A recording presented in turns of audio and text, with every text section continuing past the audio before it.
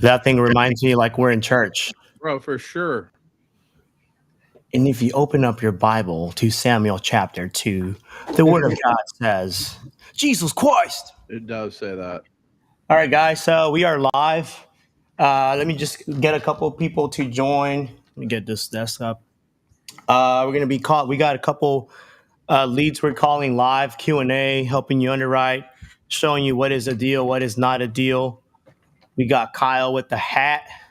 We got Julius Motts, aka Sniper for Hire. So if you guys have any leads you want us to call, you're going to go ahead and send them over to John at Sniper for Hire.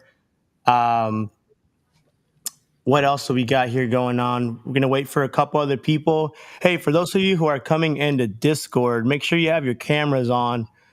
Ask your questions. Don't just sit in. Don't be a creep and just sit in the background like my uncle just staring at me talking. It's making me feel a little uncomfortable. So Raymond, Tig, Chad, Banks, get your cameras on, bro. Throw some questions in the chat. Give me a few. We'll get set it up. John, do you got anything to say while I get this set up? No, I'm just responding to text messages and whatnot from knuckleheads. All right. So let me get this thing set up. I got to share the link on the live. I have like everyone's trying to join the virtual studio, but there's only space for 10 people on here. So let me go here.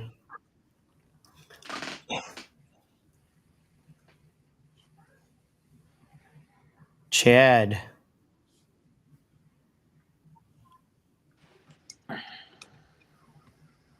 Where are we at? You can have somebody on the back end put our Florida deal on investor lift.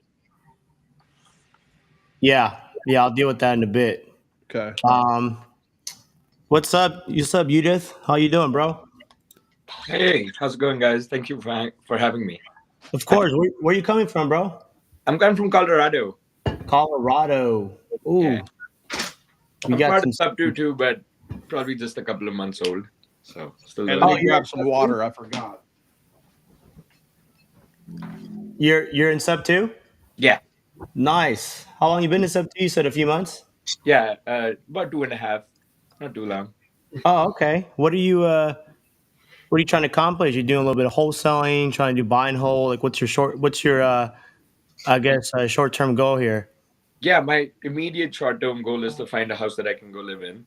So my markets are Vegas and Colorado for now. And yeah, I do want to branch out into wholesaling and do some more fun stuff. I did set up my LLCs and things like that. So I'm just preparing a little bit more on my end. Oh, okay. Have you done any deals yet, bro? No, I wish. I'm here for it, man. Well, you came to the right place. We're gonna hopefully get you a deal today. Thank you. Not sure if you were on the live yesterday. Had another person who sent me over this lead in St. Augustine, Florida. Pitched the sub 2. Got a verbal acceptance. So just got to put that thing on paper. Oh, cool! That's awesome. So we are doing DTA and DTS here. Bro, we got everything here. We DTA, direct to seller. We got inbound leads coming in soon from pay-per-click, SEO, all that stuff. A lot of JV leads too. We got a ton of JV leads. I had some random number call me the other day. It's like, hey, I got this deal. I want to JV with you. So I got that thing locked up. Was it yesterday? I got someone to gator the 5,000 EMD. He's going to make $2,000 off of it. And the person that brought the deal to me, we're going to JV on it, and we're going to make about $7K each. So win-win for everyone, leveraging other people's resources, money. There's a lot of people asking like, hey, how do you do this with no money out of pocket? Well, you just got to leverage what you have. Like there's no secret to it. So I actually got this call we're going to listen into with an agent. What's up, Jeremy? Hey, how are you? Pretty good. Not much. I'm here sitting on this live. Oh, fantastic. Let's get those deals locked up. What do we got again? Okay. You talking to me? Yeah, I'm talking to you, my Oh. man. Fantastic. Yeah, let me go ahead and shoot you over the. Let me just tell you the address, or just Um, t- just kind of say kind of the breakdown of what it is. yeah, give me the breakdown. Okay. One of the single family home on 3 acres. Okay. Okay. Let's see.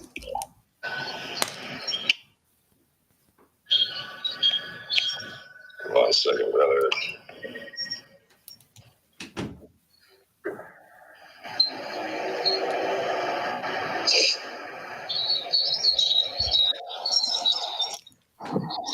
You got 11 eyeballs listening to you, Jeremy. Fantastic. Love it. Okay, this is a 4-bed, 3-bath, 2,400 square feet. Okay. Okay. So the agent brought me this one. The owner is willing to carry the note. Okay. What else do you need to know as well? What is the address? I was like, I hope you mute that. People skating your deal.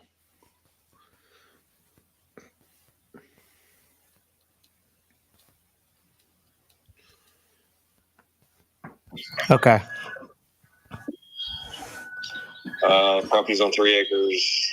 It's got also a guest house in the back. So 1.2 million, 4-bed, 3-bath, 2,400 square feet. Let's see this thing. Looks like it needs a little bit of work. Mm-hmm. Why are they selling this thing?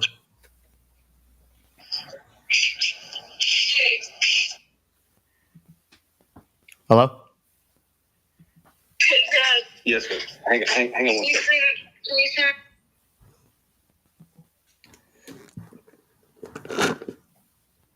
Come on. It is prime time.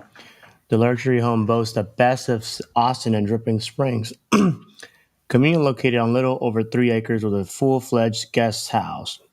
The custom atomic coated wrought iron security fence complete makes this private from others. Renter occupied. So there's a renter in place. So why is he selling? Is a renter is he a nightmare? Is he giving the tenant the owner of a headache? These are just kind of my thought process, just kind of reading through this. Looks like Jeremy's probably fighting with his wife on the other line. It happens. Sorry, guys. No, my daughter just called me. I need to jump off real quick. She just got pulled over. Oh no, you handle that. I got this. I'm gonna call the agent directly. That's cool. Yeah, absolutely. I'll text her and let her know you're calling. Amber. Is it the 512? Okay. Yes, sir. All right, let's call Amber. Amber and I are going to be best friends. Oh my God. I hope she's like the one here in Fresno. Oh my God. Probably not, though. Hi, you've reached me. If I had the pleasure of working with you, please call 512. Oh, wow. Oh, wow. I hope you have the pleasure of working with her. Hi, you've reached me. Triple call. You had the pleasure of answering my call. Hi, you've reached me. If I had the pleasure of working with you, please call 512-777-0074, and I'll get you a quick response. If not...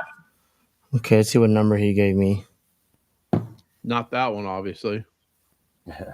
Can I call you later? No. Yes. No. No. I'm buying shit right now. I'm trying to Is buy that why this. this house is still on the market? No, bro, this thing's been on market. So this person, I connected with him on Facebook. Really good buddy, good connection. He has a lot of good relationships with agents. So this agent is open to some kind of seller finance, from my understanding, and the seller. I just don't know the reason they're selling. So I got to figure that out before. But anyway, she's texting me. She said she's on the other line. She will call me back. Do you Next. have- yeah, so I'll write this down. I'll keep this open. What's up, Bella? See what we got here. We got in the chat.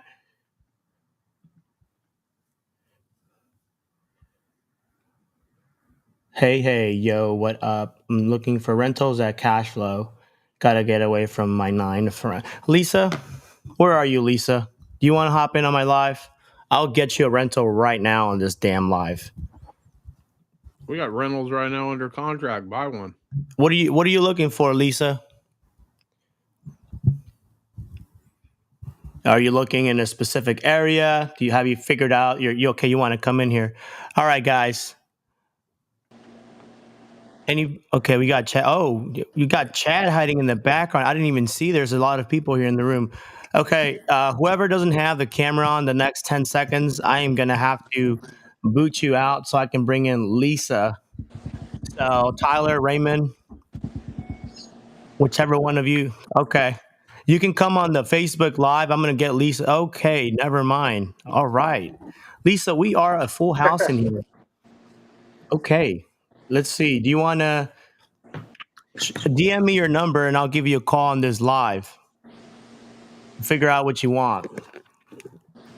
Texas and Florida.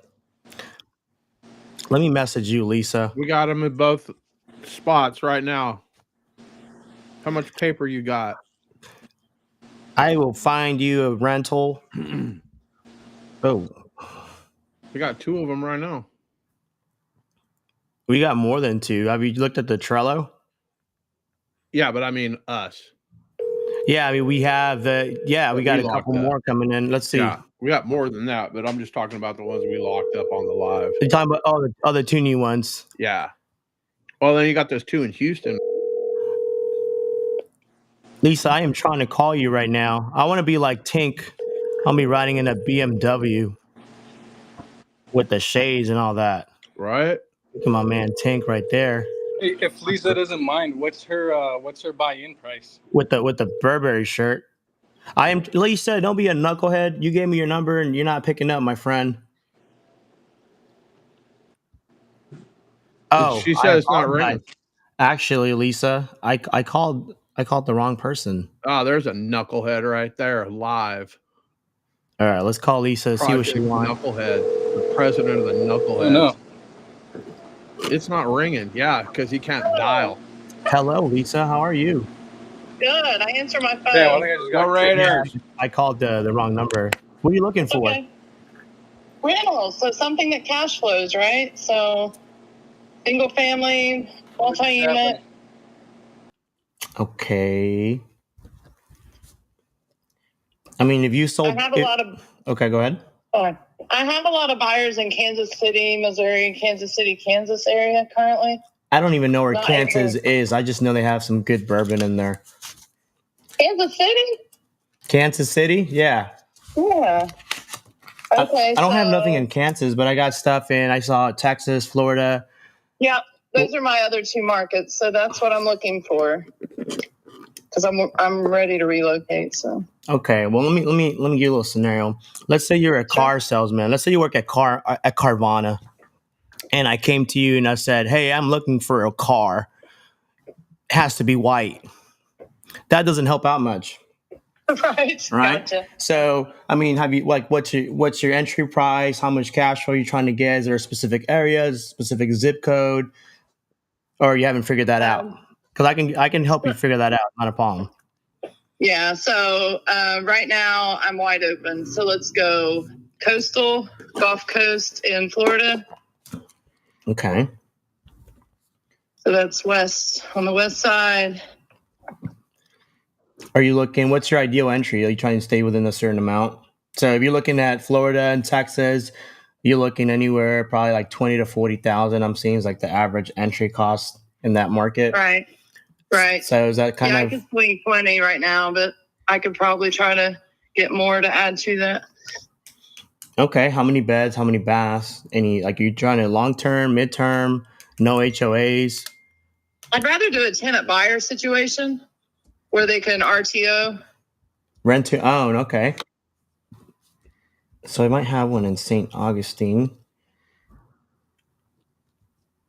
Okay, so you're looking for rent to own. What do we got? What do we got, John? Well, I mean, we got a lot of stuff. I mean, what What's entry your price entry fee? are you trying to stay What's in? your entry fee? Let's start there. I've got 20K now, but I'm continuing, to acquire more. So I just want to get a portfolio started in the state. 20K. Let's see. What do we got? Well, we got Uh, beta lenders wrap, and we right? got To the hard tenant money we buyer. can help with. Yeah, exactly. Yeah, you can always wrap. So let's say, like, what you can do too is, let's say you have 20K in capital, you go buy a property. Let's say it costs you maybe 35K all in entry. You already have 20. You can just go borrow the 15. Right. Offer like a maybe 15-20% return to your private money lender.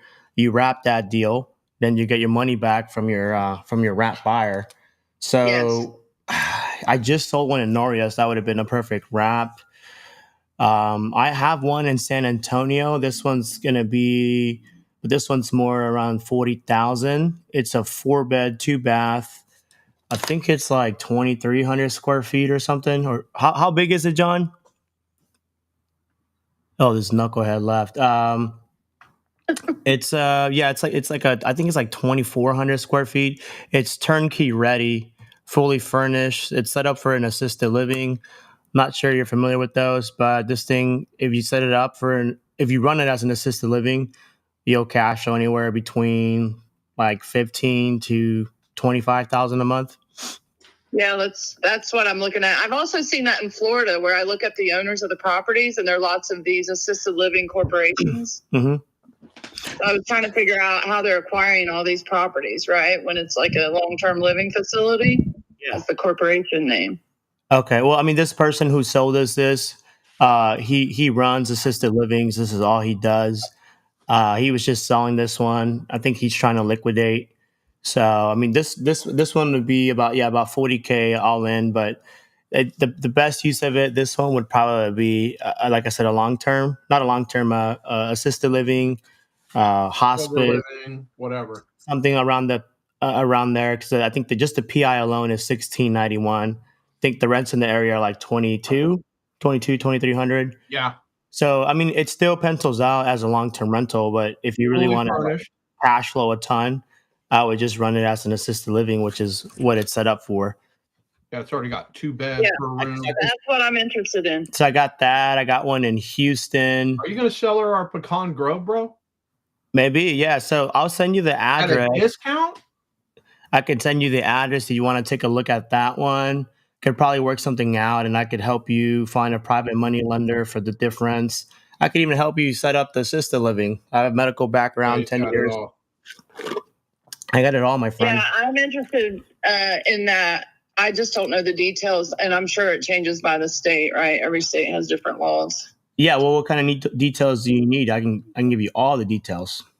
Yeah. Do you have it on something you can email me? Or? Yeah, so I have it up on InvestorLift. If you text me your email, I'll get I'll get my BA to send you the property, all the details and all that. You can take a look at it, and then you can just give me a call back once you see it. Let me know what you think.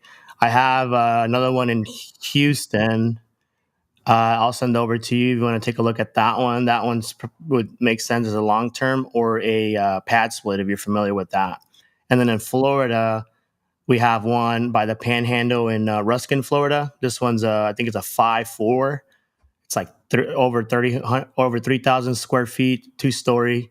This one's perfect for a midterm rental or a wrap. There's a tenant in place, so if you're looking at a lease option, it's a 5-4. You can do that. 5-4, 3,184 square feet. Yeah, so that would be great. So I'll send you the one in Houston. I will send. Well, I got 2 in Houston actually. Yeah. I'll send you the 2 in Houston. I got this one in San Antonio. I have one in St. Augustine, but someone might be picking that one up. I locked it up for him. Yeah, I heard it yesterday. Yeah, so I got to run it by him to see what we can structure. Otherwise, right. we can probably just assign that over to you. And then we have the one in Ruskin, Florida. So we got 5. I'll send me your email. I'll get this sent over to you. Yep, I just texted to you. So in order to get these leads, what can I be doing? Because I got batch right now, and I'm paying for it, not using it. So Do you have time or you have money? I've got time and I've got batch leads right now. Okay, so direct to agent, low equity on market deals. Low equity. Yeah. So go to batch. market? Go to batch. Pick your market. Pick a big market. Don't pick something in like in Ohio. Like, you know, you can buy the whole Yeah. state of Ohio for like $100. Yeah, that's my home state. I stay away from there. So pick a big market. Batch leads, on market, low equity deals, built year 2018 or newer, 3 to 5 year max ownership, 20% loan to value. So you're going to find homes that were, you know, built in between 2018 2019 who were bought 3 years ago, right before COVID, who are upside down. So all these people that are selling, they're perfect for subject to. Literally Low equity, right? perfect. That's how I got the one in Fresno like 2 days ago. I did it on the live. I just called on Zillow, got a verbal offer. So we're working on putting that on paper, verbal acceptance rather. So, I mean, it's simple on market stuff, direct to agent, and you don't have to pay for any skip trace or none of that. Like they're already there. Yeah, I've found some on Zillow, but then I didn't know John then, and I needed somebody to put a boot in a realtor's, you know, because they don't call, they don't respond, they don't come back to me with the paperwork or talk to the seller. So I've always been in this cycle of never getting anywhere, like the hamster wheel. Yeah. Are you in the live right now? Yeah. I mean, John's got the nice boots here. He would, yeah. You want to? Let me show you guys a picture of John's boot. John, can I show him your boots? I don't care. Those are my trash boots. Yeah, you can show the bottom feeder boots. Sure. I'm going to show you John's boots here. Hold on, let me see. Yeah, he's got the square toes. That's Yeah, like Square Toe Mafia. Better They're recognize. made out of snakes. They're like 5 feet long. These are the best to put in a realtor's ass. And see, that's what I've been missing. So, you know, the aggression on the phone, I can't get him to call me back. Or I put an offer into a home in Vero Beach, for example, and then the realtor's like, no, like 2 months later, he gets back to me after. All right, so let's stop screwing around. Get me whoever it is that's a realtor. Right? Let's go. Yeah. Why don't we, we can Let's call just him out. verbally abuse realtors today. Let's go. John wants to verbally abuse that, Let's go. whoever that Let's go realtor for a is. Like, let's tee it up. Let's Yeah, go. he was a real piece of work. And then he's like, no, we rejected your offer and the owner's just going to, you know, fix it up and then sell it. So Sure they Send are. me the info. We'll call it on the live. Yeah, let's call them right now. I'm pissed off right now. John is mad right now. I'm going to put square toes in someone's ass. Send me all those. We'll handle them. Let's go. I Send me can't all wait to call those. them. Give me a few minutes. Let me get my ducks in a row. I'll have someone on my team send you go. those properties through email. I'm fired up like a Diaz Brothers Bye. long session. Let's go. All right, John, we got a couple coming I'm into ready, you. bro. I'm sitting here. I'm ready. I'm ready to gunsling. I got the Gators on today. Bro, what's the weather like in your neck of the woods? What's the temp outside? Here in San Diego? Yeah. 65 degrees, sunny. Bro, I woke up, it was 35 degrees outside. I was like, what the fuck.com? Shit is stupid. I got snow on the ground. Must have come to Ohio because it's like 60 degrees. Where do I get here one of this them morning cool or something. cowboy Bro, hats? Fresno, man? California is straight up freezing. It's still sunny as fuck outside. It's Like, I been can like go outside. I don't know in the what, 40s, so Hey. but it's still sunny. I'm paying that sunshine tax. Don't kid yourself. Where do I get one of them cool Yosemite Sam hats from, Mats? Bro, I got a ton of them. I got them right here too. I got all kinds. I got my sub two when I'm gonna do that shit. I got the beater hat. Like, these are all here. I use one for acquisitions, one for dispositions, one for creative finance. I'm just fucking dropping on fools. I am texting my VA to email these. Hold on.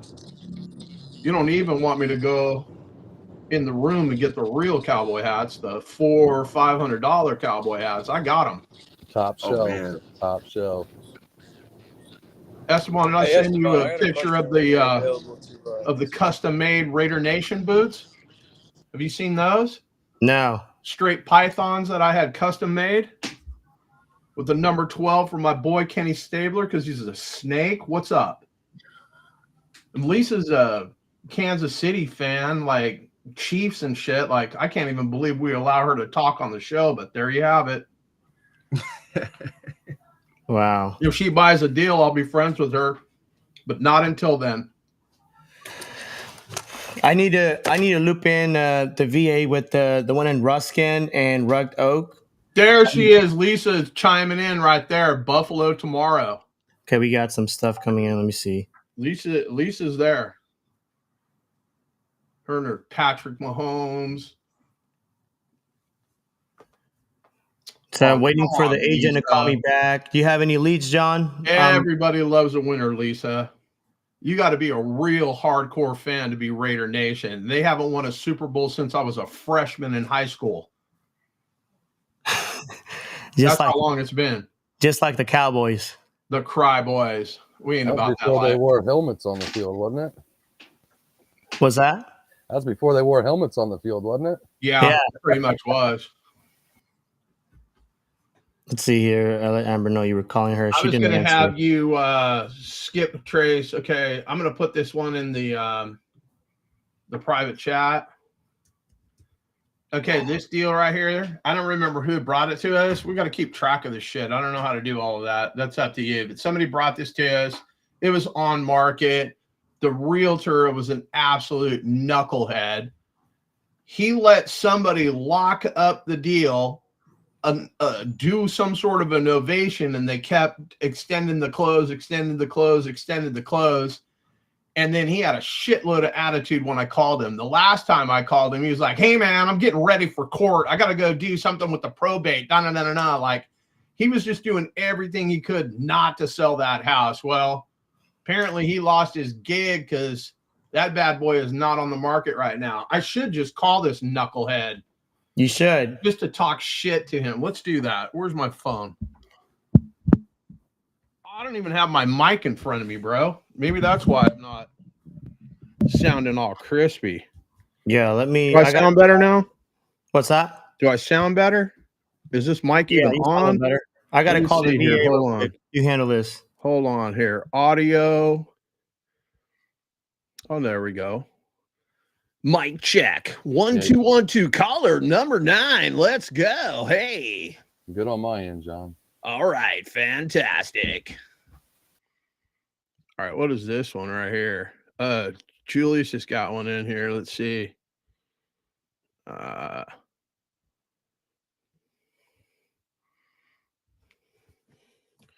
Junior went back into the witness protection program, turned his camera off.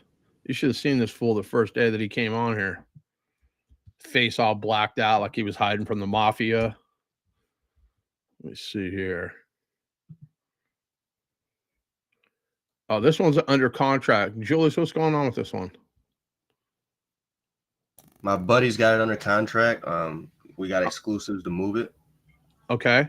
and he's actually in here right now. All right. So what's the early feedback? Why haven't we been able to move this thing? I just got it yesterday. Okay. Yeah, and he's more of a acquisitions guy and not Okay. really strong on dispo. So what's the deets on this one? Like, what's the entry fee? What's going on? 1 second. Let me send. It looks like my message got cut off, so let me resend everything from that point on. Damn, this looks like some shit from the Three Little Pigs, bro. They tried to huff and puff and blow this house down, but it was all made out of brick. Oh, this thing needs some work, huh? Yeah. There's some bad kids in this house. What the hell is going on with these walls, bro? What the hell was there? Like a fridge or something? What is going on in this kitchen, bro? Popcorn ceilings, like all kinds of shit going on in this thing. That's the number one thing I got to do this summer is get rid of the popcorn ceilings in my house. That shit is annoying as fuck. I got these popcorn ceilings in every single room in my house.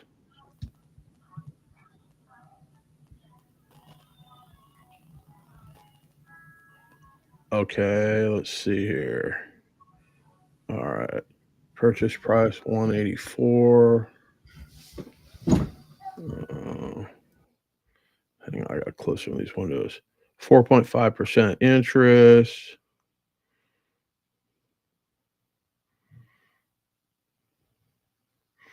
Damn, bro. 33 racks in arrears? I know, it's crazy, ain't it?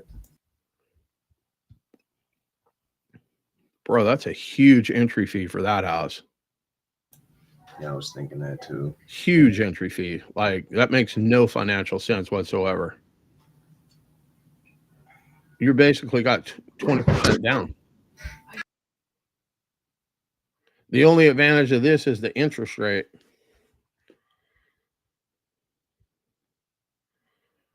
I mean, it'll cash flow, but I don't know how I would get my my 40 racks back out of the house. Right. Let me see here. How long was this thing on the market? I'm not too sure. Let me check real quick. Let's see here. Just trying to see. Okay, so they listed the shit is in foreclosure too. So do you know when the auction date is? Because that's going to be a problem too, bro. Texas does not fuck around. They say, hey, your house is getting auctioned on this day. That's it. Next. So it's only been on the market since November So the 8th, so a little over 30 days. There's no current set date for the auction. It's currently at notice of default. And what was the other question you had? No, I was saying how long it was on. I figured it out. 11/8. So 9/11 is when they came in with the NOD. No more than 2 weeks. No more than 2 weeks it's been on market. Okay.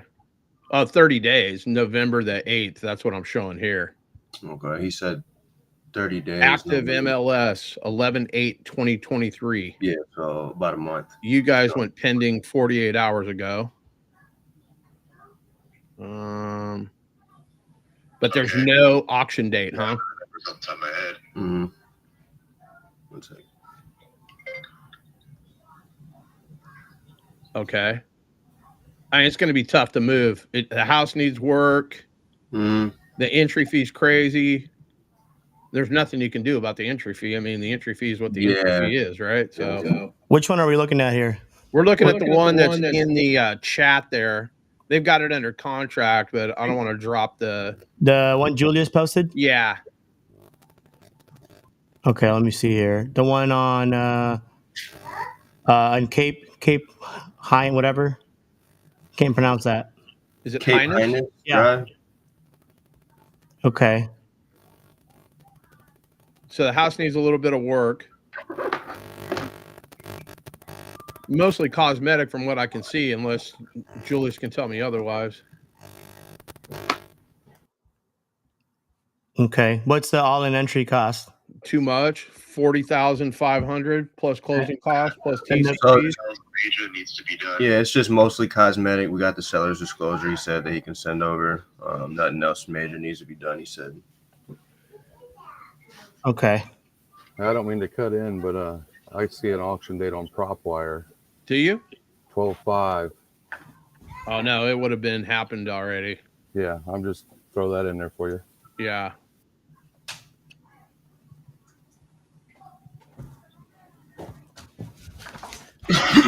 All right, Lisa. My VA is working on sending you those properties there. We got to upload them on Investor Lift too. All right, I'm just calling to talk some shit to a realtor for no good reason, just to get the party started. You do that. I am. I bet you this guy doesn't even answer the phone. He's probably got me blocked. He's getting fucking teabagged right now. I'm on a call. He's getting fucking teabagged right now.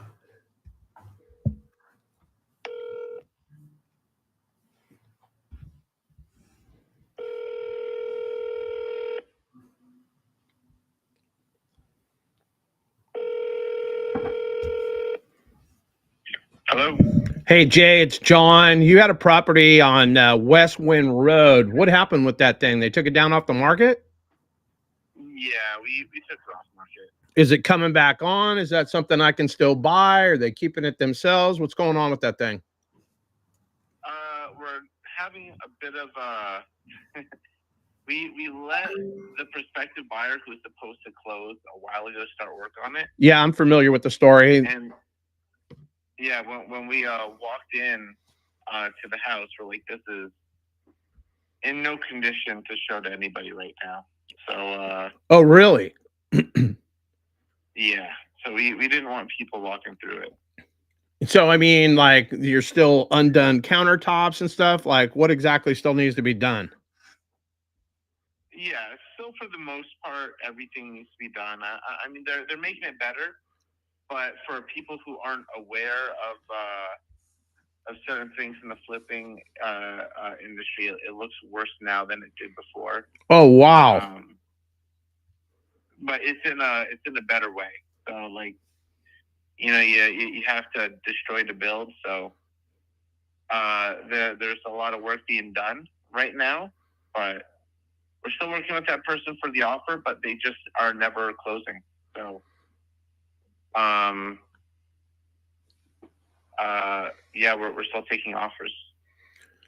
Okay, so I mean, do you have the latest photos? If it's, you know, not what I was looking at online and now it's in a different condition, is it something that we can walk through?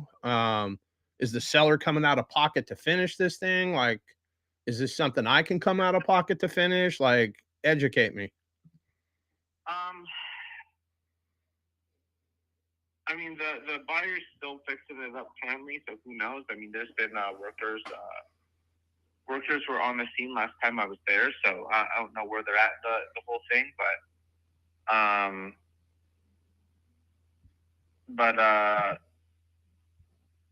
mean, yeah, you could walk through it and still make an offer. Okay, is it got a lockbox on it or what?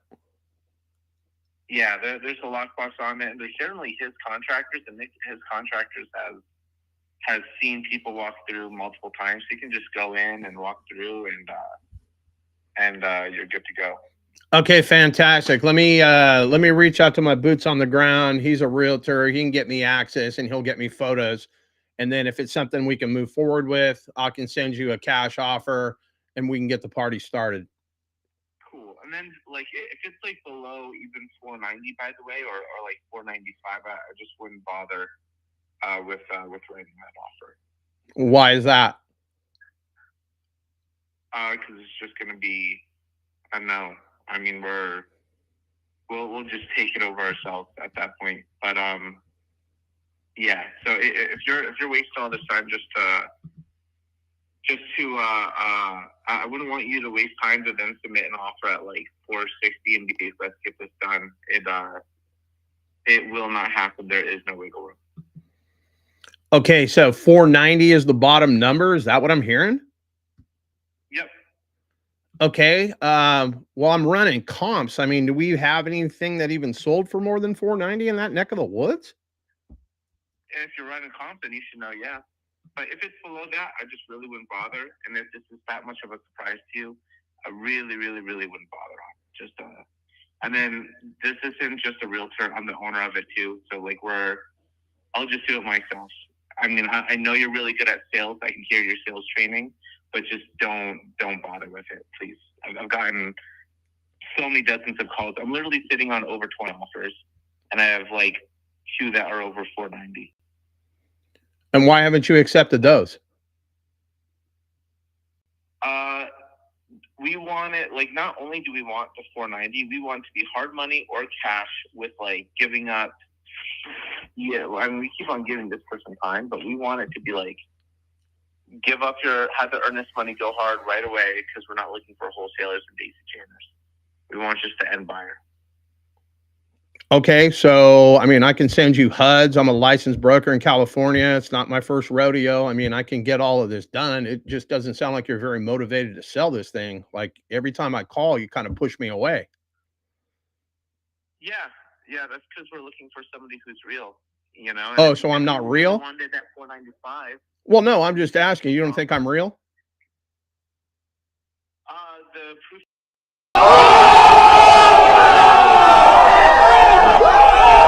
Been able to walk the property. You haven't let me get into the property. So I mean, I can do that. Vacant Kieni for that whole time. You were always able to go. That was always an option. Okay, I don't need hard money. I can write you a check.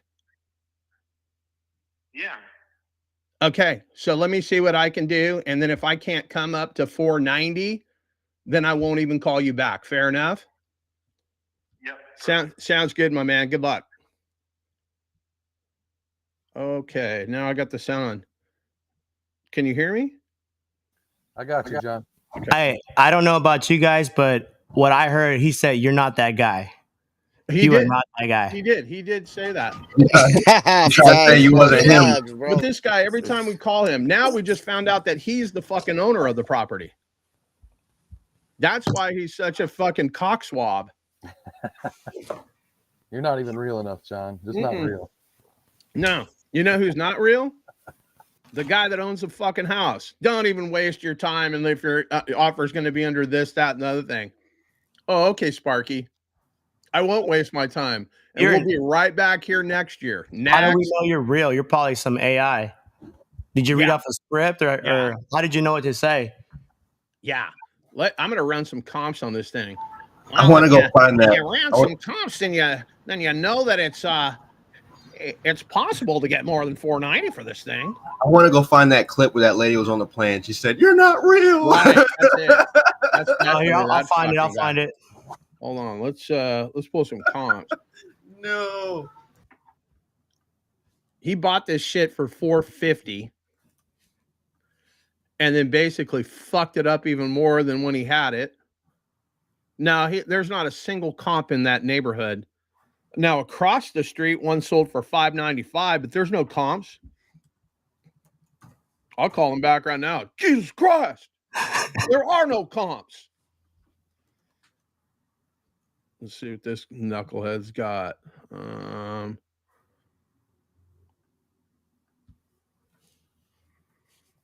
Yeah, shit across the street. There's no, that shit sold for 150 across the street. I think that was vacant land though.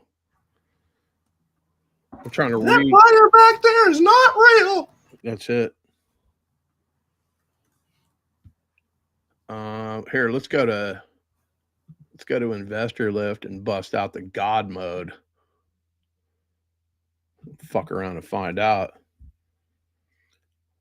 He wants my money to go hard immediately. Like, tell me you're a clown without telling me you're a clown.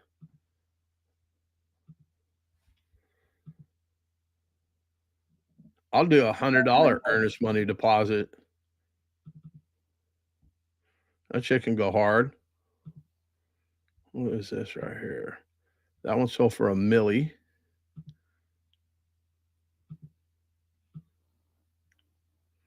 Dude, there are no comps in that neighborhood. Zero.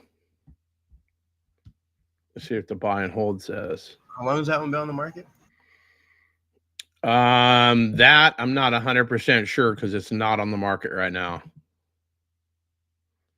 Let me see here. This is my subject property. Yeah, there's shit across the street, across Charleston Boulevard. But there's nothing in his neck of the woods. Lisa sent me a short sale. Well, just know you can't sub to that. I'm just saying. You can catch up the arrears, do a low mod or something. Yeah, you could. And then take it over sub 2. But if it's a short sale, that means you're going to be canceling. Bro, you're not even real, man. Shut up. Me. I'm telling you right now, that motherfucker back there is not real. That was me. You're not real, John. Not real. You're not real, bro. This fucking guy. Hold on, Lisa. Let me get these properties sent. I'm still working on this. John, you keep calling. All right. I think you gotta prove yourself. People are doubting you right now, bro. You gotta take your caption on Instagram from closer to not real. Yeah, to not real. You are not real.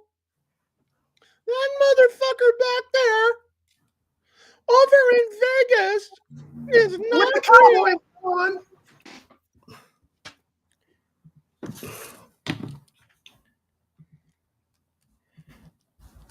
They're gonna say next, the cowboy hat ain't real, right? Get slapped around. Okay, so flips in the area. The average purchase price is 404. Average sales price is 432. Average hold time is 152 days. So yeah, good luck with that with 490.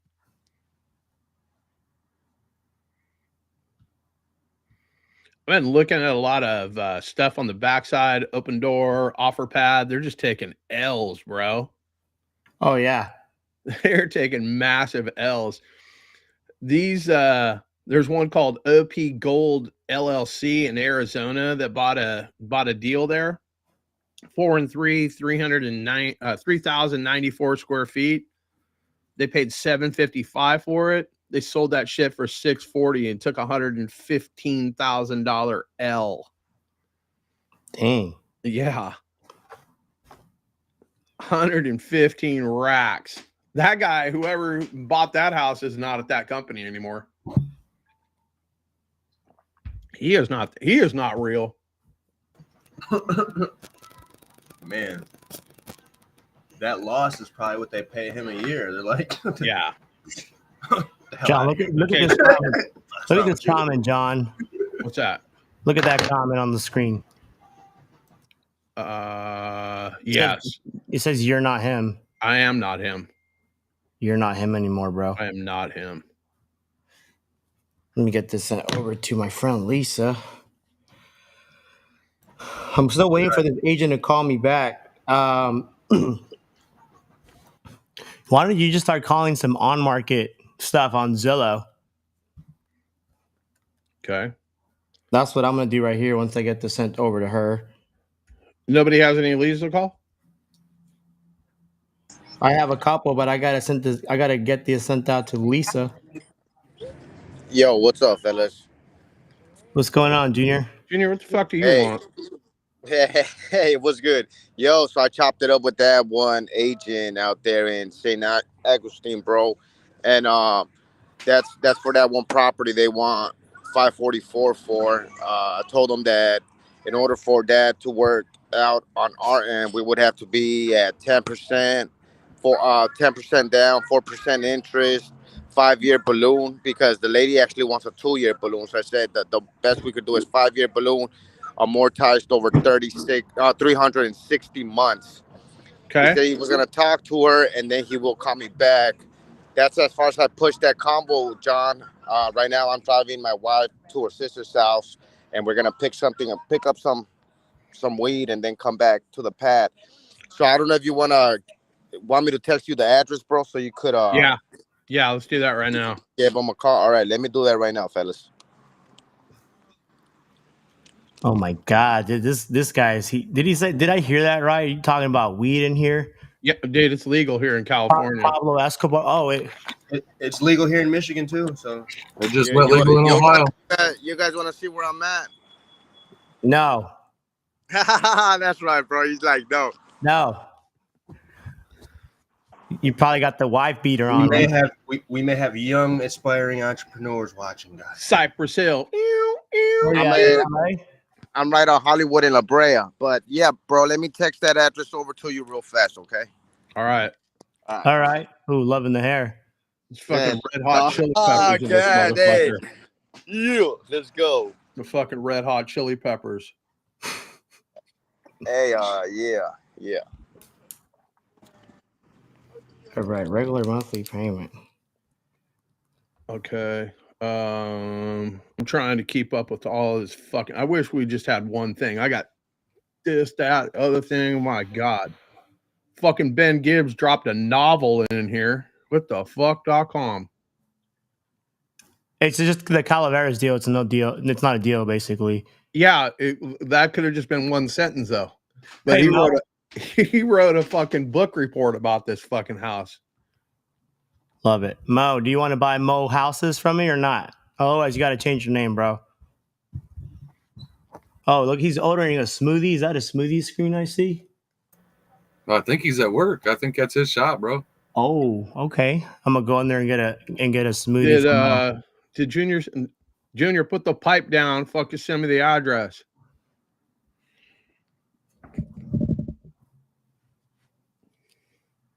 And then we'll get out of your hair. Dun. please tip your waiters and waitresses. I'll be here all week.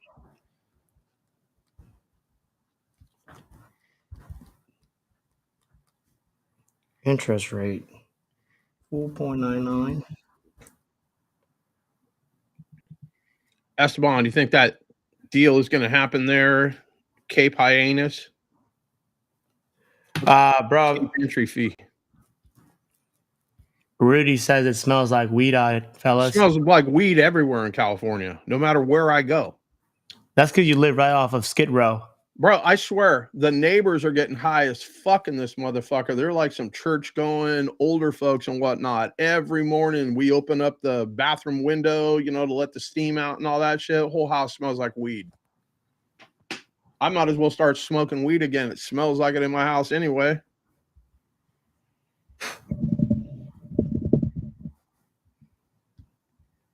It's everywhere. It smells like weed. Yeah, Ohio just went legal just a couple days ago, so I'm sure it's going to be the same here. Yeah. Yeah. Old Governor hair gel for sure.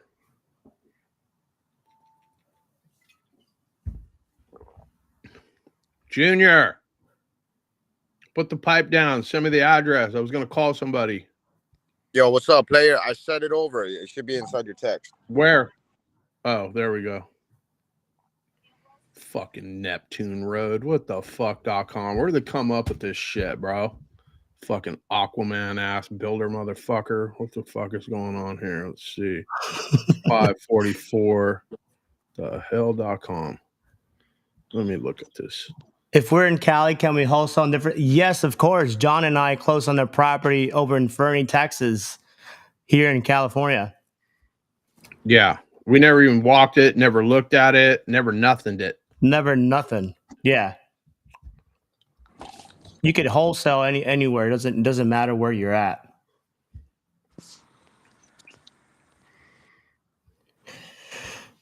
Let's see. Okay, where is the agent's? Man, the agent's number's not even on here. What is going on? I'll find it though. Hold on. Should have got it right now, bro. That's it's all good. I'll find it. That's his cell phone number. That other number right there is straight to the office, bro. Okay. Just text it over right now, though. Got it. Oh, let's see here. What's going on, Brian Pierce? John Capuno. Oh, we were messaging not too long ago, John. All right, I'm about to call up somebody. Okay, I just shot this over to Ashley. What else? Oh, I need to send. We need to put the one on Ruskin. How long has this one been on? So we need to get rid of Ruskin. Oh, this thing's only been on the market 29 days. All right, let's see what's going on with this thing. Let's see here. Okay, let's see here. 37, 57.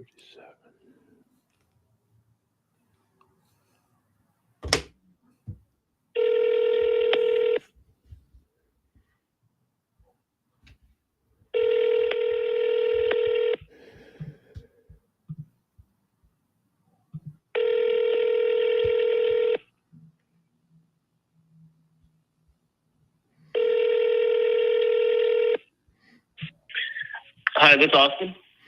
Yes, sir. Calling about a property I saw here on Neptune Road. You got a second to chat with me, or did I catch you at a bad time? No, yes, sir. I got some time. All right, on my man. So, looks like a really nice house. What's going on with that thing? It's inhabited? They're living there? What's going on? So the property it is vacant. The folks that own it, they purchased it almost a year and a half, 2 years ago, and it was the mother of the siblings purchased it. Right after she purchased, she got cancer, passed away about 6 months ago. Went through probate. The siblings now have it, and they want the main sibling in charge of the estate lives in Virginia. Other siblings don't live in town. So they don't really want it. They're just trying to getting rid of it. So that's the reason for it being up for sale. Gotcha. other than a little bit of cosmetic here on the floors and whatnot, anything else I should know about this property? No, I mean, anything in particular? I mean, I can give you some of like the details of the, you know, the major components, years of things like that, like roof and stuff like that. It is on septic. It's the house itself built in I think it was 1963. ACs from 2018. The roof is a metal roof from 2013. The house itself did originally have copper plumbing, which in Florida, especially up in St. Augustine, it's not exactly the best. So it was fully repiped. It's now all CPVC. Okay. It's on a lot of the houses in that neighborhood in the St. Augustine South is what that's called. They're built on 2 lots. This one itself has 3 lots, so it's almost a third of an acre. I think it's 0.29 acres. Okay. It's most of the interior has been redone, but there is some things that, you know, you probably would want to go in and maybe change or touch up or redo. But most of it is, you know, redone. You definitely can move in and not do a single thing. It is a 2-bedroom, not a 3. So it's a 2-bedroom, 2-bath, and it's just shy of 1,500 square feet. Gotcha. Have you had any offers on it? I'm curious. We did get an offer 2 days ago. It was actually a full price offer, but the people who were purchasing wanted it to be owner financed. And the sellers don't really want to do owner financing. And if they were going to, they wanted a large down payment. These people only wanted to put 10% down and just couldn't really agree to terms as far as that goes. I don't know if people try to go to get some private money somewhere else or go to a lender or whatnot, but they, excuse me, but nothing came of that one. And we have probably 2 or 3 showings a week, I'd say, give it on average. And we just lowered the price $15,000 2 or 3 days ago. I forget the exact date. So since then, maybe, I mean, that might bring some more offers and some interest, but nothing other than that one offer that we weren't able to make anything happen on. Okay, so it sounds like they would prefer cash. They're not open to anything creative. And you said seller finance, so I'm assuming there's no loan on this house? Correct. Yep, it's owned free and clear. They would possibly be open to owner financing. It would just have to, they just would want a larger amount down than 10%. I think they'd want a minimum of 20% down. You know, of course, the rest as far as interest and if it was a balloon or what it was in X amount of years, I don't know what they exactly prefer, but I do know they're going to want at least 20% down if they were to owner finance it. Okay, yeah. And I mean, if they're going to make me put 20% down and then they want a balloon, I mean, I'd be better off going to the bank, same amount of down payment, right, if I went and got a conventional loan. Yep. Okay. And they would, I think they would probably work more with somebody on the price and just flexibility of other things if they weren't the ones being the bank and holding paper. Oh, yeah. Prefer for it to be, you know, either, you know, somebody come in and they're happy to, you know, sell it to somebody with, with a financing contingency and whoever that buyer is borrowing money from the bank. They're happy to do that as well. They just would prefer not to do owner financing, but they are open to it with the right terms. Right. So, all right. So if we came in all cash, like, I mean, where do we need to be? Like, I don't know if I can get to, 544 cash, like creative, like your last buyer wanted to do. I can pay that. Right. I just don't know if I want to put 20% down. I mean, I'm buying houses with no money out of pocket. I'm not saying that's the solution for these folks. Right. Yeah. I mean, I think that they would be flexible on the price. I do know that they're definitely willing to negotiate, especially if if you say, hey, I'll pay cash for this. And I don't know, like, I don't want to speak on their behalf as far as where exactly they'd come down to price wise. I know everybody, their thoughts and what they want, need might change every day. And I think it'll also depend upon just the terms of the offer as far as the closing date, amount of money in escrow, due diligence period, and all those sort of things. So, but I do know they definitely are. They would definitely negotiate and want to sell it. They're not stuck at that price by any means. They just that's just where they're at the moment. And the last guy he offered full price with a low amount down payment, thinking that would make it work, and they just didn't want to do that.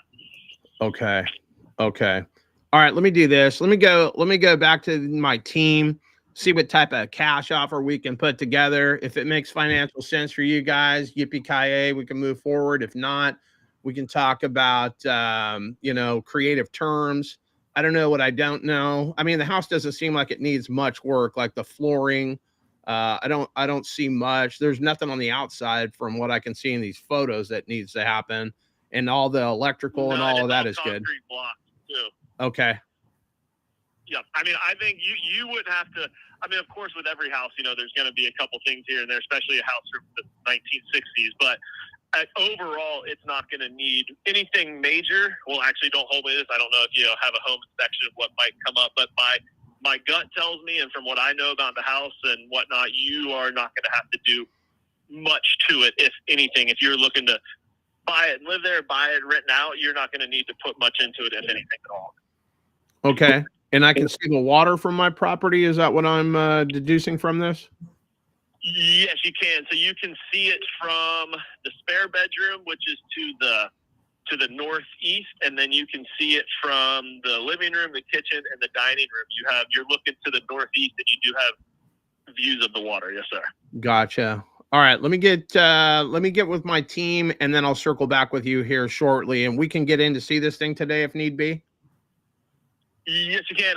I today am tied up. I won't be able to open it up for you today. Are you a licensed realtor or broker or anything, or you would be buying it for yourself? How are you, like, with the investment group?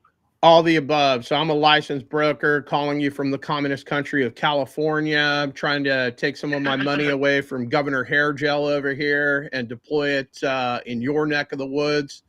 Gotcha. I don't know if I want to.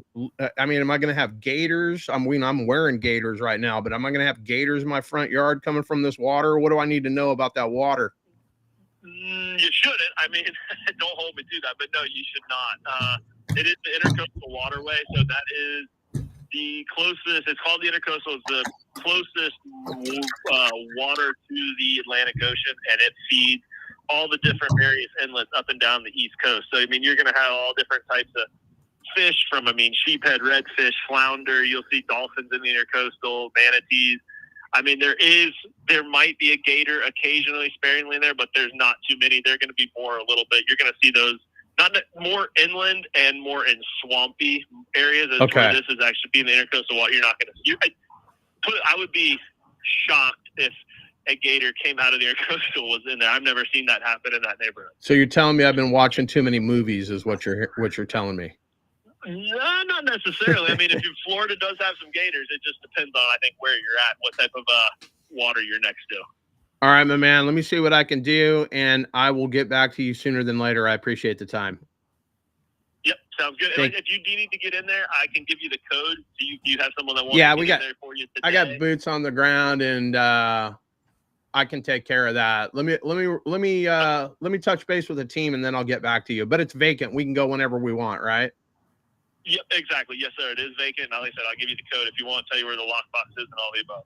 All right, fantastic. Let me get to work. And what was it, Austin? Yep, it's Austin. Austin Martin. What was your name? John Motzenbacher. So, Austin, give me a few. Let me talk to the team, and I'll circle back with you. Sounds like a plan. Appreciate it. Thank you. Bye-bye. You're welcome. Bye. No deal there. I mean, maybe we can grind them down. They said they don't want to. They don't want to take less than 10%. They basically told me that fucking Junior is not real. Like, that's what I heard right there. I heard that. They were like, Junior, you are not real. Hey, you crazy, dog. Hey, why you trying to put that package on me, bro? Hey, don't be mad at me because the seller called you out on your bullshit. He did. He was that shit will still be on the market. Like, I'm not taking that one out of my fucking CRM. I'm gonna continue to follow up with this knucklehead. That's right. I'll be like, Merry Christmas 2024, motherfucker. Still see your houses on the market. I'm the guy that's not real. Shit, that's right. All right, so what do you think about that one, bro? I don't know if they're gonna do anything. Like, I don't know. It doesn't sound like they want 20% down. Like, they don't seem very motivated to do it. See, the problem is, Junior, You got to call people that have been on the market 100 days. There's not enough pain. These people haven't been beat up enough. That's the problem with that deal. Yeah. Don't call shit that's been on the market 30, 60, like 90 days or more. 100 days is a pretty good number. They have to, when I first put my house on the market, I think it's worth whatever this dipshit realtor told me it's worth. But I've got to make a call, Esteban. Can you take the live? Yeah. Okay, hold on. How do I find and approach the title company if I have an owner ready to sign an agreement? Sign the agreement, fucking open up escrow. What kind of deal is it? Is it subject to? Is it a cash deal? You're going to wholesale it? Like, where is it? Like, there's a plethora of title companies. It depends what you're trying to accomplish. Don't overthink it. Where's it at? If it's in Texas, there are no good title companies. Fucking take a dart out and just throw it out a list of title companies. You can pick a shitty one. Wholesale in California, easiest shit possible, bro. Come on now. I got you. You can go to Chicago title. You can go to Orange title. Like I got a Orange Coast title. I got a grip of those. Not hard. All right. I got to make a call. Here, I'm going to show you. I'll show you a title company. Give me 1 second. So we're saying here, it's in California. Yeah, First American, Chicago title. Hit up Jennifer Cortez with Finish Line TC. She can help you all that stuff. If you don't know how to deal with any paperwork, title company, none of that stuff, just hire a TC. There's a couple. Check out freetcllc.com. They'll do your paperwork up front for free. I don't know if they're in California though. I know Jennifer, she is in California, her and her team. So you can reach out to them at Finish Line. What city do you want to be easy to drive over there and drop off earnest money deposit? Because I'll give you somebody right now.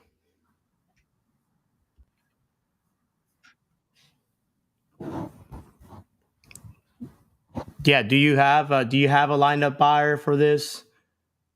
What city is it in? I'm gonna drop it in the I don't know how to post out in the. It's because you are not him, my man. Fuck, bro. You even have a dream of me not being him. You better wake up and fucking apologize to me. Here, I'm gonna post on YouTube and Facebook. Actually, I can respond to you through here. Hold on. Give me 1 sec. Let's see, where are we at? Yeah, I'm gonna post some title companies for you to. Fantastic. Where the fuck is that at? Castic, California. So there you go. Never fucking heard of that place. Oh, it's by Junior's Hair. From by where? Junior's Hair. Any other questions? Junior's Hair. Yeah, it's fucking Valencia, California. It's by like Magic Mountain and shit. Six Flags Magic Mountain. Hey Esteban, I got a question about like when someone makes or files for bankruptcy if they're about to lose their house. Okay, what about it? What happens in the process? Like, do they get to stay for like another 6 months to a year, or what happens? Maybe. It's a maybe. Basically, it's just you're putting a Band-Aid on a hemorrhaging artery, like it's going to stop the blood flow, but eventually you're going to bleed out. You want to file bankruptcy to stop an auction. If the auction was going to happen this week, you can file bankruptcy. It'll stop the auction. It does not stop the problem. Does not cure the problem. As soon as you file for bankruptcy, you're pretty much, or your credit score is pretty much fucked. No, not necessarily. You can do what's called a skeleton bankruptcy. So you can go file that shit and they give you a number and you're like, show that to the bank. They got to stop the foreclosure, right? And then you don't have to go through with the bankruptcy. You basically are like, I'm going to file bankruptcy. Psych, bitch. And you just pull back. It's just enough, though, to stop the bankruptcy. I mean, to stop the auction if they were facing an auction. Like, okay, so let's just walk through it. Like, oh, I love a divorce situation. Whether I get to call the husband or the wife, don't listen to her. Don't listen to him. He's a piece of shit. She's a piece of shit. Like, those are the most fun. I love divorces. Okay. Yeah, I was just talking to your piece of shit ex-wife, you know. Anyway, but no, break it down. Like, what are they trying to accomplish other than they wish that you can wave a magic wand over their lives and fix everything? Like, what's going on with the property? Do they want to sell it? If they don't want to sell it, what are we doing? All right. So skeleton bankruptcy. That's the psych maneuver right there. Yeah. Awesome. So basically, you just, you know, I don't know. You ever seen those videos where guys get down on one knee and the girl thinks that they're proposing and they're just tying their shoe, like shit like that. Like, that's essentially what it is. Skeleton bankruptcy. Like, oh my God, he's gonna propose. Nah, he's just tying his shoe. Relax. Tap the brakes, dear. So what's going on with the property, though? No, that was just a curiosity question because we had a Zoom earlier and that got brought up, and I didn't really know what to, to ask, or no one really knew what happens with bankruptcies. Yeah, it just it's like putting a Band-Aid on the situation of a major hemorrhaging artery. Yes, it stops the blood flow a little bit, but eventually you're going to bleed out. I think I might use that analogy too. Oh, you're free to take all this stuff. That's what I'm here for. Thank you.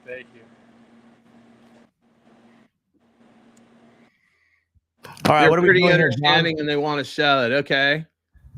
Send the hey Joey, if you the only problem with we could pay cash for the thing, okay, but if we were going to do like a subject to the problem, or in this case it would be a seller finance if it's completely paid off.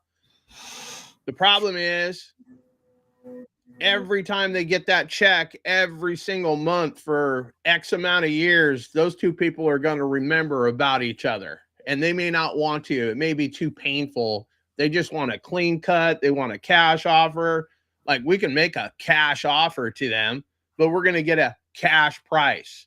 So, speaking of that, I got a cash one coming at us, looking for a quick close and everything in Delray, California, Esteban. So let's get some hard money. Let's get some private money ready. We can go in, we can wholesale that thing. We can make a quick dollar and dip out. Yeah. What's a hotel for those who don't know? That's basically, you're going to buy something, in this case, at a deep discount.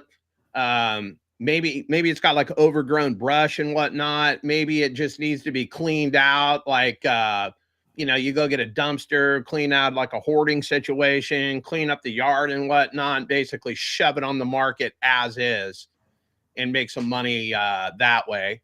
And basically it's in California, so I can list that thing, so I can make some money on that side. We can make some money on the wholesale. We could probably do a quick, cosmetic flip, just put some lipstick on a pig and chuck it back up on the market. I'm waiting for some photos of that bad boy, but a friend of mine's grandpa passed away, and grandma is coming down with dementia. And before she fully loses her mental capacity, she wants a cash, quick 7 to 10 day close. So I'm figuring we can get in the way of the money, whether that's us taking the thing down and doing it, whether it's us putting it up on Investor Lift and getting rid of it. And, there's several different exit strategies. I just know that we can buy it at a deep discount, like 50 cents on the dollar. And allegedly it's move-in ready. Send it over. What do we got to do to lock it up? I'm waiting for photos. So my on-market partner, it's his grandpa that passed away. He passed away like a year ago. and grandma's starting to lose her marbles. So he's like, yeah, she wants a cash offer. Do you have any buyers? Yeah, I do. Send me some photos. So the uncle's living in it right now. He's going to move all of his shit out. So it's something that we can kind of time out. And as soon as I get the photos, like, we can start marketing that bad boy. Joey, send the address over. Let's call these people. Like, what's going on? How do we get Joey on here, bro? Like, you got the controls, Esteban. Can you reach out to Joey? I'm trying to keep up with everything that's on the screen, and I can't scroll to see. Oh, I can see it on the side here. See, my phone's in the way. I got too much shit. I'm not cool like Esteban with all this. Oh, they're Spanish speaking. Well, that fucks me out of the deal. Well, you got me and Junior. Send them my way. Junior and I. Yeah, so if you scan the QR code Let me at the call him top, up, bro. Let me call him up. I'll call him up, bro. That's my Junior impression for the fucking today. Come yeah, on, bro. We're You crazy. gonna go get some weed, bro. Okay, bro. All right, bro. What about those people that are getting a divorce, bro? That's what every call for the rest of the fucking next week is going to be from Junior. What about those people we talked to, bro? They're getting a divorce, You're bro. a fool, What's dog. going on with them, bro? Hey, you're a fool, dog. Come on, bro. Take a bong hit. yeah, hey, submit them on there. If you can't scan the QR code, go to myleadcentral.com. You God! I felt it right there.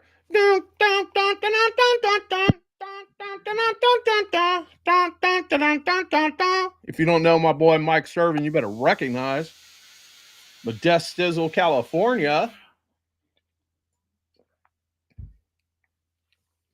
Oh shit, the QR code isn't working. I don't know. Like, we got this guy off of Fiverr that like designed a lot of this shit.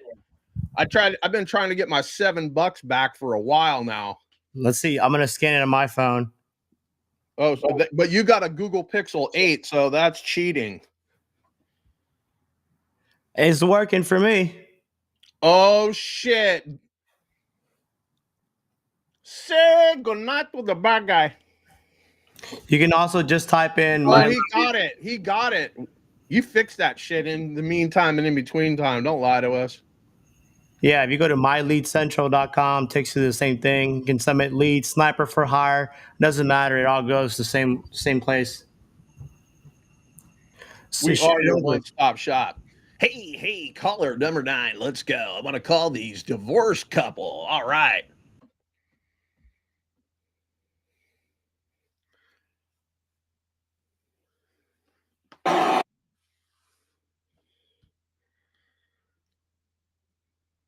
I got to sell a couple more houses here. I need a new chain.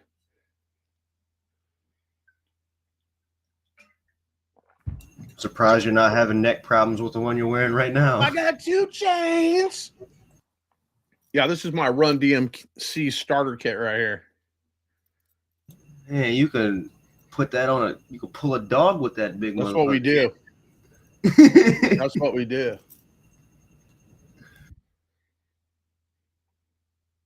We're doing whatever you want. Like, what do you got? Let's go. Like, I'm ready.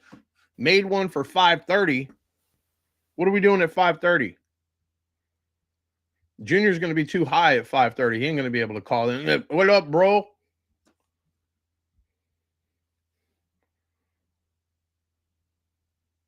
Junior's going to be 9-10 bulls into the sticky, icky. I don't even care, Joey. We can. The early slots like right motherfucking now. We can call those people. What's up? They can't talk to us? Like, we're ready to go. I don't even remember calling a property in Wisconsin, and if I did, I don't know what happened with those cheeseheads. That's my wife's football team, by the way. The Packers.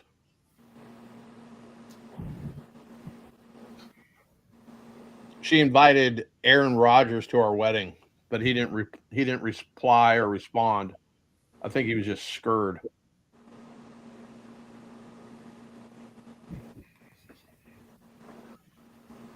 Hey, John, about that hotel deal, is it really just a cleanup and then you can just slap it back on the MLS? Yeah. Yeah. You can do whatever you want. That's awesome. But yeah, you just gotta get it. I mean, we're gonna close on it, right? And then just put it on the market, like, or we could do a novation agreement, right? Hey, we're gonna take our capital, we're gonna clean this bad boy up, we're gonna throw it on the market. I need to make at least, $20,000 on the deal plus whatever I put into it. Like, if people don't have money, that's a solution. Like this knucklehead in Vegas, like I could go pour my money into it. As long as I get a $20,000 on top of whatever I pour into it, you get to keep the rest of the money. Then no matter what happens, I'm guaranteed 20 racks and I'm guaranteed getting my money back, and you're guaranteed to get whatever's left over. So if you thought your house was worth 490 and I dropped 60,000 into it and that thing doesn't sell for like say 570 or whatever it is, then it doesn't matter to me. The shit could sell for 500,000. I'm still getting 20 racks. I'm still getting the money back in my pocket, and the seller's getting whatever's left over.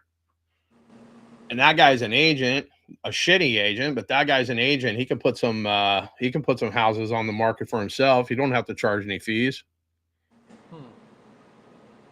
Elizabeth is asking if we ever heard back from the agent in Racine, Wisconsin. Nope.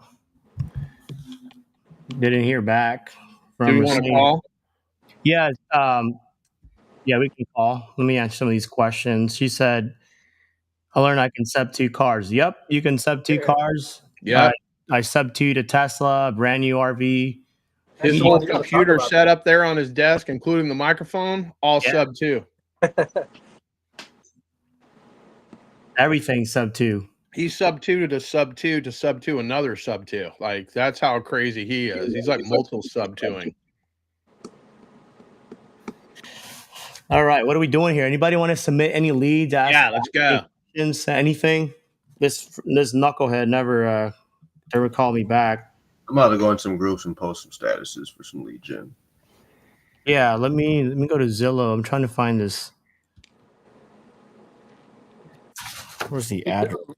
John, I don't know if you remember that with the orange cabinets. Yeah. But I've been leaving a voicemail every day for like a week and a half. They just won't answer, the agent or the seller. Wow. You want me to send you a number to see if you can? Put it in the private chat.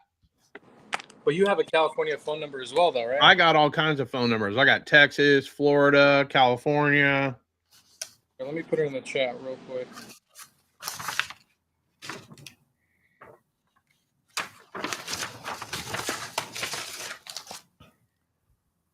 Why are you shuffling paper over there, acting like you're doing something? I got too many leads. Shit. I'm trying to put them in order. That's why I got. Shit. Like that's why I got Julius here with us. Going to be helping. Get that Monet. We gotta let me call. We gotta get King Kong on here. Yeah, I'm about to get some lead gen going here. I'm going to be having a special guest on Monday with that person I told you, John. I'm going to bring him on the live as well. Who's that? You didn't see the message? Bro. I got a private chat. I got a text message. I got fucking WhatsApp. I got Facebook. Abdullah. He runs a 6-7 figure. Yeah. Earlier. Yeah. You're bringing him on today, or you're bringing him on Monday? No, on Monday. Yeah, Monday. No, I'm fired up about that. Like, I'll shut my pie hole and act serious for that guy. Yeah, let's see what we got. I'm going to call up this agent again. She said she was going to call me back. You're straight up everything you do. How you have the patience to speak to hard-headed agents. Also know you don't like to have your time wasted. Really, how do you know when to leave an agent? Hi, you've reached me. If I had the pleasure of working with you, please call. This lady again. Oh, my God. I'm going to send her a message. Watch. Dude, her voice is like nails on a chalkboard to me. Like, oh, my God. If I have the pleasure of never hearing your voice again, that would be great. Hello, Amber. This is Esteban. Jack gave me your contact info. I was trying to walk this property. I just drove by the area. I'm really interested in buying this thing. I got to head back to the airport. If you want to give me a call, I have about 15 minutes to talk. My phone number is 956-382-4168. Thank you. Just fucking make it up. Mods. Am I still your Uncle John? I wanted to ask you, I know you're super straight up with everything you do, but how do you have patience to speak to hard-headed agents? Well, Also, I know basically, I make them feel stupid. Like I just start asking them questions. Oh, this, that, and the other thing. So if all of that was true, why has it been on the market so long? Like I'll just start, depending on what their attitude is, I'll make them feel stupid. Well, hey, this thing's been on the market for 120 days. They hired you to sell this thing. So what's going on? How come you can't sell it? Like I will absolutely tee off. And part of the problem is they can't really do too much to me because I'm a buyer. So why would you want to, piss in my cornflakes like this idiot in Nevada? Oh, unless you can do hard money, unless you're willing to pay way too much for this property. Like, I mean, what are you talking about? Like, there are no comps in the area. I'm a licensed broker out here in California. I know how to pull comps. You're the guy that can't sell anything. You bought a house for way too much money. You let somebody come in and novate the property, and you still don't have that finished. Now, according to you this morning, the house is so jacked up that you don't even want to show it anymore. And he was acting like him and the seller. Then he said, hey, I'm the owner of this property. So it's like, well, what is it, Sparky? You know, he's probably got hard money. He didn't come out of pocket for that thing.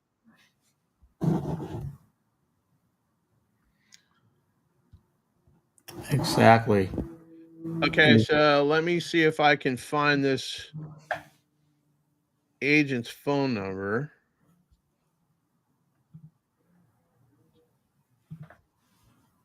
Let's see if I can find old.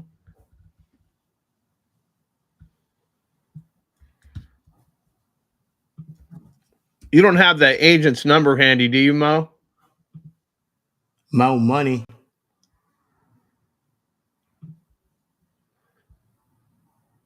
I keep seeing this agent's name. I gotta close my screen. I'm gonna fucking snap that guy's head off. Won't be able to send the phone number. Okay. I'm trying to look that shit up right now. This might be it right here. She is the bilingual realtor. Let's go. Where is this shit again? Texas? Yeah, Texas. On. Bust out the Texas number. Maybe I'll just call her up. A little bit of an accent. Oh, she's short. She's skinny, but she's strong. Her sister come out sideways, didn't even flinch.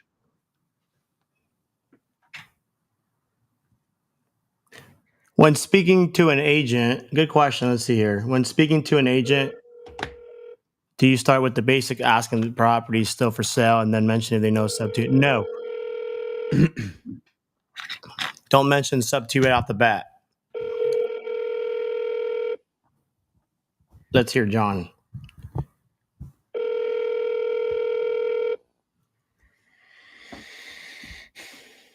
Thank you for calling Helen Gomez with JP and Associates.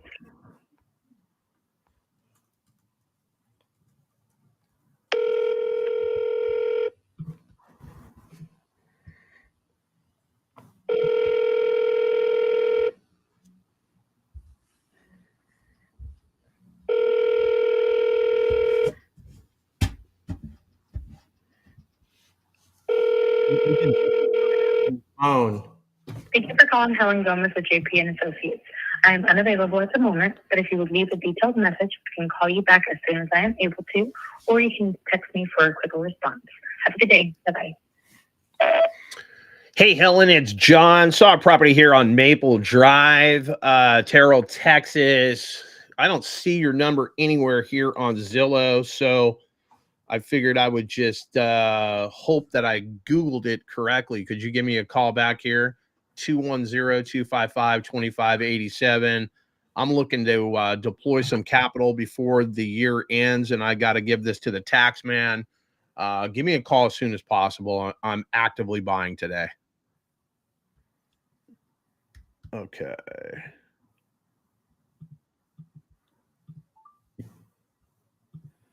I'm trying to figure out how to use this new recording thing that I got. John, you want to answer this question? Not really, but I will. I'll answer for you. So, Bro, I can hear myself. What knucklehead is that? Turn your Google Pixel off. Damn, another Google Pixel user. So, Elizabeth, when you're talking to an agent, I mean, you're just having a conversation, figure out why they're selling. Is it freshly listed? Is it brand new? Look at the furniture. If it looks brand new, why are they selling this thing? It looks brand new. If it's a rental, is it cash flowing? Yes or no? If it is cash flowing, then why are they selling a cash flowing asset?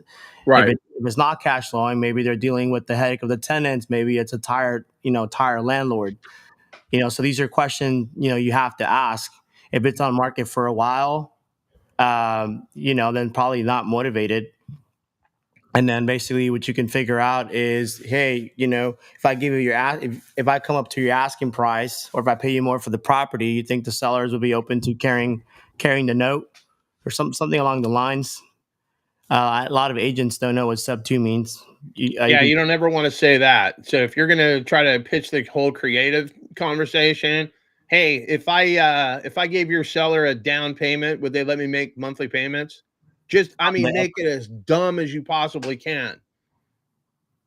Don't talk about sub 2. Don't talk about seller finance. Don't talk about any of that stuff. No, my seller wouldn't be interested. Well, what makes you say that?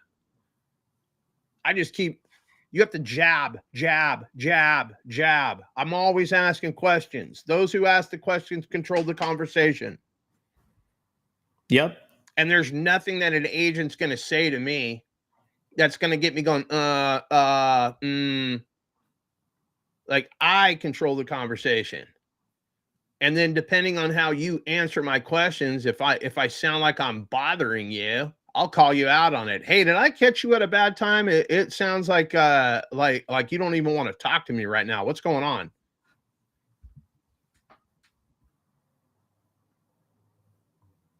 Yep. So I got a lead here submitted. It's like some agents forget that they actually have a fiduciary duty to really talk to their seller and present the offer to them. Right.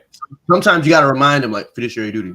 But you gotta put it on paper, right? You got to give them something. They don't have to present anything verbally, but if you put it on paper and send it over to them. So for instance, I'm a licensed broker here in California. If I send you an offer, there's a spot on there where it says, hey, I presented it at this time, initial agent or initial seller. If I don't get that rejection back after 3 days, I'll go knock on your door. Hey, did you see this? And there's nothing they can do about it. And a lot of agents have tried to drag me on the MLS carpet here locally.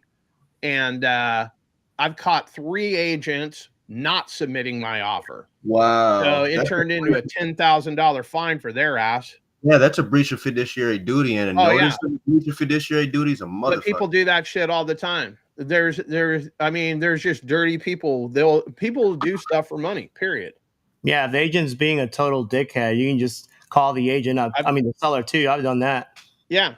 So if I offer you $350,000 and then you got an offer from somebody else for say $340,000, but you're representing both sides, you're going to make twice as much money as you would with me, even though your seller would have made $10,000 more.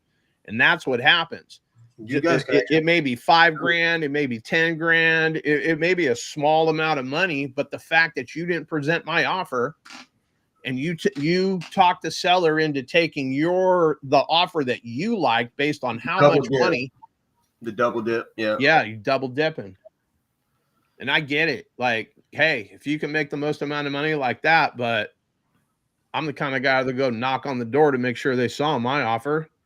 And then, and I learned that earlier in my career. I didn't do that. And I checked on a house one time. We made a $350,000 offer and they ended up selling it for $320,000. What gives? But I didn't know what to do to go handle that instead of whining to my broker. Oh my God, they screwed me. And that's all that turned into. I just sounded like a little biatch.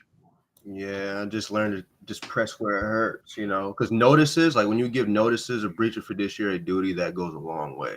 They'll really think twice about some shit. Yep. So we'll see if this gal calls back about this property. 108 days on the market. Yeah, Mo, we should stay on this one and see what the deal is. And if she doesn't call, then I guess I could, but I'm not going to. It's kind of an ethics violation. For sure, it's an ethics violation here in California for me to go around the agent and go direct to the seller. But in the case that I just presented to you guys, like if I don't get that, cancel it or Simple CFO Solutions is proud to present. What the hell is that? CFOsolutions.com Volume 1. Profit first for real estate investing. I have zero idea. Looks like somebody. Is that learned. me? Yeah, bro, that was something that came off whatchamacallit, Apple Music. I hit something on my deal and Apple Music popped up. I'm like, well, that sounds like real estate. It sounds like some bullshit that I got on my computer. I could only imagine what your browsing history looks like. Oh, yeah, bro. So I'm going to get this lead pushed into the Slack. I was just fixing that. I was slacking, yeah. Okay, so we should have a Slack channel just to keep. We do. No, listen to me. Just for like, hey, we should follow up next week. Like, here's the information, so I don't have to create something in my CRM. Well, that's what Julius is coming in to help us out. Just tagging the contact, so when it goes into the job form, it gets pushed into the CRM. We just got to tag them. So, Okay. we're working on that. And so that form, the Google form, I can just kill that in my drive. Yeah. Yeah, you don't need that. Okay. I don't even know if I can get to it through here. Oh, it's not here.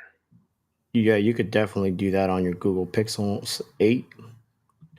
Dude, when I cleared my shit the other day, I got like 3 different profiles. I couldn't find any of my bookmarks. So I guess the bookmarks go with Chrome to wherever it is. So I was logged in under another one and then another. Like, it was a nightmare. I hate clearing my cache.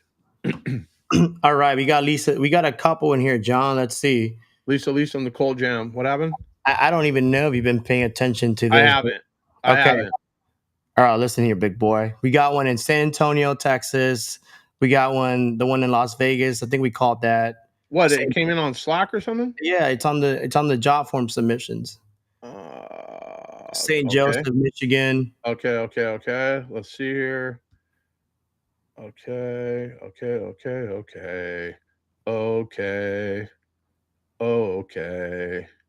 I don't even see an address here. Oh, here we go. We got one in Deltona, Florida. We got to call these up. Pooler, Georgia. Pooler, Georgia. That sounds familiar. The one in Dallas, Texas. Let's see, where's Tennessee? Where the hell is Pooler, Georgia? That one's on here? Yep. So I fixed it to whenever someone scans a code to fill out the form, go straight to the job form, and I added where they have to put in their name if it's an on market or off market. Okay, they cut this one in 10 days. Only been on the market 68 days for this one. I got to handle some back end stuff. Okay, let's see. Short sale. This ain't going to work. Not for what I want to do. But I can call and get the story. Where is this one? Florida. Get the Florida number out.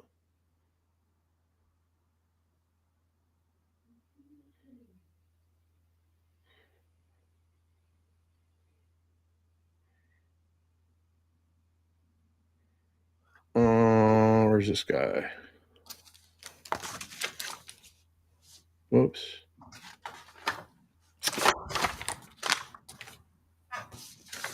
Two.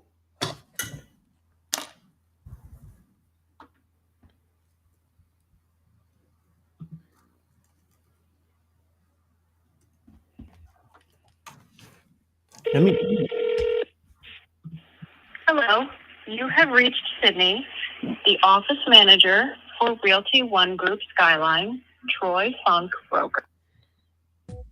Well, then why don't you pick up your phone?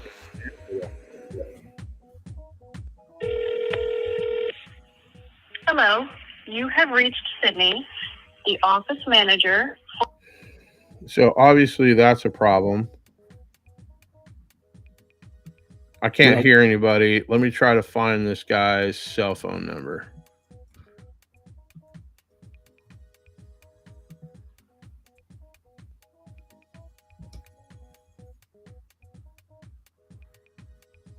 Is that the same one I just called? Yep, it is.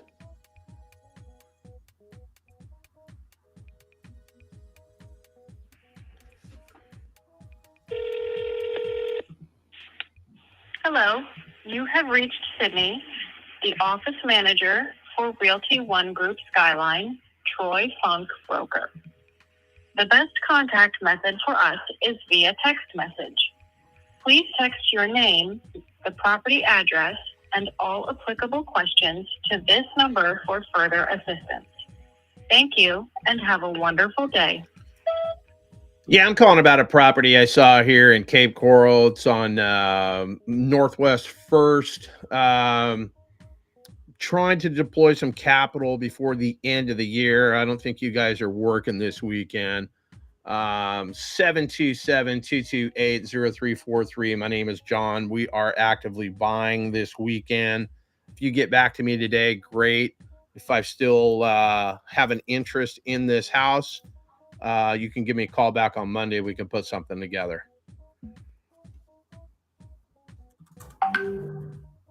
No, agents never answer their phone. It's on the real estate test. Should I or should I not answer my phone? If you mark yes, it's a wrong answer. Then what kind of realtor are you if you answer your phone? Absolute moron. Yeah, if you answer your phone, you're gonna make all the other realtors look bad. Like, I'd have to talk to somebody I don't know. Holy shit. And at least you guys got caller ID. Like back in the day, I used to pull a corded phone off a wall and answer it and just play roulette. I didn't know who was calling me.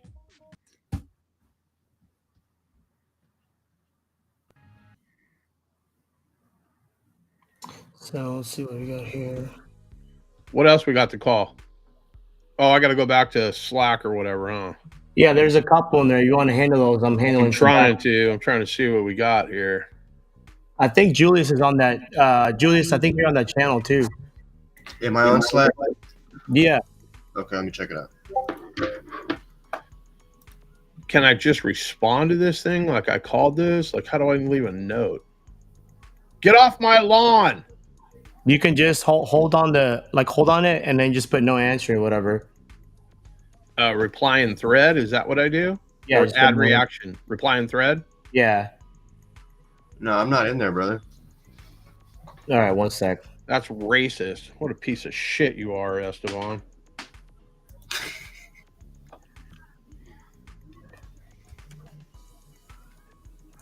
I got too much going on right here. Let's see. You ain't even doing anything.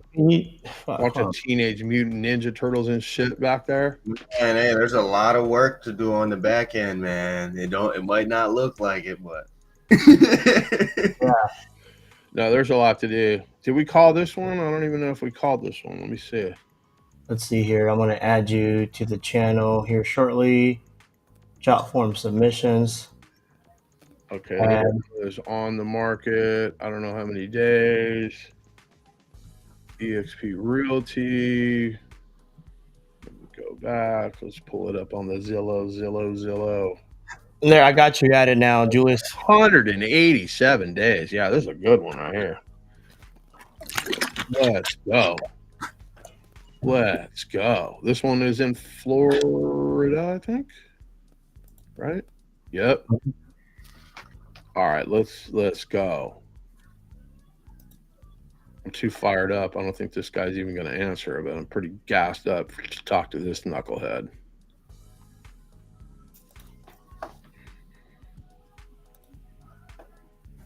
Oh, my Google Pixel is not working. What is going on here? There we go.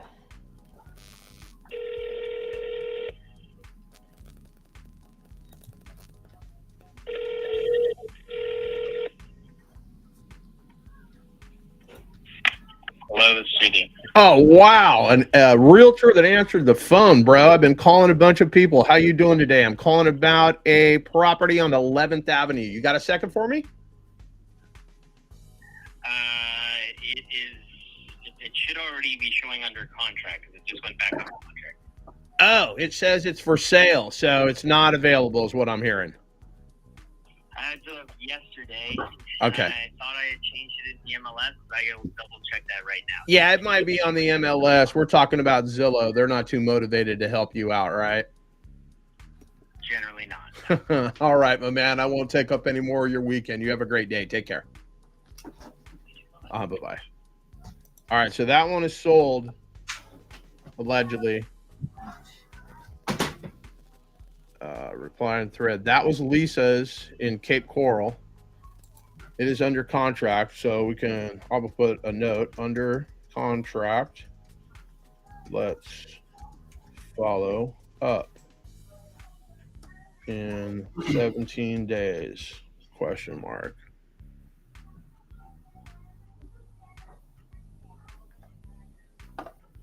Are these going, like, look at the Slack, Esteban. Am I doing that right?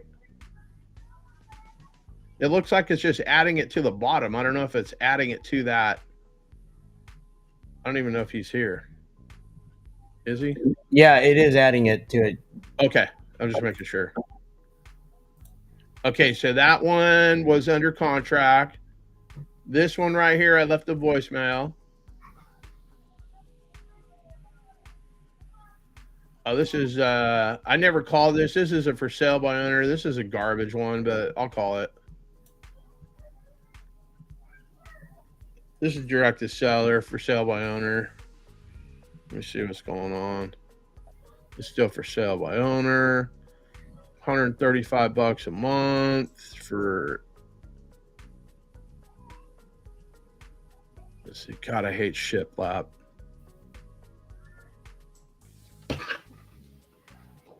This is an ugly ass house. Period. All right, Esteban. Now that I'm in, what'd you say you need me to do, brother? No, so basically, I gotta link you in with our CRM, Open Dispo, but you know how to use Go High Level.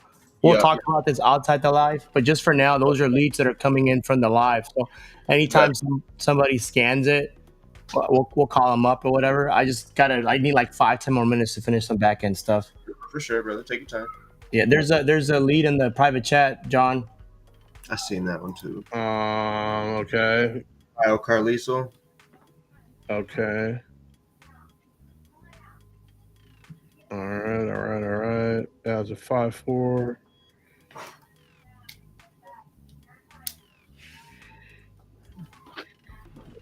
Let me take a gander at this one.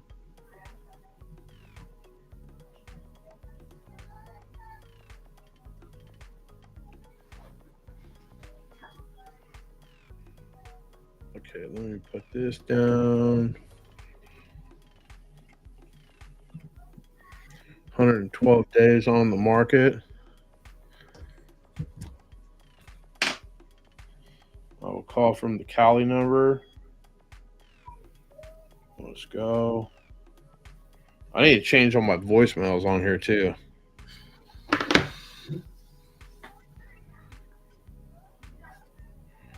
I just put a fresh voicemail for you too, Esteban, on my phone.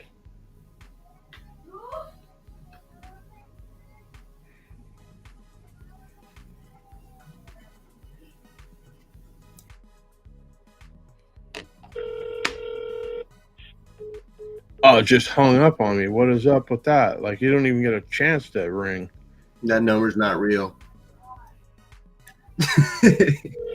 Probably not.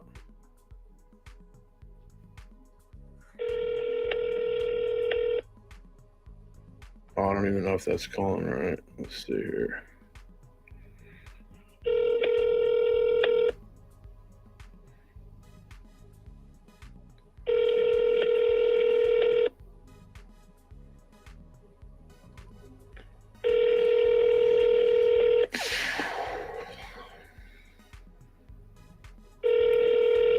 Your call has been forwarded to. I'll be right back. I'm gonna take a quick break.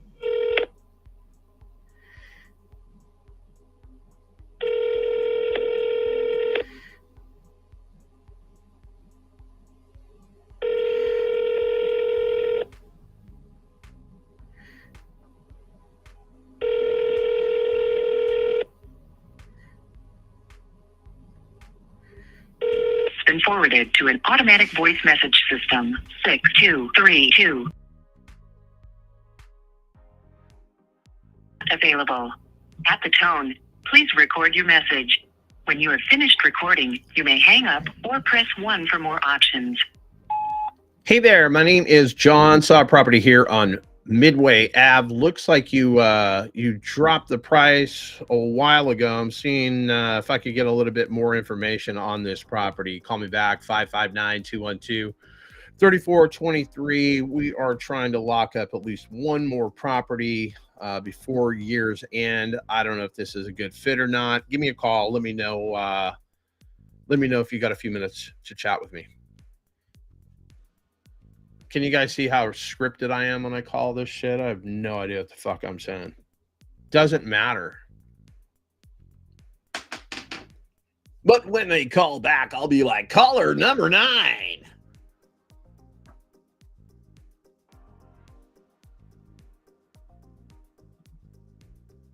All right, so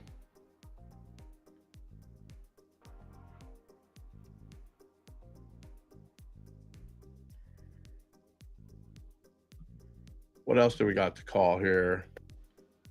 That was Kyle's. You guys got anything else? Let me check the 17 different areas that I can get a message. Who's this? We just got a lead. All right, John. So let's get this straight real quick. So WhatsApp is the main communication channel for everyone on the team. Okay. Slack is for dispo and leads are coming in. Really, that's Okay. all. That's it. Yeah, I know, but I mean, I got Facebook. I got my I don't know, man. It's just email. Like you're everybody's not him. reaching out to me, bro. That's Like what I'm hearing. You're not him. I'm just kind of a big deal. Like, bro, no one even tunes into this shit unless I show up. What are you talking about? I'm the star of the show, bro. What are you talking about? You think people watch American Idol because Simon's not on that motherfucker? No, Simon is the attraction on the show. So what you're saying is you're Simon? I am Simon. I'm him. That's what I've been telling you since day one. I am him. Well, if you're him, then I'm Himothy Sr. Oh, shit. Oh, shit. Coming in hot. What number do you have for that Glendale, John? Just I curious. reckon, let me see. I've got here. I'm gonna put it in the chat so we don't. Yeah, that's cool. I got a wireless number here. I was just curious if it's the same. I just called that shit off of. Is that it?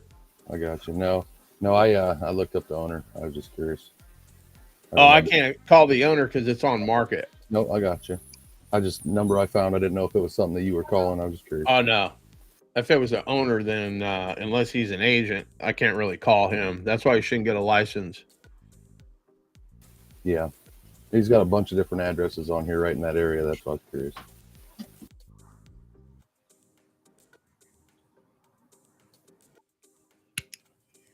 Shit's getting a little tight.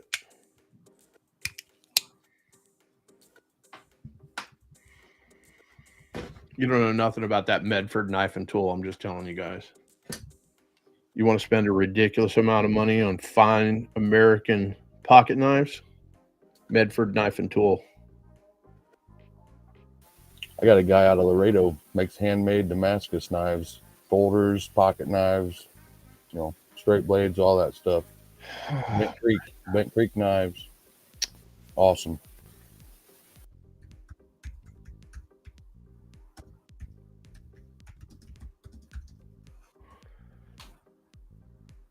All right. I know you're in Ohio, bro. I'm going to help you though. Hold on. In the chat, there's the website. Okay. Gotcha. Okay. Like scroll, like where's the Praetorian? That's what you want to look at. There's the Sand, the Marauder, Not a Praetorian T. Am I gonna have to go get it? I'm gonna have to go fucking get it.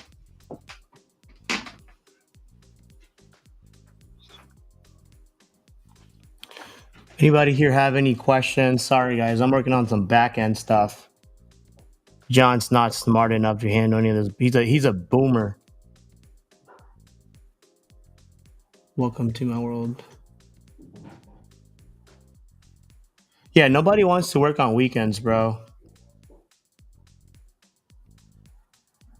The napping sloth. What's going on, bro? When are you hopping in on this live?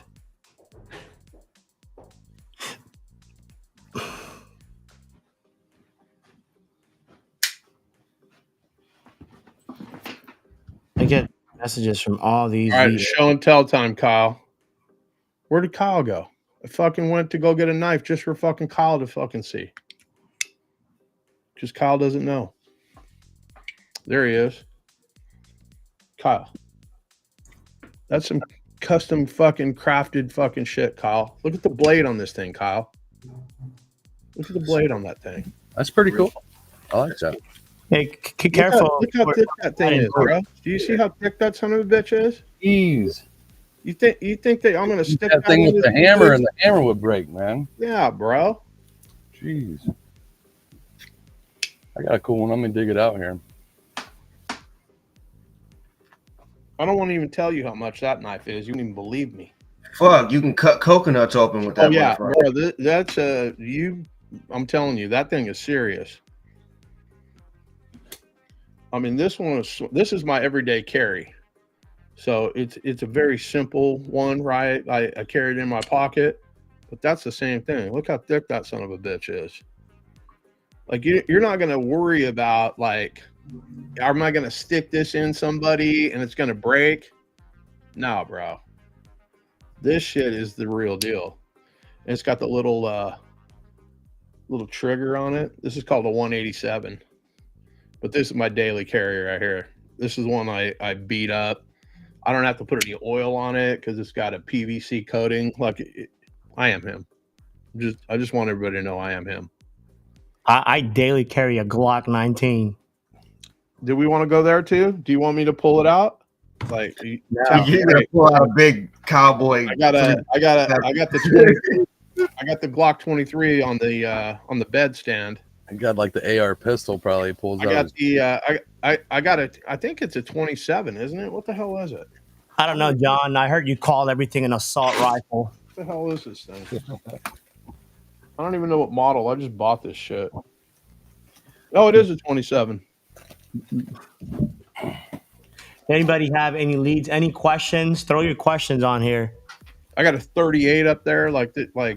I'm not that California guy. I'm a fucking armed California guy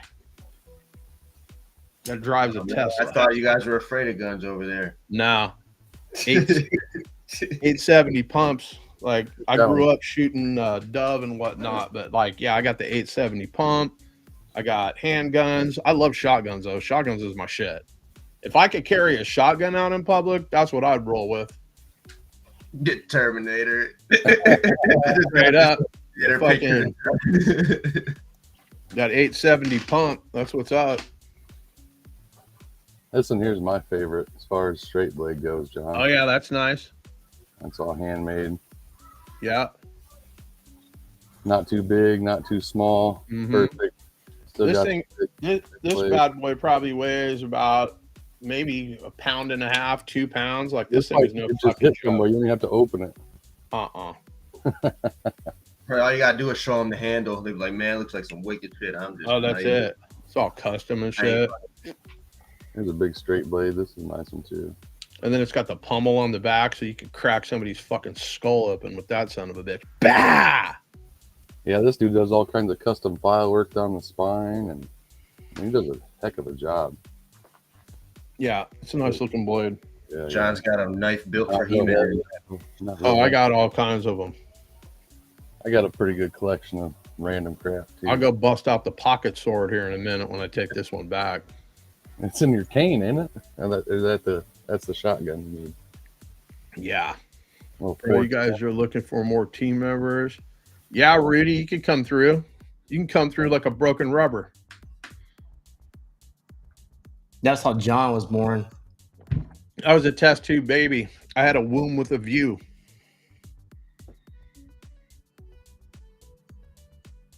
All right, got this set up. Fucking napping sloth in the building. Reminds me of a soccer team. I had an over 40 soccer team. We were the Fighting Snails. Reminds me more like a band, like the Napping Sloths. Yeah, good name for a band. I don't know, John. It sounds like you're just trying to mentally masturbate with the audience. I don't see you doing any calls. I made some calls. Or do I see leads? I thought you guys were going to send me some shit. Yeah, they're on the job form. Call up some on market. Yeah, I called them all. What are you talking about? I got to finish 2 more things, and I'm going to hop in there and show you how it's done. Big boy. Let's see. I'll come show you how it's done. Give me a second. Oh, here's one right here. Oh, Joey sent us one. Okay. Is this the people that are the Spanish? Yeah, these are the Spanish speakers, so I can't even call them. Where the fuck is Stoner Jr. at? Where's old Bong Boy? I don't know. Well, I can't call him, but you can. But none of us understand Spanish. No habla español. Where's Negative. It's on Slack? Que la chingada. Probably sitting there on Google Translate trying to figure it out. Yep. You know, I actually did that before.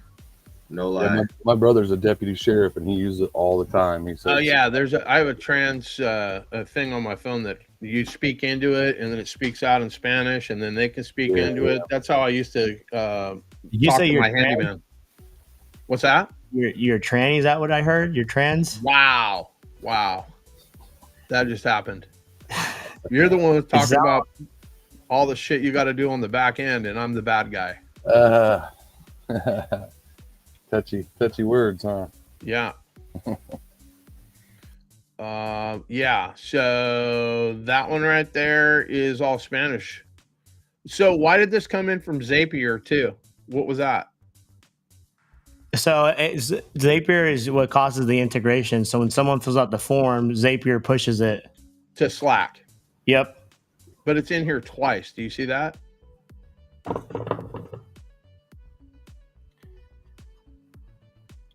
Let's see. So there's like the Jot form, and then there's one from you from Zapier, but it's not all the information. That was a test. When I was okay.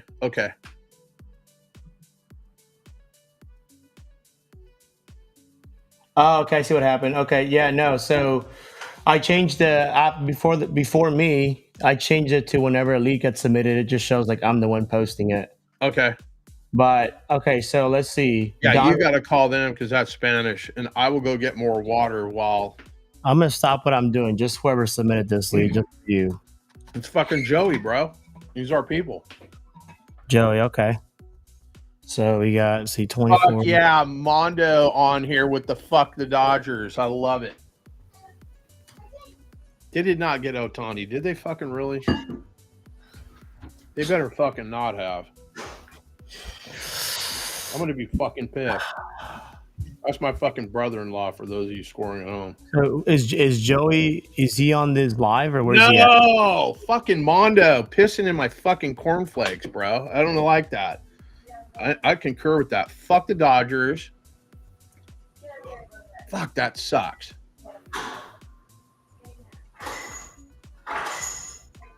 All right, let me get some water. All right, Joey. So, a couple of questions for you. I see it's on market.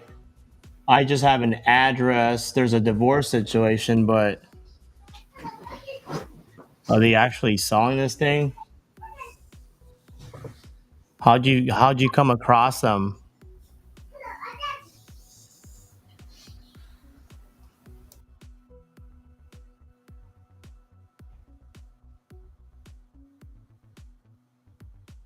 Okay, but I need to know a little bit more information. Like, are they even selling? Did you speak to them?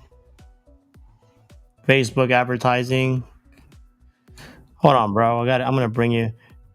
I'm gonna send you a link. You're gonna hop in on here, all right? Steve, are you still watching with us? Or Judith, I'm gonna bring in. How much room did I got? 1, 2, 3, 4, 5, 6, 7. Yeah, I might have room for you. Let me send you a link.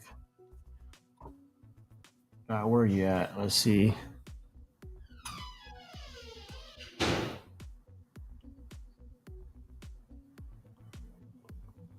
All right, I sent you I DM'd you the link. Hop in on the live.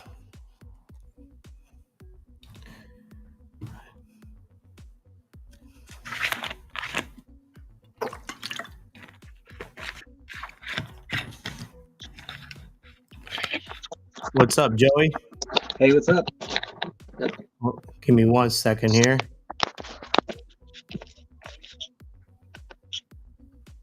Oh, what is going on? All right, talk to me. What you got? Yes, so I have this lead from this lady. She's going through a divorce with her husband. It came in through my Facebook advertising, so they saw my advertising and then they automatically called me. I went and I met with them. I saw their home. It's a wood frame home. Let me see. Let me get that information here. It's a 3-bed, 2-bathroom. I took pictures all across the home.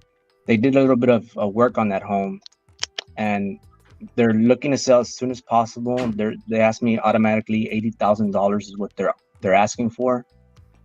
I have pictures. I don't know if I can send them to you if you want to see them. They just did some like little remodeling of the kitchen, the rooms. Not too much, but it still needs some work. This is a divorce one? Yeah, that's a divorce one. Okay. So they want 80,000. Yeah, and I'm looking. I can't really get really good comps in that area because there's not that many homes that are wood frame that are selling in that area. But I was looking on the CAD. It's got an appraised value of 69,573 up on the CAD over here. But let me ask you a question real quick, Joey. Let's say you buy cars and you resell them. Would you buy like a rundown car that nobody's buying, or would you buy, say, like a Camry or something where it will sell? Yeah, you get a better car. Yeah, so I mean, I know this market because I'm from the 956. So, Donna, it's really hard to find any investors in that area. You're gonna find more of people with a FICO score of 1. So it's a good area to sell wraps. If you want to get a deal, look up like McAllen, Edinburgh, Brownsville. There's a ton of low equity deals down there. See something like this, bro, for even just by looking the average purchase price according to Investor Lift is $39,000 in that neck of the woods. I know this area so well. Like, I don't have to run comps. You need to be at 40,000, right? And how much does it need in work? Do you know? Are you from the area? I'm from that area. Yeah. Okay. I would say you know down there, right? There's not much investor activity. McAllen, there is. Edinburgh, Farr, Bronzeville, Harlingen. That's all in that area right there? Yeah. Yeah. Because we got a couple in Harlingen. Yeah. How much do they owe? They don't know anything. It's 100% owner owned. No liens, no nothing. Does it need work? It's gonna need some work. Probably in your roof. That's gonna be like, good $10,000 right there already. But other than that, like just a paint job all around the house. I have photos if you want to see them. I don't know if I can send them to you. I took pictures of the inside, outside. How would they send photos to you? So I actually went and met with them. Like, he's invested in this, bro. Like, let's see what we can do here. Let's put it on paper. Hold on. So on that form that you're able to submit pictures and all that. Okay. I mean, you can send them through Messenger for now just to make it quicker, but moving forward, that's why I'm doing I can hear myself. I'm going to mute everyone. That's why I do the jot form, because I get so many people sending me stuff to call. I'll just create a simple jot form and I'll share it on the live. And then whenever someone fills out a form, the lead, everyone on my team gets notified. then it's going to be uploaded straight into my CRM. So next time, if you have anything like if you send it, like either myself, John, Julius, someone else on my team will get notified. And, Yeah, like, this one right here is I mean, this one looks turnkey ready to go. I think you froze, Joey. This one is turnkey ready to go. How many square feet is this shit? Oh, it's twice the size though. Yeah, so I mean, just send me the pictures on Messenger. I'll take a I look hate at it. trying to pull comps in Texas. It's such a pain in the ass. Let's see here. Okay, restroom needs a little bit of work.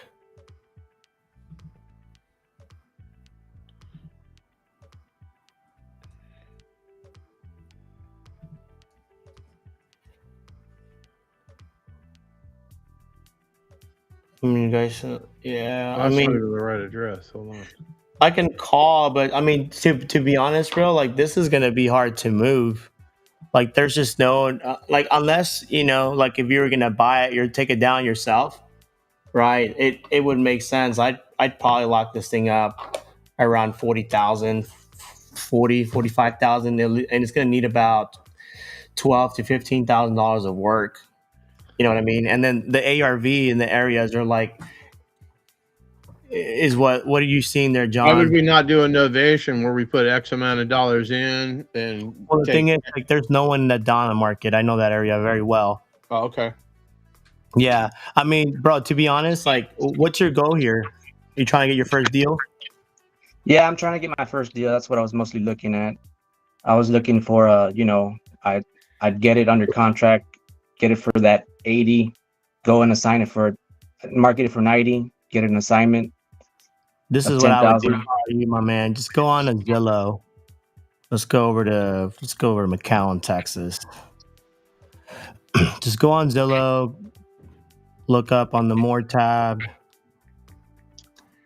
Let's see it. Let's do 90 days. See if there's anything available. I'm just sending text messages to people saying "fuck the Dodgers." Let's see anything for sale in Bronzeville. Keller Williams. See, like this one. Just go on Zillow, bro. I'm not even gonna read through this thing. I'm just gonna call up this. Let's see.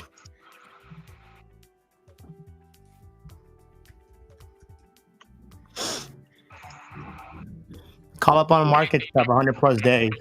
This one was just freshly listed, so let's see what's going on here.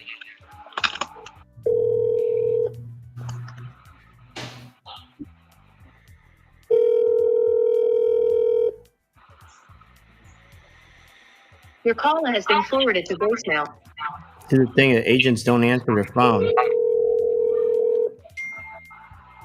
Your call has been forwarded to voicemail. Can I call you back in a while if you prefer to text me for now?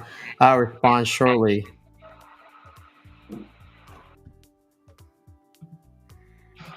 Hey, this is Esteban. Just drove by the area. I saw you had your house for sale. I'm interested. If you want to give me a call back. Thanks. All right, so let's go over to, let's go over to, let me show you, just go to McAllen, see what we got in McAllen. Let me clear up this filter here. Let's do 30 days. Oh, what are you pulling it up on Pretty? I'm just on freaking Zillow showing you, let's see what we got. Oh, okay. I didn't know what you were doing. Isn't there a way we can just pull, like, set a filter or something?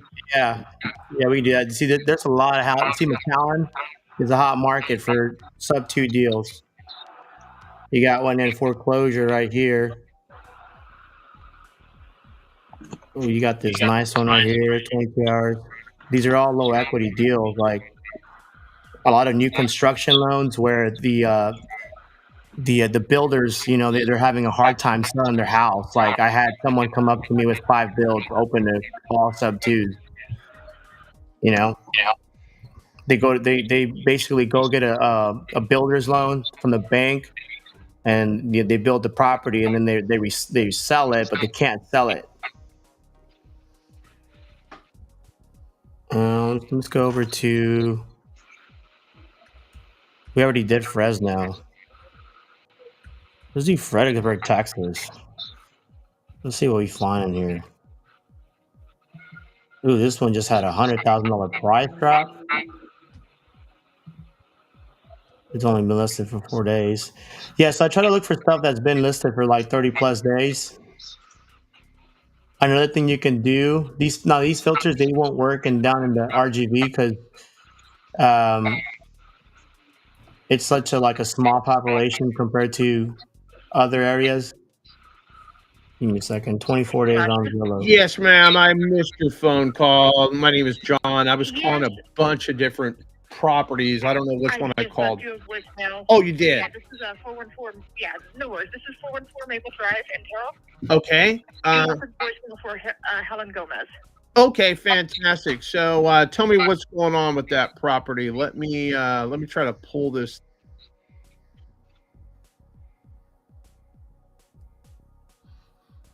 Redone totally inside. It's hardwood floors, all the cabinets, the bathrooms, everything's totally remodeled. Beautiful home. It's got a cute backyard. It's got a little shed in the backyard. It's all nice and fenced in, and let's see, about a quarter of an acre in the backyard. Just a really cute little house. Listed at $252,400. Oh yeah, I got it up in front of me right now. Oh yeah, this is the one that's been on the market for quite some time. So there's nothing wrong with it? There's nothing wrong with it. Whenever they started, it was $299, and they've just had people come and look at it, and look at it, and look at it, and not have any takers yet. So no offers, huh? No, not that I'm aware of. I'm not the listing agent. I'm a buyer's agent. Okay. But not that I'm aware of. Okay. So they not have dual agency in Texas? Like, I'm curious. So they don't have dual agency. They have intermediary, and sometimes that gets a little tricky. So she just refers people who call her about her listings to me. Okay, I was just curious. I didn't know. We bought some properties before, and I've used the same agent. So I was just curious. I didn't know. So here's the deal with that. There's no dual agency. Not allowed in Texas. They have some different called intermediary. If you're an intermediary, you're not allowed to give advice and opinions. Which can be interpreted in many different ways. It can be you should counter, you shouldn't counter. Some people say that that's okay. Some people say that's not okay. Some people say that advice and opinions means no help whatsoever. Some people say advice and opinions means you can't say, hey, they would really accept a lower offer. So it gets tricky. And so in order to avoid that, there's a lot of agents who don't do that. I hear you. Okay. So, yeah, since you're not the listing agent, you don't really know why these folks want to sell, do you? They're investors. They invested in it, they bought it, and they remodeled it to sell it. Okay. So they never lived in the home. Yeah, I mean, I love the orange cabinets and whatnot. It's interesting. Obviously, it's a wide open floor plan. Yep. And you can see. I've held that home open several times. I've been inside that home several times. I mean, it's very cute on the inside. It's got the big open windows. You can see out the backyard. You're not seeing directly into the neighbor's yard, things like that. It's just it's remodeled very well. Okay. I mean, it looks really nice. That's why I was just curious why they haven't had any offers. I'm guessing it's probably priced too high. I mean, what are your thoughts?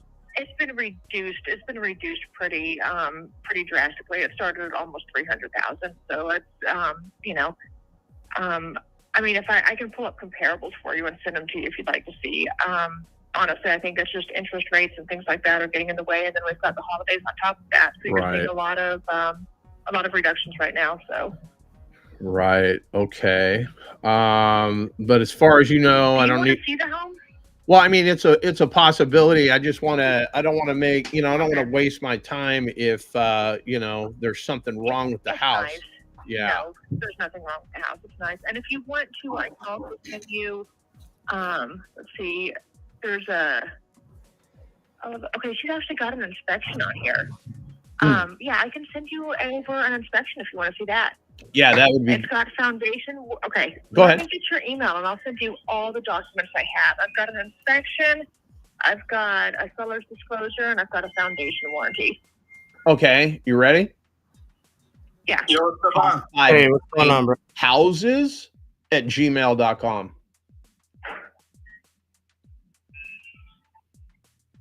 Okay, 559houses@gmail.com. That is And I correct. guess you're an investor. You're looking for different properties Yep. right now that you would pay cash for, I guess. Yeah, I can pay cash. I mean, I've got several different exit strategies. It just kind of depends. I don't know if it's going to be an Airbnb. I don't know if it's going to be a buy and hold. I mean, if you've got distressed properties, you know, stuff that's so disgusting after you walk through it, you just want to throw your shoes away. If you've got stuff like that, I'll look at that. Like, do you have I some? don't have anything else distressed, but I do have another off-market listing that I've got somebody who's trying to unload it. They want to unload it in like a week, literally. And it's Roy City. It's over in Wood Creek. It's a higher price point. It's around $350,000. Okay. But it's got a media room. It's 4 bedrooms, media room. It's in a subdivision called Wood Creek. Okay. And what is that one on the market? You said it's off the market. Why haven't It's they not put on it the on? market. It's off-market. Yeah. Why haven't they put it on the market? They haven't listed it yet. They're hoping to. They're honestly the seller wanted to settle at 400. He didn't want to do 350, and now he's like, if someone can buy it at 350, that'd be great. Before they even go about listing it or anything, they just would rather do a quick cash transaction. Okay. Are they investors? What are they like? No, he's lived in it. He's lived in it. Okay. So But he just needs to get cash out of it is all. so if we came in cash, he's got somewhere to go.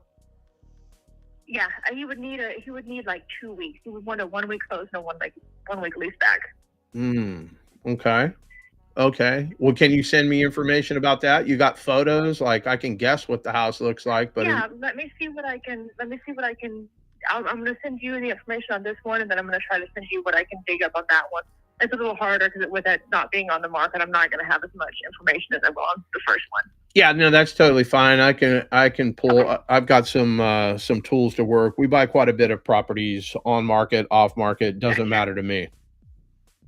Gotcha. Okay, sounds good. I'm going to send you information on both of them. I appreciate it. Thank you. Thank Bye-bye. you. Bye. Guys, I got no leverage there. I can't even find out what the real story is, right? Because she's not direct to seller. So that shit kind of pisses me off, but I'm testing out my I'm testing out a new thing here. Hold on. Yes, ma'am. I missed your phone call. My name is John. I was calling a bunch of different properties. Hang on one second. Oh, you did. Okay, so the sound comes out pretty good. Okay. Will you shut up? Okay, fantastic. So how do I stop this? Let me try to pull this thing. Hang on, guys.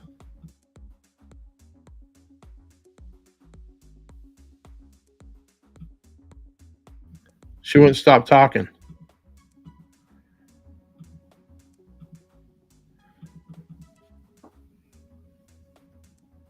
So, like, for instance, that agent's not going to know whether or not they'd accept seller financing, any of that kind of stuff. So,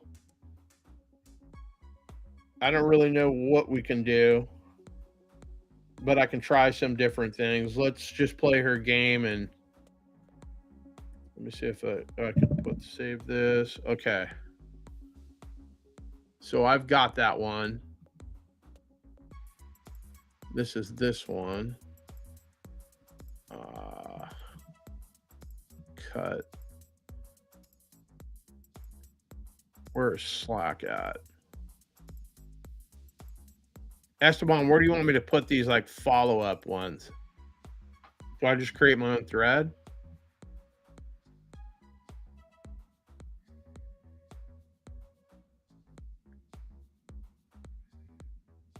I may not have the power to create a thread.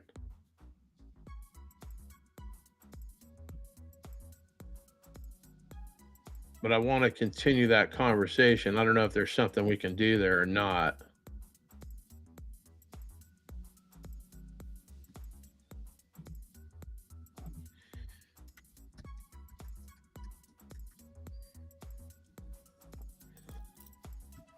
I just put it on leads. All right, let's see here. What else do we got? We got more in the chat. So she finally answered, John. Yeah, she did answer. Well, not really. That was her sidekick. Oh, okay. So they don't really want to do dual agency where they're representing both sides. So she had her office partner, I guess, for lack of a better term, reach out to me. That's awesome, man. And you were saying that you were gonna do like a cash price on it. Are you eventually gonna call back and tell them that you'd like to go pay in terms or finance? I want them to turn down. My deal first, my cash offer. Got you. Okay. I send them a cash offer. They tell me no. And then, okay, it looks like a cash offer isn't going to work for you. Like, what if I could pay full price for this thing? You think your seller will let me give you a down payment and make monthly payments on this thing? Down payment? Well, yeah. Can I give you a down payment and make payments on this thing?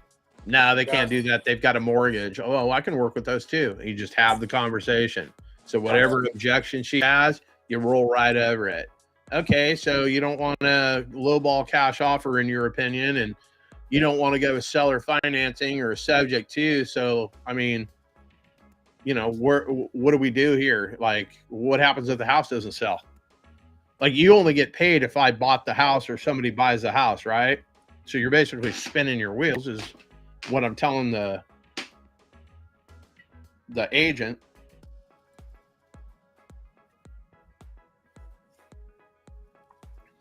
I'm trying to see leads here.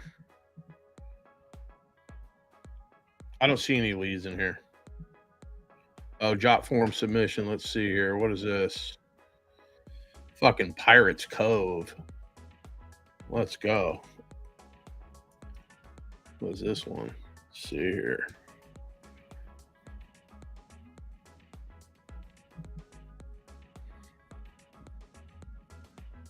This one's an apartment. Shit is active. This hasn't been on the market long enough for this to be a good one to call.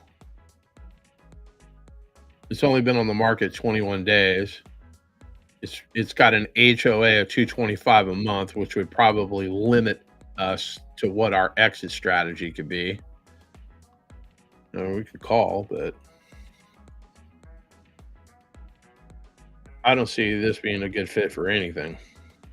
So the MLS, and when you put stuff on the market, that's where deals go to die. They're looking for the most amount of money, and I'm looking to pay the least amount of money. So usually we are not a good fit for one another.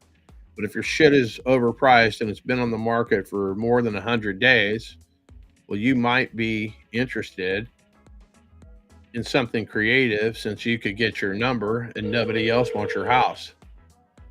Hello, thank you for calling Motion Properties. To reach the front desk, please dial 1. To reach the real estate department, please dial 2. To reach the accounting department,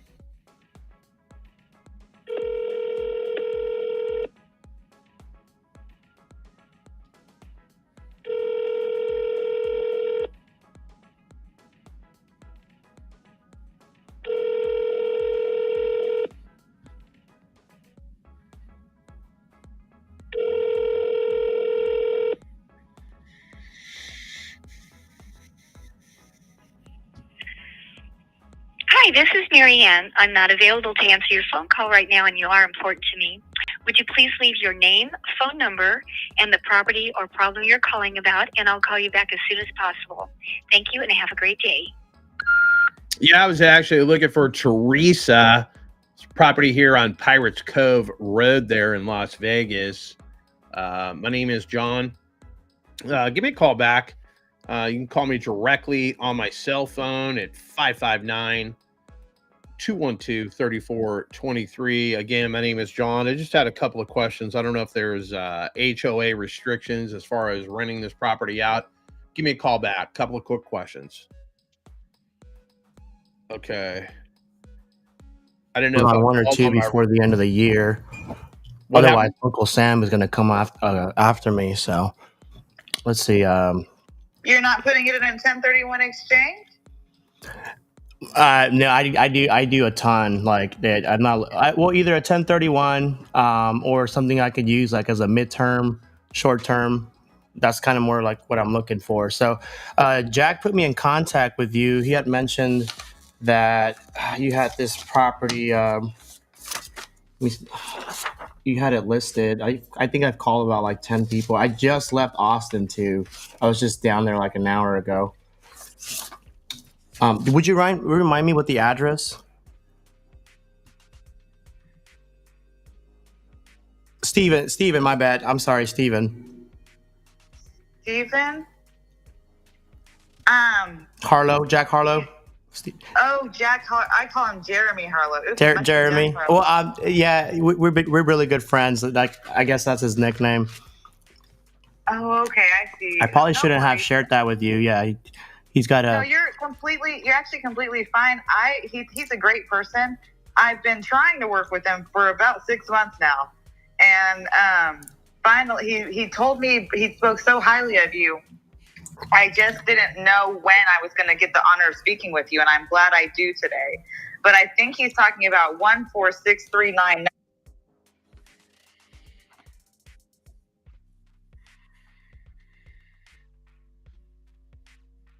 Oh my God! It's 300 square feet. It's 4 bedroom, 2 bath, and there's a house of 3 bedroom, 2 bath, and it's a full house.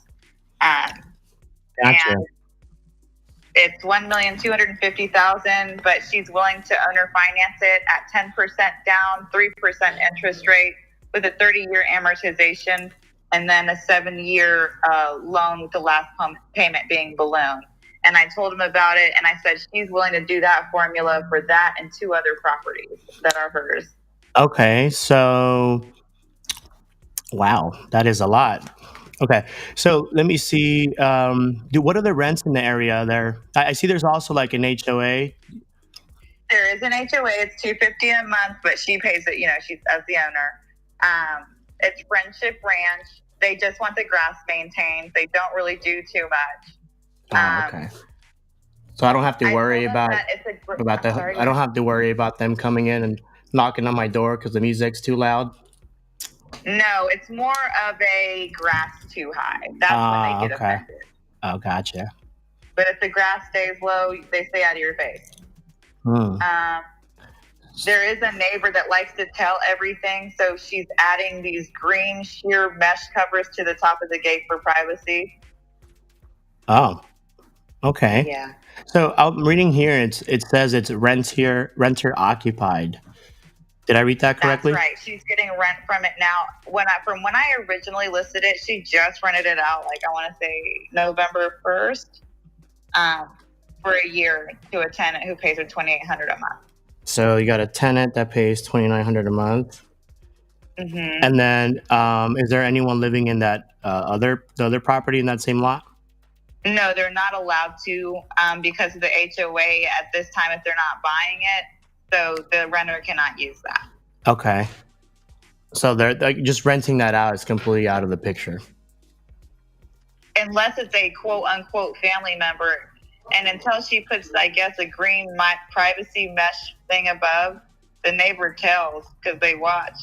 Okay. I mean, I can just buy this thing and put like a 8-foot fence, so I don't have to worry about any Karens looking at what I'm doing in there. That's the only thing is this Karen keeps telling on. So it's keeping the renters from enjoying the full property. Gotcha. Okay, so what? Let me pencil out the numbers. You said we're looking to do. Let me pull out my my calculator here. I am glad you called because I am very interested in this. So you said they're willing to do a 10% down, 3 years. 1 second. I am actually going to text you as well. Because I already did the math on one of them, if that makes sense, but not the other one. Okay, so on this first one, what does the monthly payment come out to? I didn't do the math on that one, but the other one that I was going to tell you about, I did. Okay. I just have the formula, if that makes sense. Yeah.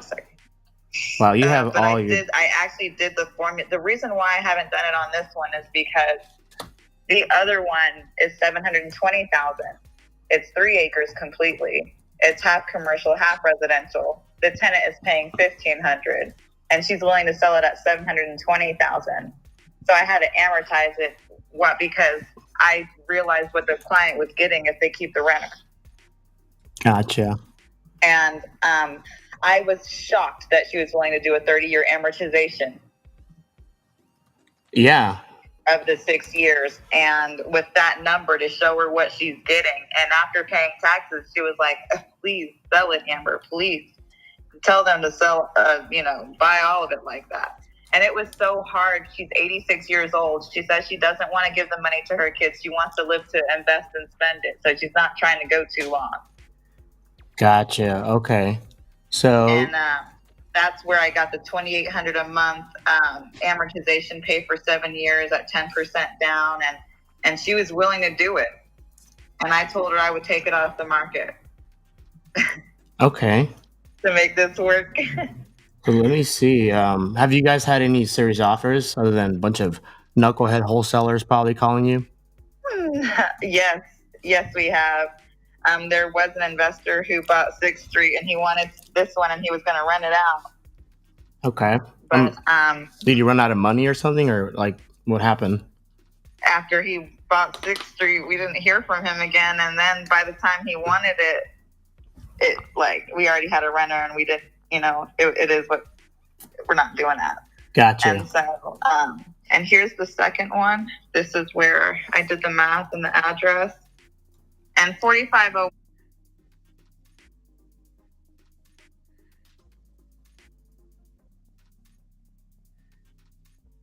will sell the house with the land or the land by itself, but she will not sell the house by itself. Okay, land by itself, but not house alone. So it has to be either both or land.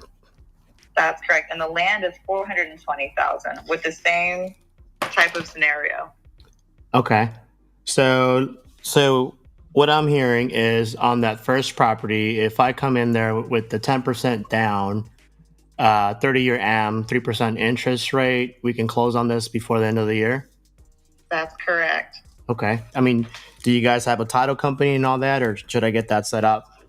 I have a title company that Austin Title has already done a title on this. Okay. Great. So let me, there's definitely a lot of numbers going on. Let me frame out some numbers. They sound pretty promising. And then will you be free in, I would say, like the next hour or two? I can either call you back, and if everything pencils out, I can send over the TREC contract, or I could have you fill it out. We typically use a transaction coordinator. He's also an agent. He's not representing anyone. He just fills out my paperwork just to make sure that, it's filled out correctly. Right. In this case, you won't need that agent. I've got it. Okay. If that makes sense. I represent Jeremy in a sense, and he spoke so highly of you. And I have a team, so it doesn't look like I'm closing everything. I have a team of agents, and on paper it would look like they're representing you, but because I'm their team lead, it's really me. I would never do an intermediary situation, which is, I'm sure, what that transaction coordinator would kind of be, but you don't need that. It's 5-star service over here. I even have a moving company that would help you move. I have a renovation company that would help you, do repairs and get paid at closing. Like, there's so many things that I can provide. That's great. Do you have a company that can help me put a 10-foot wall so that Karen next door doesn't look at me once I move in there? I definitely do. Okay. I'm a one-stop shop. If you need a plumber, a painter, I'm on the Waco board, Houston board, Dallas board, Central Texas board, and Austin board. And I live in Leander, so there's nothing I can't have. I love it. And I have a teammate on New Braunfels as well. And I'm even under contract in San Antonio. There's nothing I won't go. There's nowhere I won't go. Okay. Wow. Sounds like you got a lot going on. I actually have I actually have this assisted living facility that I bought. So I have a medical background. I own a mobile IV therapy company over here in San Diego. I fly to Texas often, as you see the Texas number. So we bought this assisted living on there, but we just picked up a little bit too many properties. So I might just let that one go. So maybe I can get in contact with you. I can send that over. You might have someone in your network that might be open to taking it down. Otherwise, I have to, set it up and all that. Yeah, and I'm a commercial agent. I sell commercial as well. Okay. Okay. Yeah. So let me do this. How about let me pencil out some numbers first to see if I we. wanted you to get off-market pictures of Onion Road since it's not on the market. Okay. Let me take a look at these. And the tenant pays $1,500, and that's because she's had it for 30 years and she's not understanding of what a house, 5-bedroom, 3-bath on 2 acres almost is for rent. Wow. And is this under her name or is this in some kind of trust? No, this is all under her name. She controls it all, Okay. and I'm selling all of them. Wow. You got okay. Wow. You got a lot of stuff, and I'm gonna write some numbers down right now. Do you have any other like off markets in the area? I do, but I also wanted to show you an RV storage park that you might be interested in, and he's willing to do owner finance, and he lowered the price to $450,000. Wow. It's already built. Yeah, actually, so I rent out RVs to FEMA for wildfires. We set them up as mobile medical trailers. Well, specifically, they're called it's called a mobile support unit. And so we got a couple of RVs actually. So we're looking for some RV storages kind of around the country. More so at like in Texas, closer to like Oklahoma area, Arizona, and a couple other states. So that might actually work out. I'm definitely interested in that one. We got a couple RVs. We're looking to. We kind of have to have it like dispersed throughout the country to make sure once the fires pop off, they get to the fires in time. And then there's some property that has no deed restrictions, and they were willing to do $100,000 an acre. It's right overlooking the lake. There's no deed restrictions. The city just installed water lines. There's electric and septic because their son has got the front 3 acres. And the back 5 acres, they're willing to do $100,000 an acre at 10% down, no interest rate, with 4 years last payment being balloon with option to extend. And sorry about that. 1 second. My grandma's calling. I'll call her back. But what I was saying was they were almost going to go under contract with the client that I had at $9,000 down, willing to split the survey and the subdivide, and no interest at $1,250 a month for 4 years. And he said he wanted to do $1,000 a month, and the contract didn't work, all because of $250. And I was like, no interest. This is wild. This overlooks the lake. You could make a storage unit here. Yeah, definitely. I mean, for me, as long as I have an exit strategy that I can cash flow, somehow, that's all that matters. So I'm going to take a look at all these. It sounds like we're going to be best friends here. Yeah. So let's see. I got 1, 2, 3. Did you send that RV storage as well? Yes, I'm sending that, and I'm sending 3909 Waterworks. And this is just a little bit. This is just like a little bit of what I have. Gotcha. So let me ask you this. I mean, so I am buying a lot. We also work with hedge funds as well. Most of the stuff we're doing are just like buy and holds. So if you like, I can send you my email as well. So moving forward, you get any other ones. I mean, I have a pretty big operation. I have a full-time, acquisition manager. We're always sourcing for off-market deals, low equity deals. We do a little bit of fix and flips, a little bit of everything. So I would love to take a look at everything you have. I'm sure there's a couple in there we can close on before the end of the year. Yes, and then I have a divorced couple who has to sell their brand new building. They just got it finished this year, and they just moved in. Like, I have so much. Okay. So where I am definitely interested, that newer build, they probably have little to no equity, huh? I also have 2 houses on 2 lots in Rockdale. One's being rented out. One's a 5-bedroom, 3-bath, 2-story. And it's on the same lot as a brand new 3-bedroom, 2-bath house. And there's a renter in the first house paying $1,300, and the back house and they're both for sale for the price of one at $330,000. What? And it's in Rockdale, Texas, and someone could get rent from the first one and live in the other. Gotcha. And there's no deed restrictions. So why are they? If there's renting out, why are they selling it? So they don't want to deal with the headache of renting it out. Yeah, he actually owns over 96 properties, and he's just done being, I guess, an investor. Yeah, it's not easy, especially when you have to deal with a lot of tenants not paying and stuff like that. So, okay, I'm gonna take a look at that one. Did you send that in the text as well? Not yet. I actually am going to send that to you in a text. I have so many. How can I get on your list, so I can take a look at all of them? I mean, I got a couple of guys, couple of eyeballs. We can pencil out numbers on all of them today. Jeremy, I give him everything first. Yeah, no, I mean Jeremy. Yeah, so Jeremy is my guy. I've known him for a while. He's actually a best friends with one of my uncles, and it's a long story how we met. I'll fill you in some other time, but yeah, no, he told me you had a ton.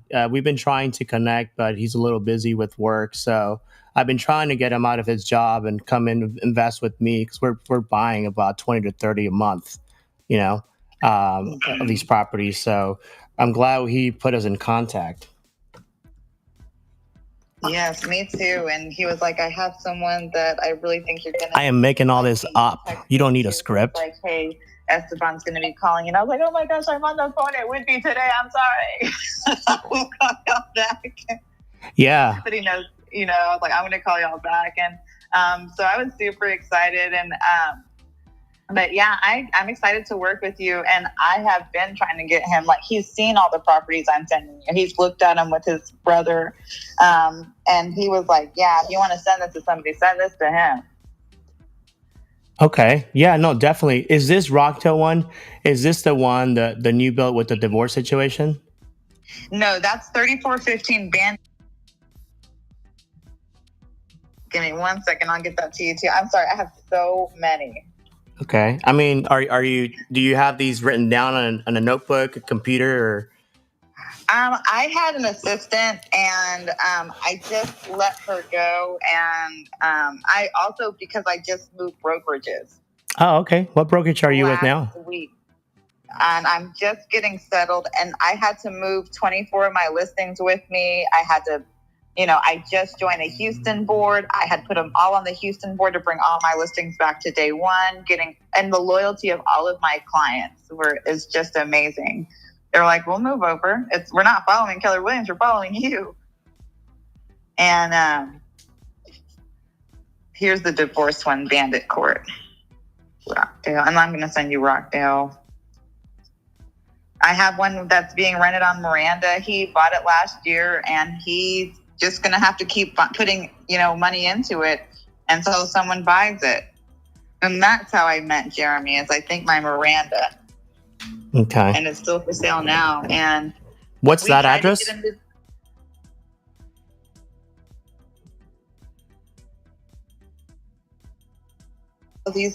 I have all of these on the ML.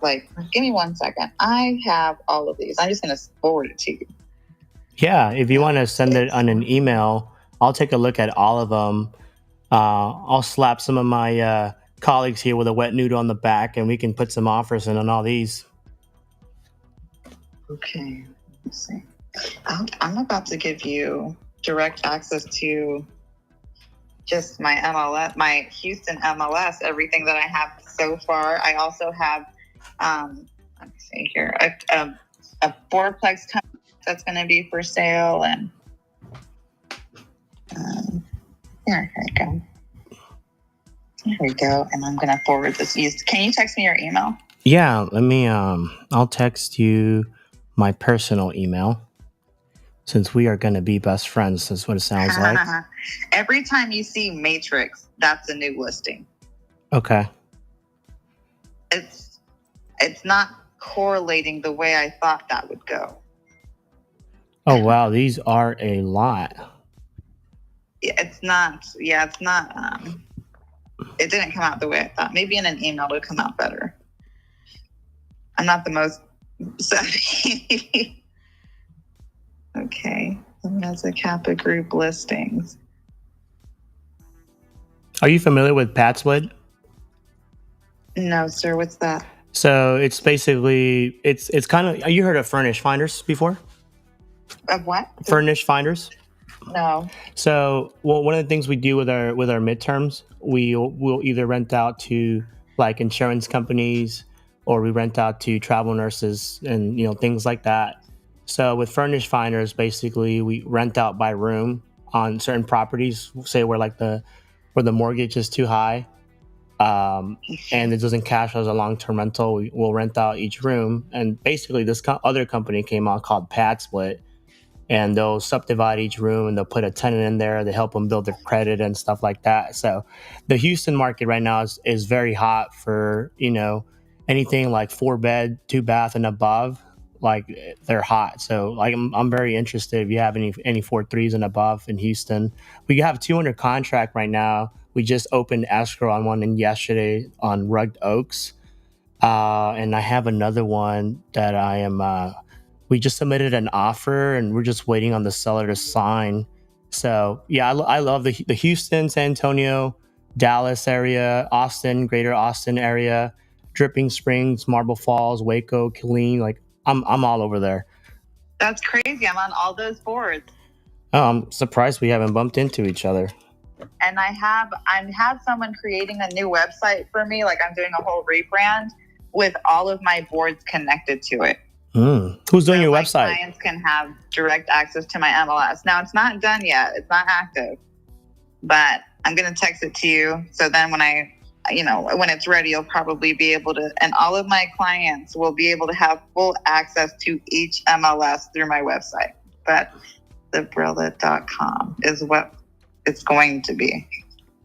Okay. And it means the Business Real Estate Learning Academy, because I teach etiquette to agents. I teach how to buy properties using your LLC in unconventional ways, trust accounts, 401ks, solo directed 401ks, Roth IRAs, HSA accounts, and 1031 exchanges. And then for my business clients that need an office space, now that they've created an LLC, my agents, then I teach them how to lease out and get paid. Wow. And how you can get paid so quickly by just helping a client get into a business space and doing commercials. So, and there's levels, there's many levels. They don't just jump off like that, but wow. That's what this is about. On top of just helping my clients buy and sell real estate. I have my own LLC. I have 4 other ones under Trump. I wish it would come back, but it's been life-changing, and that's almost like an umbrella in the rain. It protects you from the rain. I'm protecting you from getting hurt out here. Yeah. And I'm also in school to be a real estate attorney because I'm sick of some of the things I've seen. So I'm in the process of that as well. And every payment, every time I sell, it's going towards, I'm paying for my own school, no student loan. Wow. I have a question for you. Uh-huh. When do you sleep? I don't. I don't. I have a son. I have he just turned 13 2 weeks ago. My husband, he's a tattoo artist. Oh, wow. Yeah. And we've been married 15 years and we were in kindergarten together. Oh, wow. And so, I just left one of my buildings like yesterday. I hired someone to move out of my building because my lease is up in Coppers Cove. I moved out of that and I'm looking for another office space with my new brokerage. And he's new. He doesn't have a brick and mortar, but I loved his vision and he was an investor first. And I came from a broker who just kept telling me no to everything. I can't do this. I can't do mortgage assumption. She's scared to do a wrap deal. Like, no, I know how to do it. Let me do this. And Jeremy would be like, you can't. I'm like, you can do it. I'm like, I know I can. KW at this particular brokerage won't let me. I know I can. Finally, I moved. I said, I need to go to a place where I can expand my knowledge. I'm allowed to use what I know. And I just need to get back to that. And I did last week. I was like, I need to make a decision. And I moved my whole team, all of my clients and everything. And I hadn't told Jeremy yet until I got settled. But, it's great timing because I finished moving over to Lion Drive Realty for a reason. Wow. And he's in Houston. He's based out of Houston. And so I joined the Houston board on purpose, which is why I have all of these for you. But yeah, this is, and And then I teach my investors how to get an LLC. They really need to put their houses under an LLC or a holding and get an anonymity clause. And the goal is to own nothing. Yeah, we have all that. So, have the holding company, the revocable, the irrevocable trust, and then typically put each property into its own LLC. But at the rate that we're buying now, we'll put a couple properties under its own LLC, and then obviously the LLC is under the holding company just for like anonymity purposes and stuff like that. That's correct. And see, I'm teaching what others want to do what you're doing, and I can teach that. Wow, that is wow. And I understand you. That's why when you're just like, oh, I have all these taxes, I'm like, well, I mean, that's fine, but also there's another way around it. Mm-hmm. We just have to move it right, and I know how to move it, and I know who to go to. Yeah. Wow. So you deal with so you understand like the wraps and like the end buyers for wraps and all that stuff. That is correct. I'm very investor friendly. I've been doing this 6.5 years. Wow. Okay. I have a couple of wraps. Me and my team were actually looking to put some wrap buyers in there. We have some in Houston. So sounds like we have a lot to talk about here in the next coming days. Definitely want to do some deals with you. So did you send an email with all this? I did. Okay. Let me take a look here. Now, it's not the best. I don't know why it's not coming out the way I want it to. It's not what I see, and what's getting conveyed to you is not working. Oh, like you have notes and stuff like that on them? I don't really have notes. Everything, what you see is what you get, if that makes sense. I've texted you the notes. I'm more of a texter. Like everything I have is super organized, if that makes sense when it comes to texting. But when I try to convey it to email, it just doesn't work. And then tell my website. So again, when my website gets finished all the way and I add my 5 MLSs, y'all will then get not only direct access to the CRM, when it learns what you like and it automatically emails you depending on which floor you're looking at. You want Dallas, you've got Dallas. You want Austin, you get Austin. You want Houston, it's there. You want Killeen, it's there. You want Waco, it's there. And that's what I'm trying to finish with Lion Drive Realty and do that integration. I'm at the finishing touches. We have to add my 5 MLSs, but we're almost done. Wow. I seriously, I need to be like you. You're so sweet. I hope to work with you. Honestly, I just love helping. I love what I do. I'm nosy. It sounds like you can help me out a lot. You say your husband's he does tattoos? He's a tattoo artist. He's a traveling tattoo artist. He's always on the road. Like maybe he can finish my tattoo. Maybe he gets like people fly him out to Missouri. They flew him out to Missouri this weekend. He's not here this weekend. And really? He's doing tattoo work. It just depends on where he needs to be. Okay. Well, I mean, maybe if I buy some of these to close out some deals, I can fly you guys to San Diego. Have you ever been to San Diego? No, I haven't. I do have a cousin who's a realtor in San Diego, Serena Mezzacampa with Compass Realty. I know Compass, yeah.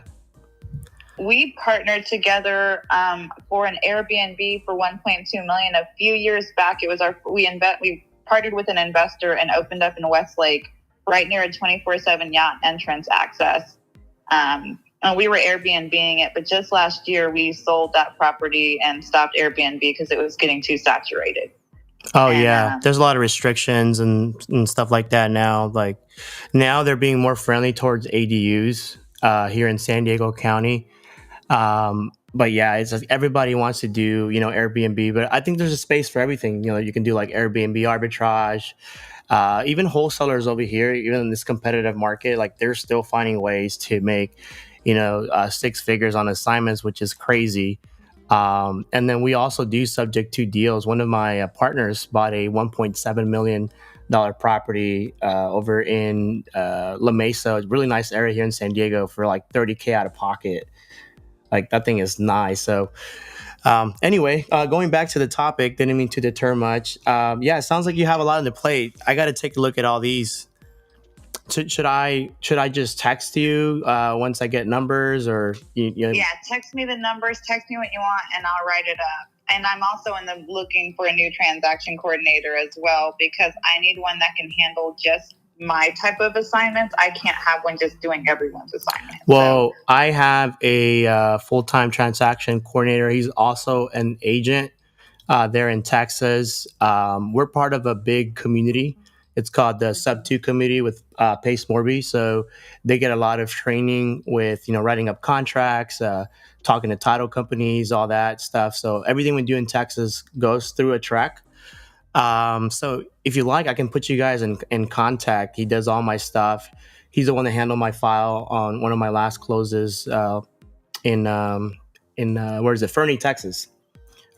So if you're interested, I could show you his number. Or that maybe would be great because I'm trying to expand, and I trust Jeremy. So when he said he trusts you, I said I'm definitely giving him a call. Let's work. yeah, definitely. Jeremy's a great person, and I'm honored that you gave me a chance to work with y'all. I'm excited, and hopefully I can get you closed out on some of these. And this is just a little bit what I'm sending you. This isn't even everything of what I have access to. Wow. Yeah. No, definitely a lot. Okay. So this is what I'm going to do. I am going to underwrite all these with some of my teammates here. And then I'm going to call my transaction coordinator and tell him, about you. And then I will share your number with him and vice versa. And then you guys, can get in contact whenever you like, but you should definitely work with him. I will. He's like very, very investor friendly. And he gets daily training, on all the contracts, paperwork. And we have attorneys and lawyers and everything always constantly, teaching whenever there's like a new law or whatever, like ways around it, legal ways and stuff, like, the whole nine. Right.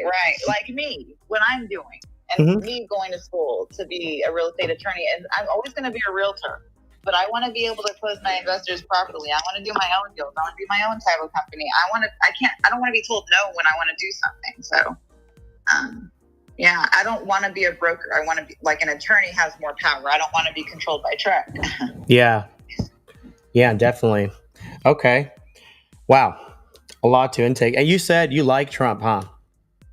I'm sorry if I went too far, but yes, I did. Oh, no, it's fine. You should. I hope that doesn't stop you from wanting to work. Oh, no, not at all. You should see. I'm gonna send you a picture of my shirt.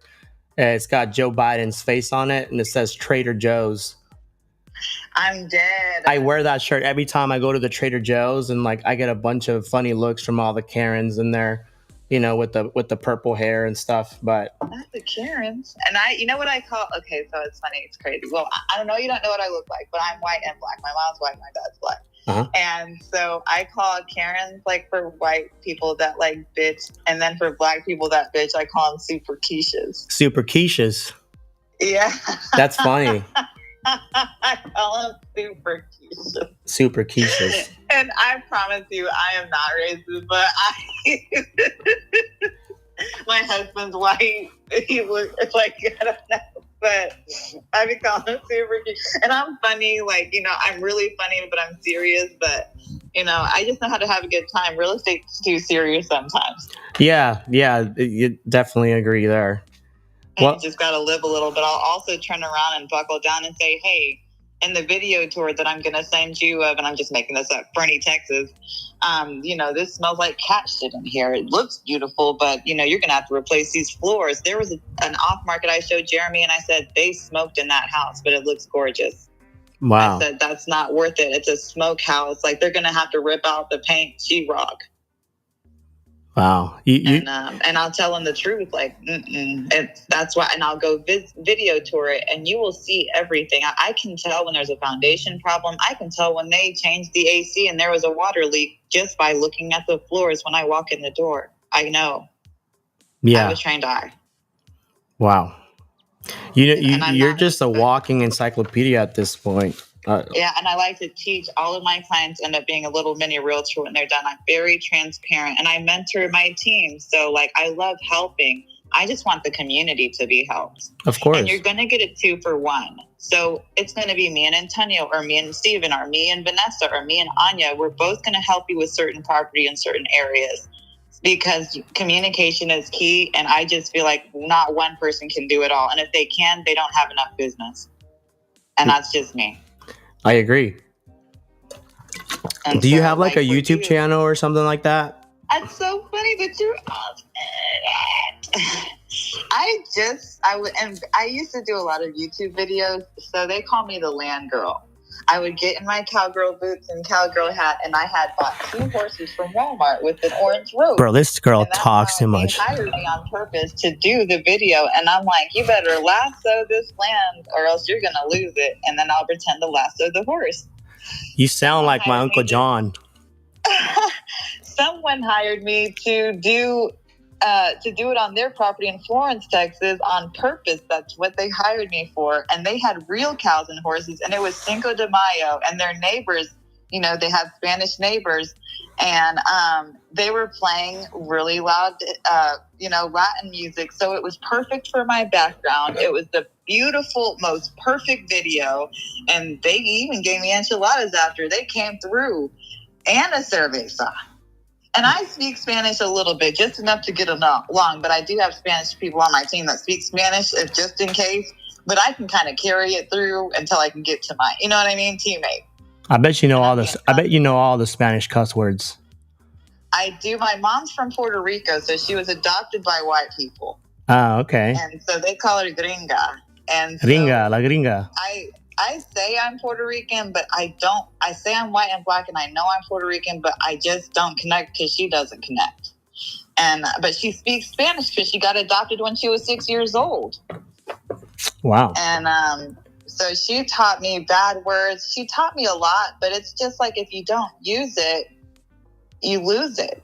Mm-hmm. And my husband speaks English. His family tried to teach him Italian, and he didn't learn it. And so now I'm like, if I'm selling land, which I get a lot of Hispanic clients, which I love, I at least know enough to tell them how many acres, how much, and that I'm going to give them to someone to help them. And sometimes they're like, we would rather just use my sister to translate because we love your personality than you get someone else. Sounds like you know what you're doing. It's just, you don't know some words. I definitely know pagar. Yeah. And but I'm just being funny, but I really do love helping, and I tell people it's not a job if you love what you do. Mm-hmm. And so, but yeah, I put this on Facebook, Craigslist. Like, I really pushed those sales groups. I teach my team to do that, free ways of marketing. I'm not a part of the groups that you're telling me, and I'm not familiar, but I was invited to a mastermind group yesterday for commercial realtors in Houston, because they just were impressed by the commercial work. And it's all because I joined the Houston board yesterday. I just joined. Wow. I was just there actually a couple of weeks ago. Long story short, one of my partners bought a house there in Houston, and part of the negotiating deal was that the sellers needed a way to get to Arizona. So guess who drove them? You. Yep. Yeah, Wow. I drove them.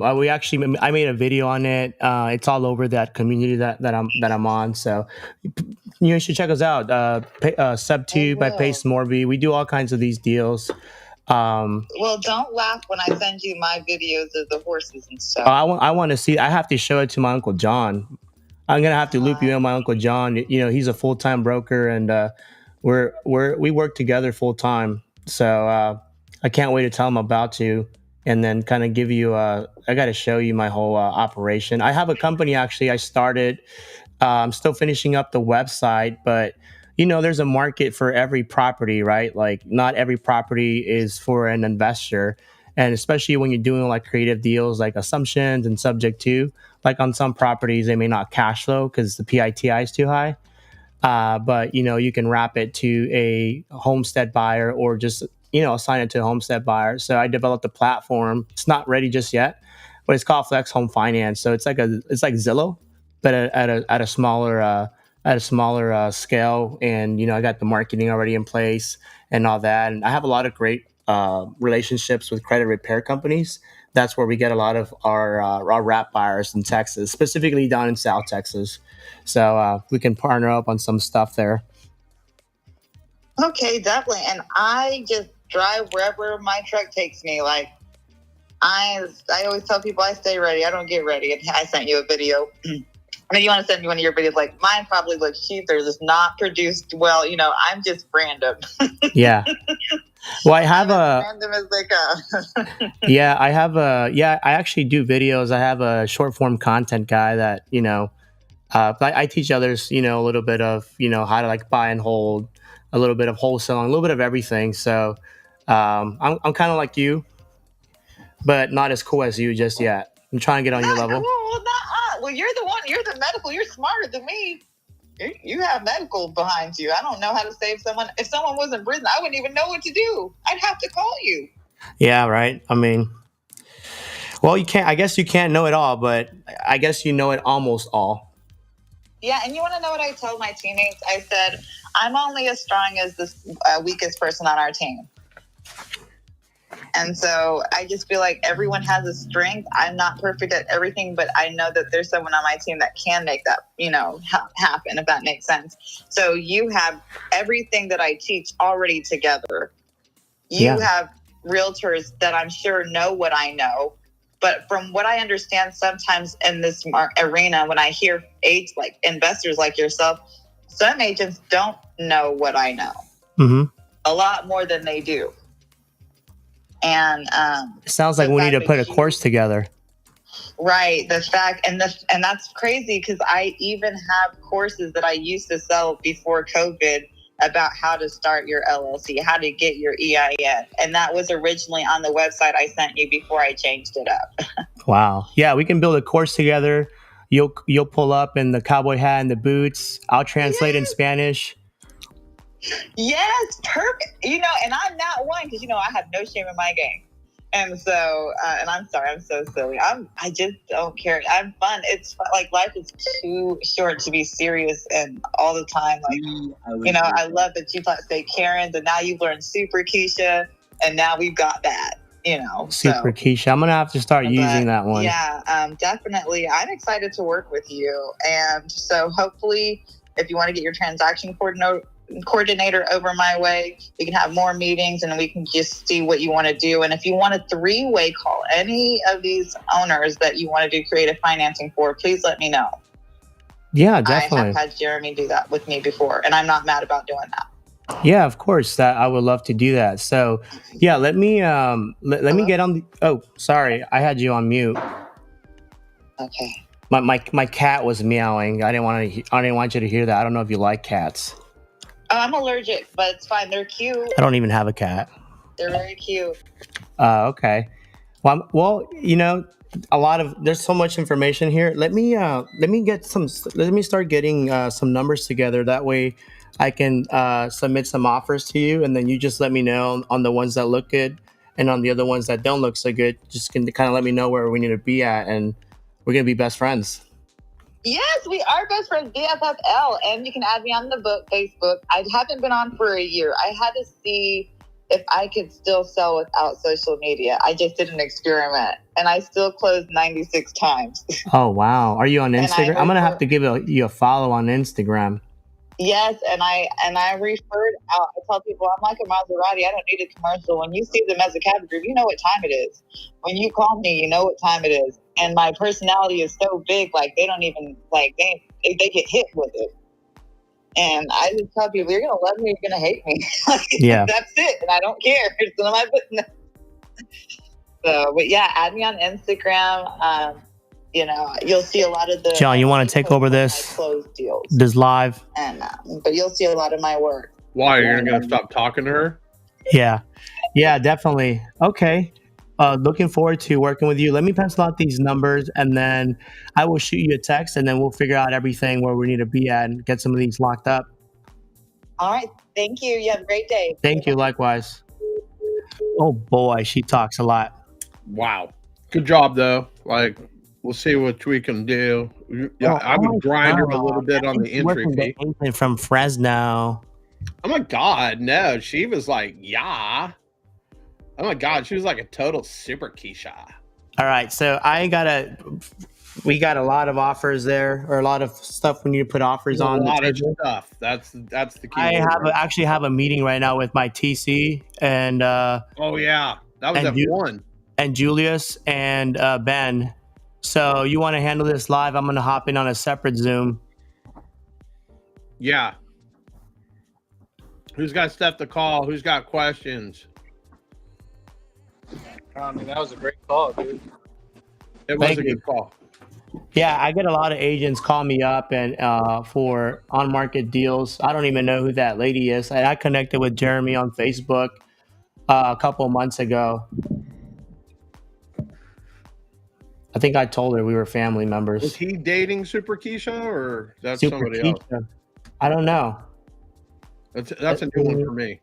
I never heard Super Keisha before. All right, That's so pretty fucking racist, if you ask me. I'm gonna hop in on the Zoom here, or FaceTime with my TC. You handle the live, all right? I'm sitting here. Go the fuck away. All right. Yo. All right. So who's got questions? Esteban is the agent charmer.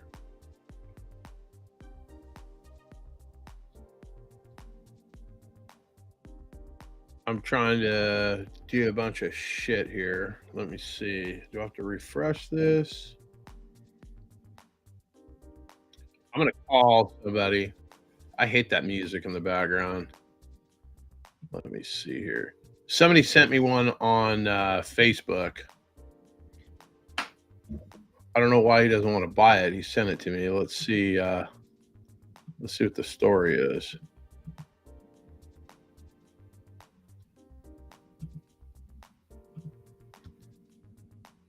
Continue.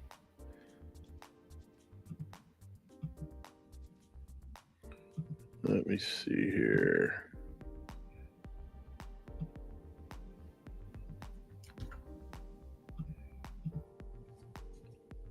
I'm not looking at the screen if you guys are texting me or whatevering me.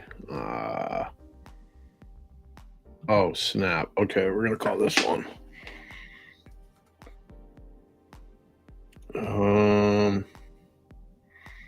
People are texting me. I can't do it. People have got to call some agents here.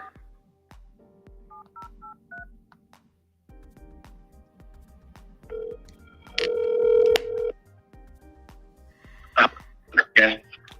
Hello? Yes. Hey, what's going on? Hey, Enrique, John Motzenbacher, Real Broker. How's it going today, my man? Hey, doing good, man. Just staying busy, fixing up my place over here. What about you? What you got going on? I was looking at this property on Monday trying to figure out what the heck's going on.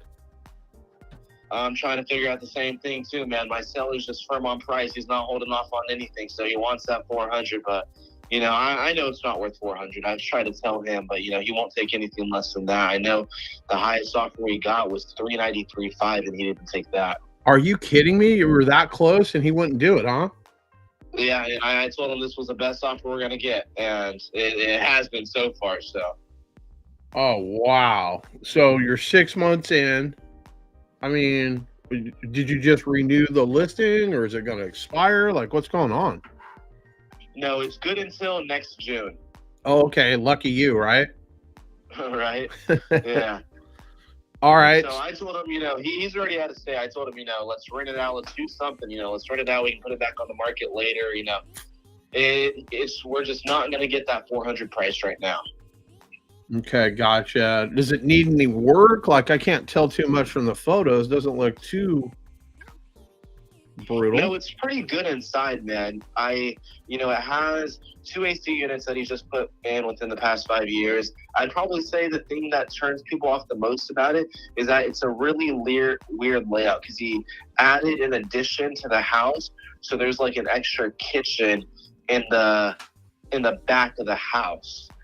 And it's just there. And then he added a room right next to it. So the windows in the house, they don't have a lot of sunlight coming in because there's another room right there. Okay.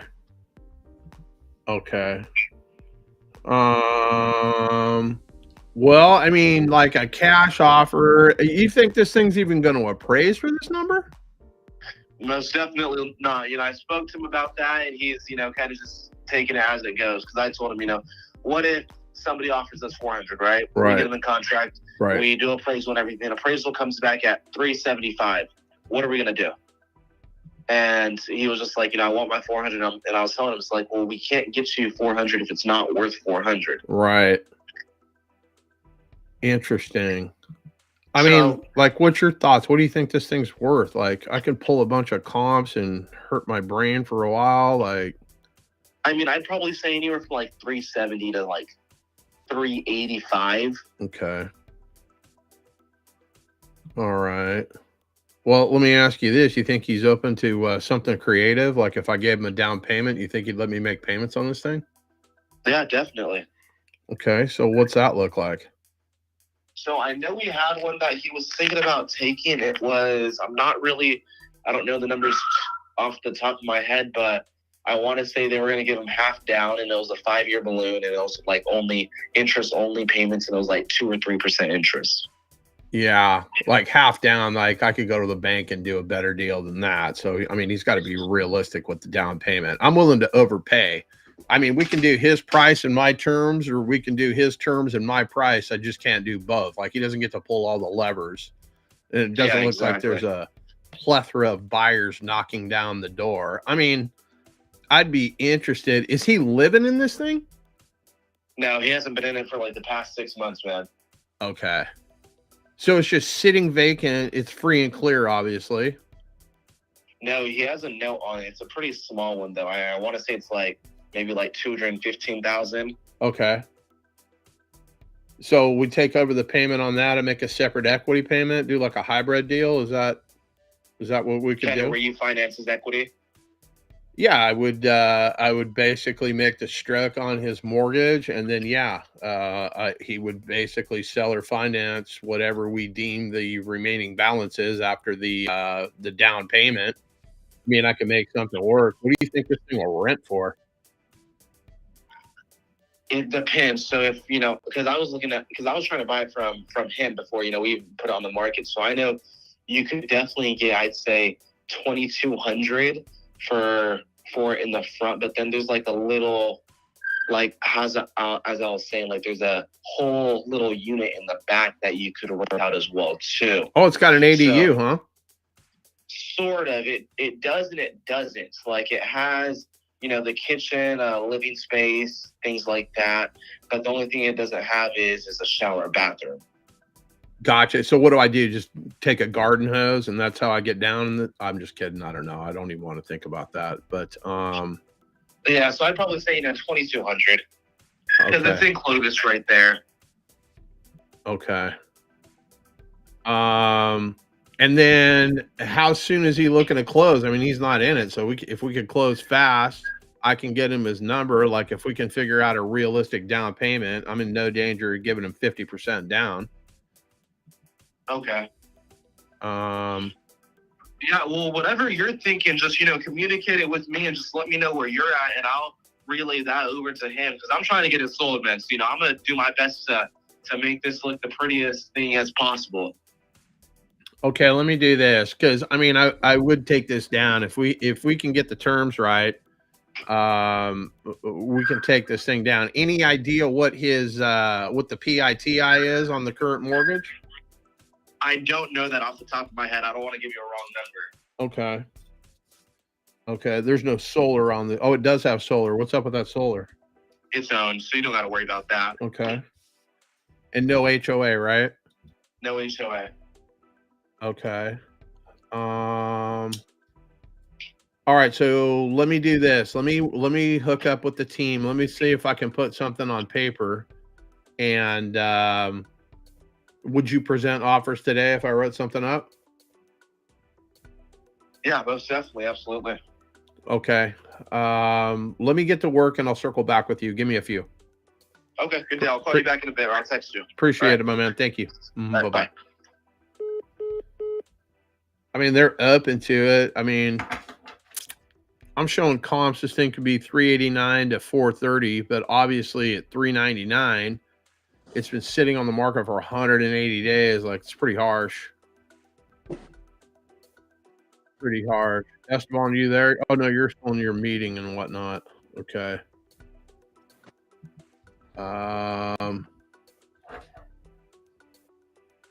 Where the hell is this address?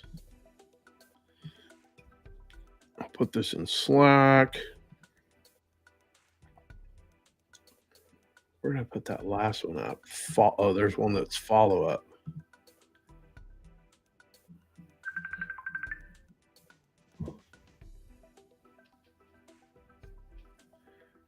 Hold on here.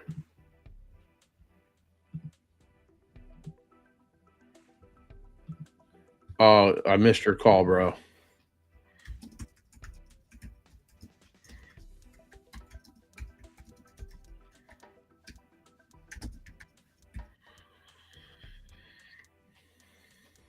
So the guy that sent me that last deal right there, he tried to call me on Facebook.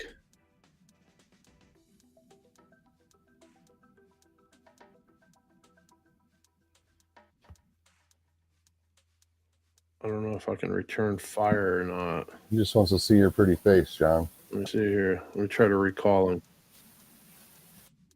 Oh, it's not even loud, huh? There we go.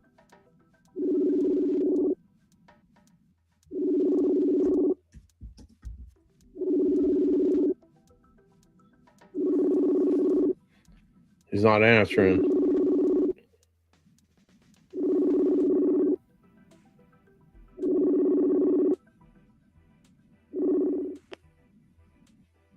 No answer. So let's see if he calls back. But he sent me 2. The other one I think's only been on the market 29 days. Let's see here.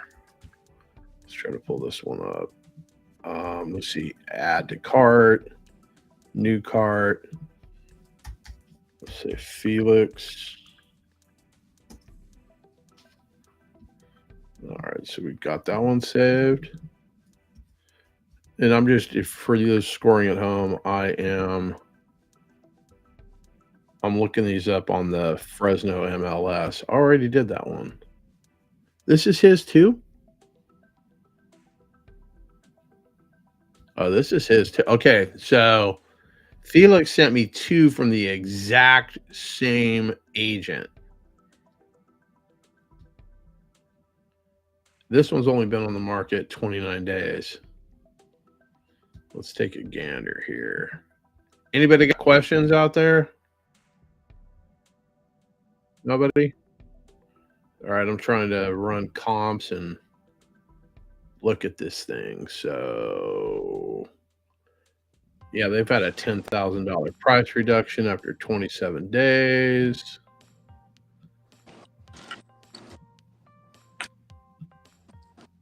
Nobody's got questions? Esteban's on a Zoom. Let me see if there. I don't see anything in the Jot forums. Oh, Esteban's on like the usual Zooms he does, or? Now he's doing a Zoom with a couple of our team. We're training up somebody to be a TC because we're putting so many contracts on paper. It just makes sense for us to be able to just, hey, we get off the phone. Here's the address. Here's what we're going to offer. Boom. We can be on the phone banging phones because that's all that really matters right now. Like I don't do paperwork. That's a minimum wage activity. I don't do that shit. So being a TC, basically like filling out the contracts, making sure that everyone knows what they're doing, kind of like quality control. Yeah, basically they're going to put it on paper and we're going to submit it over to, get it signed. If it's a deal, obviously we don't put it on contract unless it's a deal. We send it over, we get it inked up. Then they're basically just babysitting the deal. Hey, has the earnest money deposit been put in? Then when we get a buyer, hey, did they put in their non-refundable earnest money deposit? So we're protected and all that kind of stuff. Basically just digitally shuffling papers, for lack of a better term. But once I put a deal under contract, I don't worry about it anymore. Nate, if you hit up Esteban, if that's something that you want to do, we've got training where we can put you in. You can make some money writing up contracts. So basically, There's no guarantee usually. There are TCs out there that'll charge you an upfront fee. That is not something that I ever experienced before I got into the whole sub-2 thing. Basically, if the deal doesn't close, you don't get paid, I don't get paid, nobody gets paid, right? The title company, the seller, the buyer doesn't get what they want. Like, nobody wins in a situation like that. So it's kind of a dice roll and whatnot. And there's a lot of people that put deals under contract, right? And the deals just don't make financial sense, so they'll never close. So the TCs are like, well, what are we doing here? Like, we need to charge these guys to make sure, that they at least get paid for their time, because if there's anything that I've learned in real estate, people will waste your time, period. So we've got TCs that get paid at closing. We've got TCs that want half up front and the other half when the deal closes. Just kind of depends on the situation. So what if I could be a TC for you guys, 1 month of like free work if you guys just train me? No, we're not trying to get over on you. Like, if the deal closes, then obviously you get paid, but like, we're not trying to lock up bullshit deals either. Like, I'm looking at bullshit deal after bullshit deal. Like, for instance, if the interest rate is 6.99% and you want to lock up some contract at 6.99%, and the house is basically, it's got $33,000 in arrears, like, it's just not a deal. You're basically trying to put a square peg in a round hole. I had a guy call me yesterday. They had $350,000 to the bank, but then they had a forbearance where, the bank threw whatever they were behind on it on the back side of the loan. That was like $32,000. Then there was another $35,000 forbearance on the back side. And basically it was like $415,000. And to come in, we had to give $30,000 to the seller. Not my deal. This is a guy brought this to me and wanted me to dispo it. So $30,000 to the seller. Then there was $20,000 to the agent. Then there was $8,000 to the HVAC company. And basically the purchase price of the house was $415,000. I mean, they were already at $60,000 before we even added the cost to upgrade the house or to for the assignment fee. So like, the assignment fee was so absurd, like, it didn't make financial sense. So I just told the guy straight up, hey man, this is not a deal. I'm not going to go send this out to people because I don't want to look like a clown. I know what a deal looks like, and I could see that ain't a deal. I'm not even going to try to send that shit out. This ain't 2021, 2022 where people are just doing stupid shit. Like, it's got to be a deal, right? Yeah. So, we're trying to lock up realistic deals. So if the interest rate is 3%, 4%, okay, like all day long, that makes sense. But when you start getting, mid fives, like, yeah, kind of it's a deal. But like when you're, 6.5%, 7%, I can go to a regular bank, because some of these people want they've got like a 6.5% interest rate and they want a 7-year balloon. Well, if I went to, 20% down, well, I could go get an FHA loan at 3.5% down. Let me see what Ishmael, he responded here. Let me see here. My bad. We got to ask him. Okay, so yeah, Ishmael, I'll follow up with that guy. And if we end up getting a deal done, you could either buy it or I'll JV with you. We'll put some money in your pocket if we can make that deal happen. If you're not listening, I will text you that too.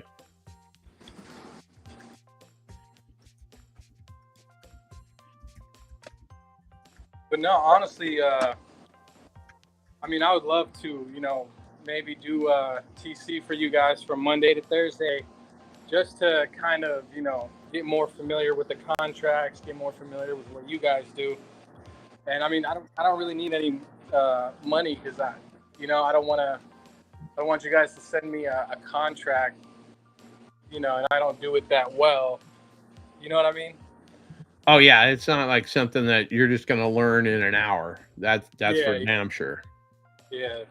So I was like, you send me whatever you want, and I'll do the best I can. I'll ask some questions, and then you judge the final product, I guess. Yeah. Let me see. Does Esteban have your number? Esteban, he does have my number. I don't even think he knows it's me, but he does have it. Okay, hold on.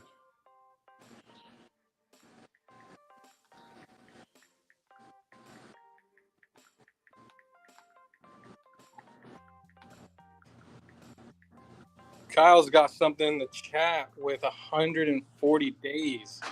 Damn. Let's see what that looks like. Uh-oh, that's not the right one. Copy. I got somebody texting me too. Hold on. Let me look at this one. Let me answer this text real quick. Just another JV partner. So that's why I asked. Anyway, I have this lady who was in pre-foreclosure in Fort Walden Beach. Her husband refinanced last year through a VA, but didn't make a payment. She said he passed away this year. She found out that he wasn't making payments for 10 months. Now she's in pre-foreclosure. Asked the statements, how far she was behind, because she said she got a job again, pay it off, but she can't. So I guess my question is, do I ask if there's a reinstatement fee?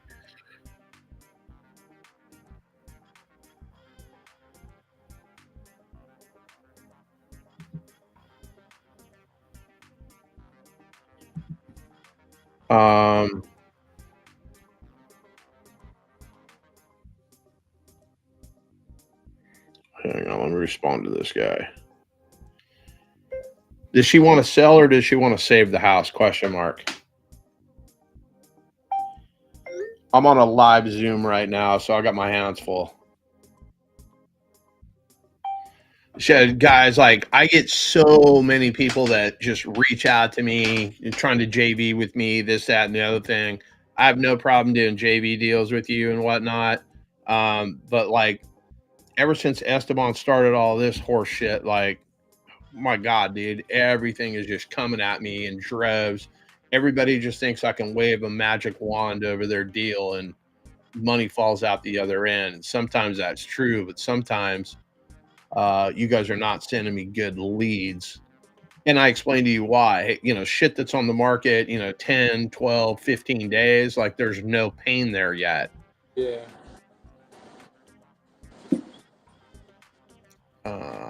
Okay, so let me look at this one. Bro, come on, man. $8.9 million. We're going to go take this down. 177 days. Yeah, it's on the market because it's crazy expensive. Damn, what's the 3%? Nah, it won't even. I don't even think it would be that. It'd probably be like 2%, something like that. That's usually what they do. All that shit you see on $1 million listings. 180,000. Yeah, let's just see. Let's see what it is. The monthly payment on this house is only a little under $58,000. Damn. Yeah. Monthly payment. Yeah. All right, minus, let's say 2%. Yeah, $178,000. That's a nice paycheck. I'll write the offer today. But I mean, we would need, almost $1 million to close on this deal. How about that Kathleen, that money lender we had for a Zoom? Yeah. Yeah, I don't think she would return my phone call if I sent her some shit like this, because this looks like it's a brand new build. Yeah, he said basically 5 townhouses. And it's so highly sought after that it's been sitting on the market for 177 days. And because this is, well, I don't know if you can buy these separately or like what the story is on these. How much would you be able to rent one house out for, or a townhouse? Kyle, if this was a deal, we wouldn't be having a discussion about it. Like it's not even a realistic thing. I mean, I can call this person up. I don't even know if these are real photos, are they? Yeah, I guess the interior is. The exterior looks like some fucking computer generated shit. Maybe it's not. I don't know. One of those homes that haven't been built yet. Yeah.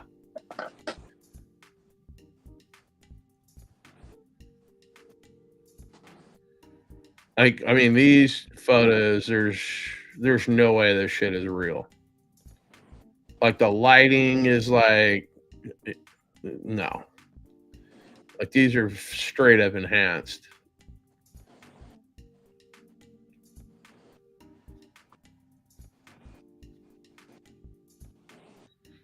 Okay, let's see here. I kept getting booted out after you sent me the join link. Sorry, something's up with my phone. Steve, you got a Google Pixel 8? If you don't, then you can't be friends with Esteban. That's all he's about that Google life. He's like Google Pixel Mafia. Like, he's pretty serious about that. I missed calibrations. Let me see if Esteban responded. I was going to wrap this thing, but unless you guys have more questions, I was going to wrap this thing. So I got to be somewhere here in 11 minutes. So if you guys have questions, Nate, we'll try to get you in the mix as well. Nate, are you on? Oh, you're on YouTube. How do we get a hold of you, Nate? Do you got Esteban's contact information?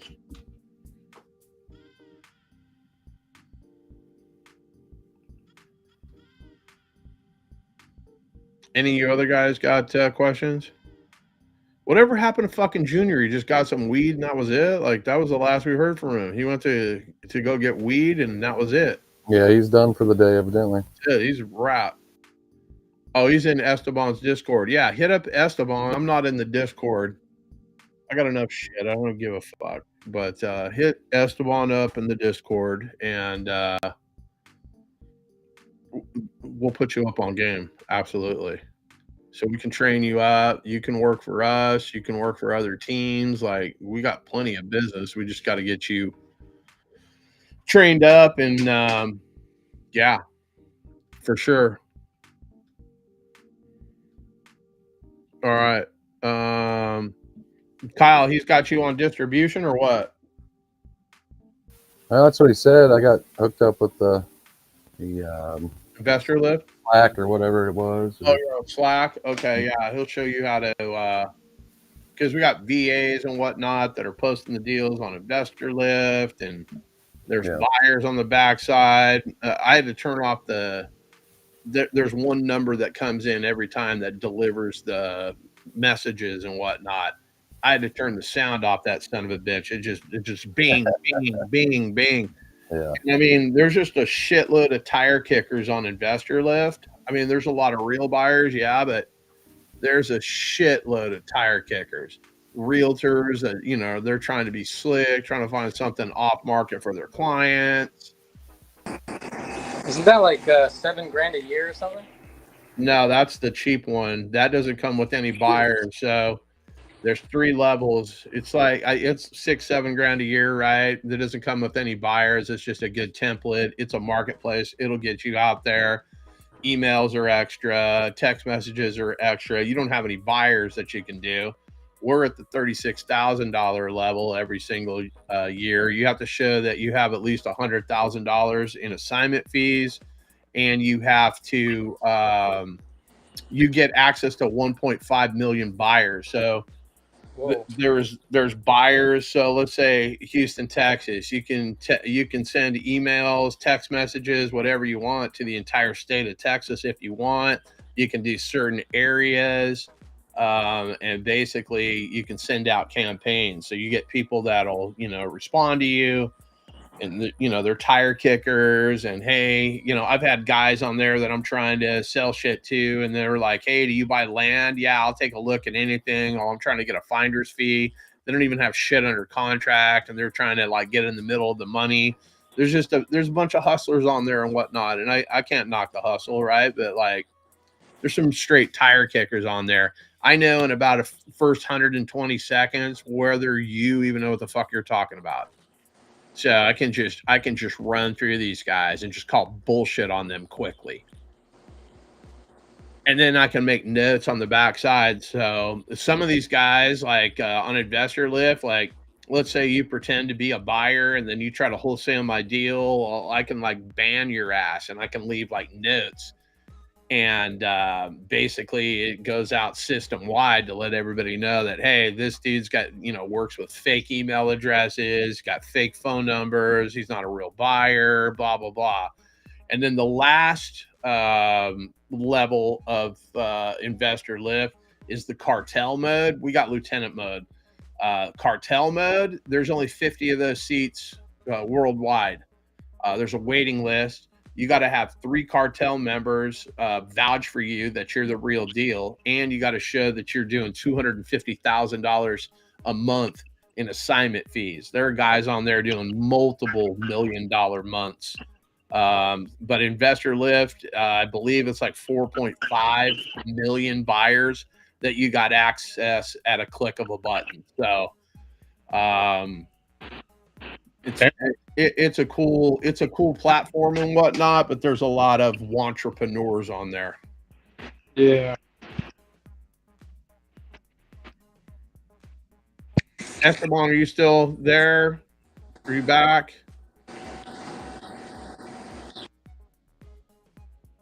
Esteban is not back.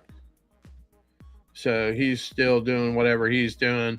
But we got a lot of new team members that we've added to the team. We've got some pay-per-click stuff starting on Monday.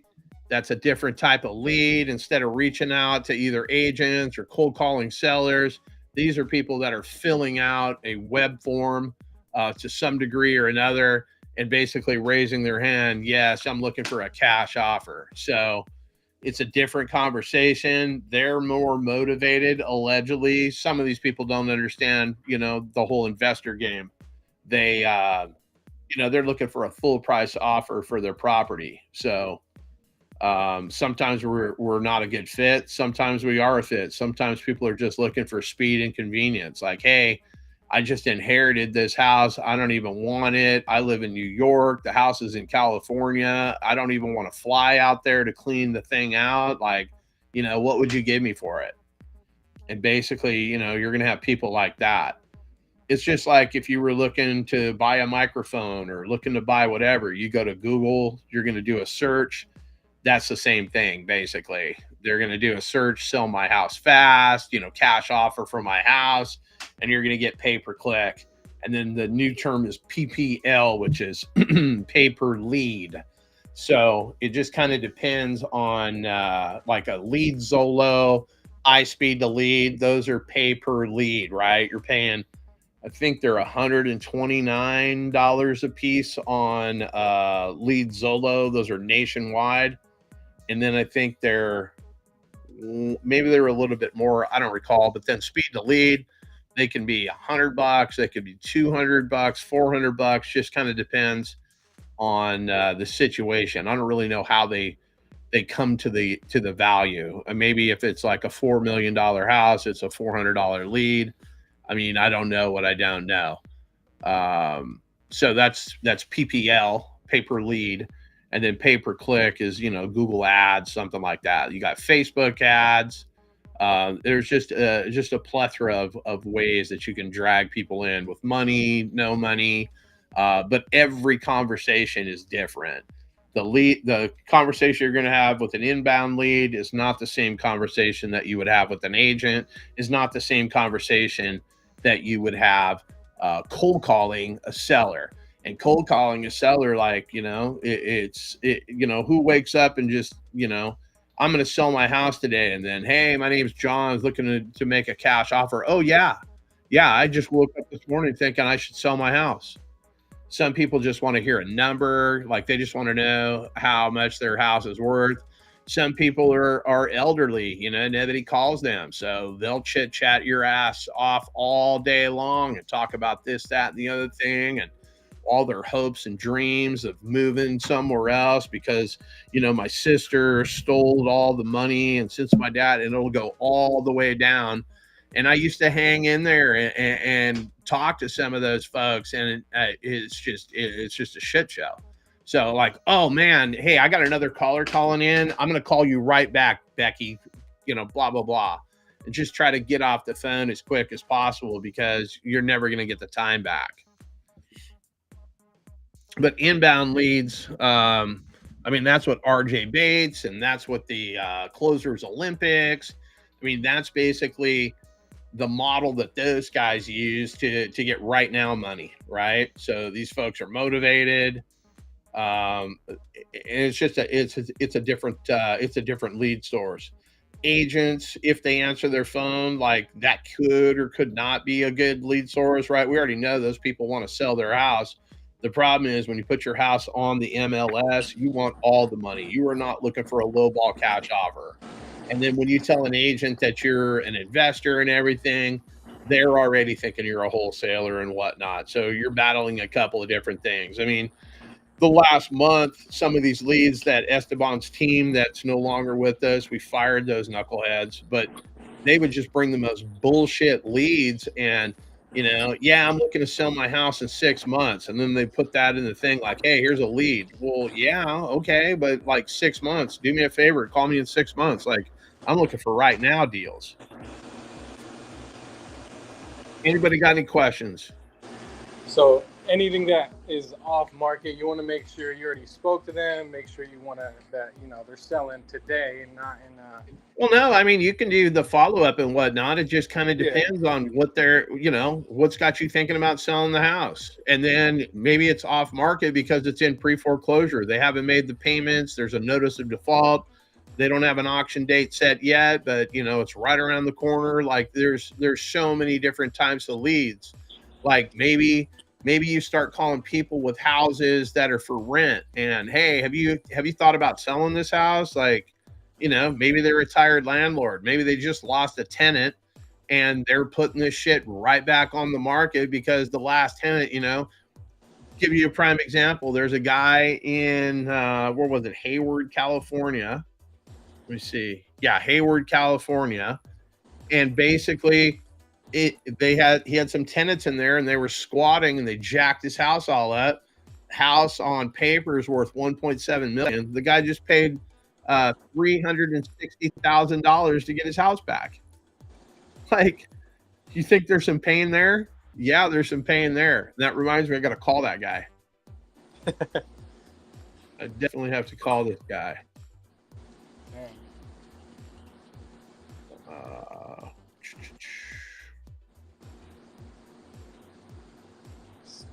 say let's if there's like because a lot of people where I live have bought new build homes with, you know, an 8% interest, 7.5%. Those wouldn't really work because there's no there's too much interest on that, right? Yeah, the interest is prohibitive to take those things down. I mean, if you're going to try to pull low equity, you know, you want the house purchased anywhere between, you know, 2022, somewhere like that. Like I wouldn't go too far back. Something that's you know, that the equity is depreciated in 21, 22. Houses that they just bought, like they're not going to have much equity. If it's a VA loan, for sure they're not going to have equity. Why? Because they didn't put any money down, right? If I come in with a conventional loan and I put 20% down, then I probably got 20% equity. At least you would hope I do. But the way the market's sunk and whatnot, you know, some of these people don't have the room. They're going to have to, you know, cut a check in order to sell their house. You know, some people just come in, you know, some of these folks in 2021, 2022, the house is on the market for $300,000. We'll pay $305. We'll pay $310. We'll pay $340. We'll pay $360. They win the house, but like, I hope you like that house because you ain't going to be selling that thing for quite some time, sunshine. I see. All right. Anybody else got any questions? I don't even know if I could shut this down because it's Esteban. Yeah, and I just noticed Esteban's not even showing camera right now.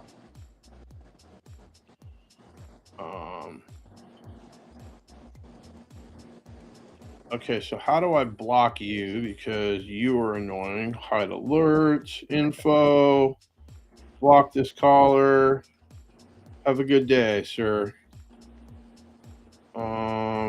I just get random people. Hey, do you want VA services? Do you want hard money? No, I don't know anybody. Oh, you're good. No rush. Your statements and stuff later. Sounds like she wants to let go of the house but can't because no real funds to move. I'm going to see what she wants to do. Okay. Yeah, we can lock that up. Submit it in the form on my website, and I'll give it a call. Okay, so somebody just submitted or is telling me about a pre-foreclosure lead right there. She's behind, you know, this, that, and the other thing. So she doesn't have any funds to move. Like, we bought lots of houses, you know, not only 0% interest, at zero money to the seller. I haven't done what Pace Morby did, but Pace Morby basically bought some guy's house in Vegas, and I can't remember, it's like $129 or something. I can't remember. The guy sends Pace Morby a check every single month for $129. Pace bought his house, and the guy pays him an extra $129 a month just to get rid of the house. I don't remember what the whole backstory. The guy had to move. He bought it. I don't know if he put like a HOA or a solar system or something, but Pace is like, hey, I can't do it. This thing's going to negatively cash flow. You know, I'll give you $5,000 to go away, but you're going to pay me $129 a month for X amount of time. I don't remember what the situation was. But that's pretty harsh. Like, you're in a situation and, okay, I'll take care of your situation, but you're going to pay me to do that. Kind of harsh. But hey, if you can get it done, it makes a good story. I'm such a badass closer. I made a seller give me money every single month to buy his house. Like, that's pretty gangster. All right. Anybody else got any questions? Let me try to call Esteban again. Call Esteban. Calling Esteban Ibarra Subto.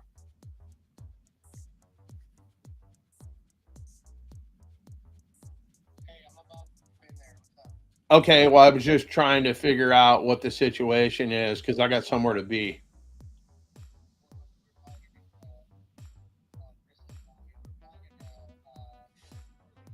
Yeah.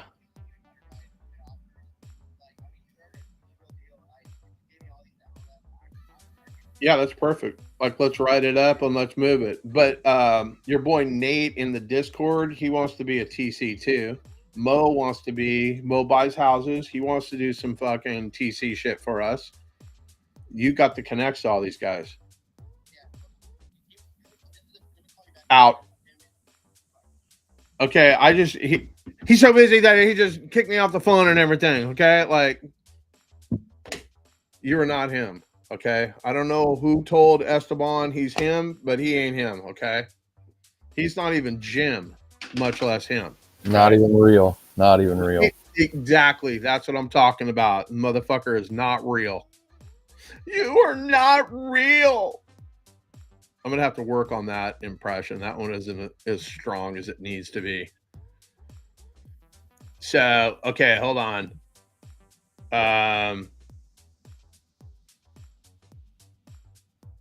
Yeah, Kyle, this is not a deal. It's been on the market for that long because the guy is trying to sell an entire project for way too much money. No, I'm with you. I just threw it in there to, like I said, have some monotony of craziness. I'm not saying that it couldn't be a deal, but like, financially, we'd have to come out of pocket almost $1 million if we seller financed it just for the down payment. And I'm sure that guy's got hard money on it too. Oh yeah. Maybe not. I don't know. Yep. No Like problem. everything in that area looks nice. That building, I mean, to use the quote, "You're not real." It's. I don't know if it's real. Like those exterior photos are definitely doctored. Yeah. Like it can't be that light outside, and you got like green planter lights, and everything's perfect. Maybe. That's too perfect. Yeah, like even the sidewalk on the side is filthy, but not the building. Yeah. Like why wouldn't they clean that? Yeah. And then all this mood lighting in the evening, like I don't know, maybe the interior is real. I'm not sure. Yeah, I wasn't sure on that either. Looked like the interior might be real, but I don't know.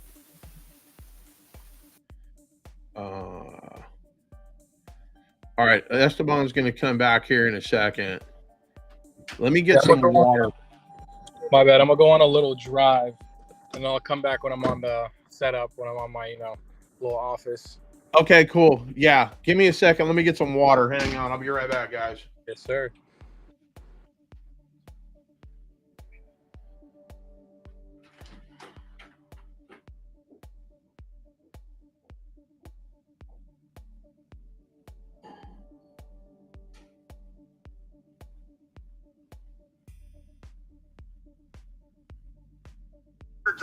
What is going on, guys? Pay hosting fees ever again. Okay. Yeah.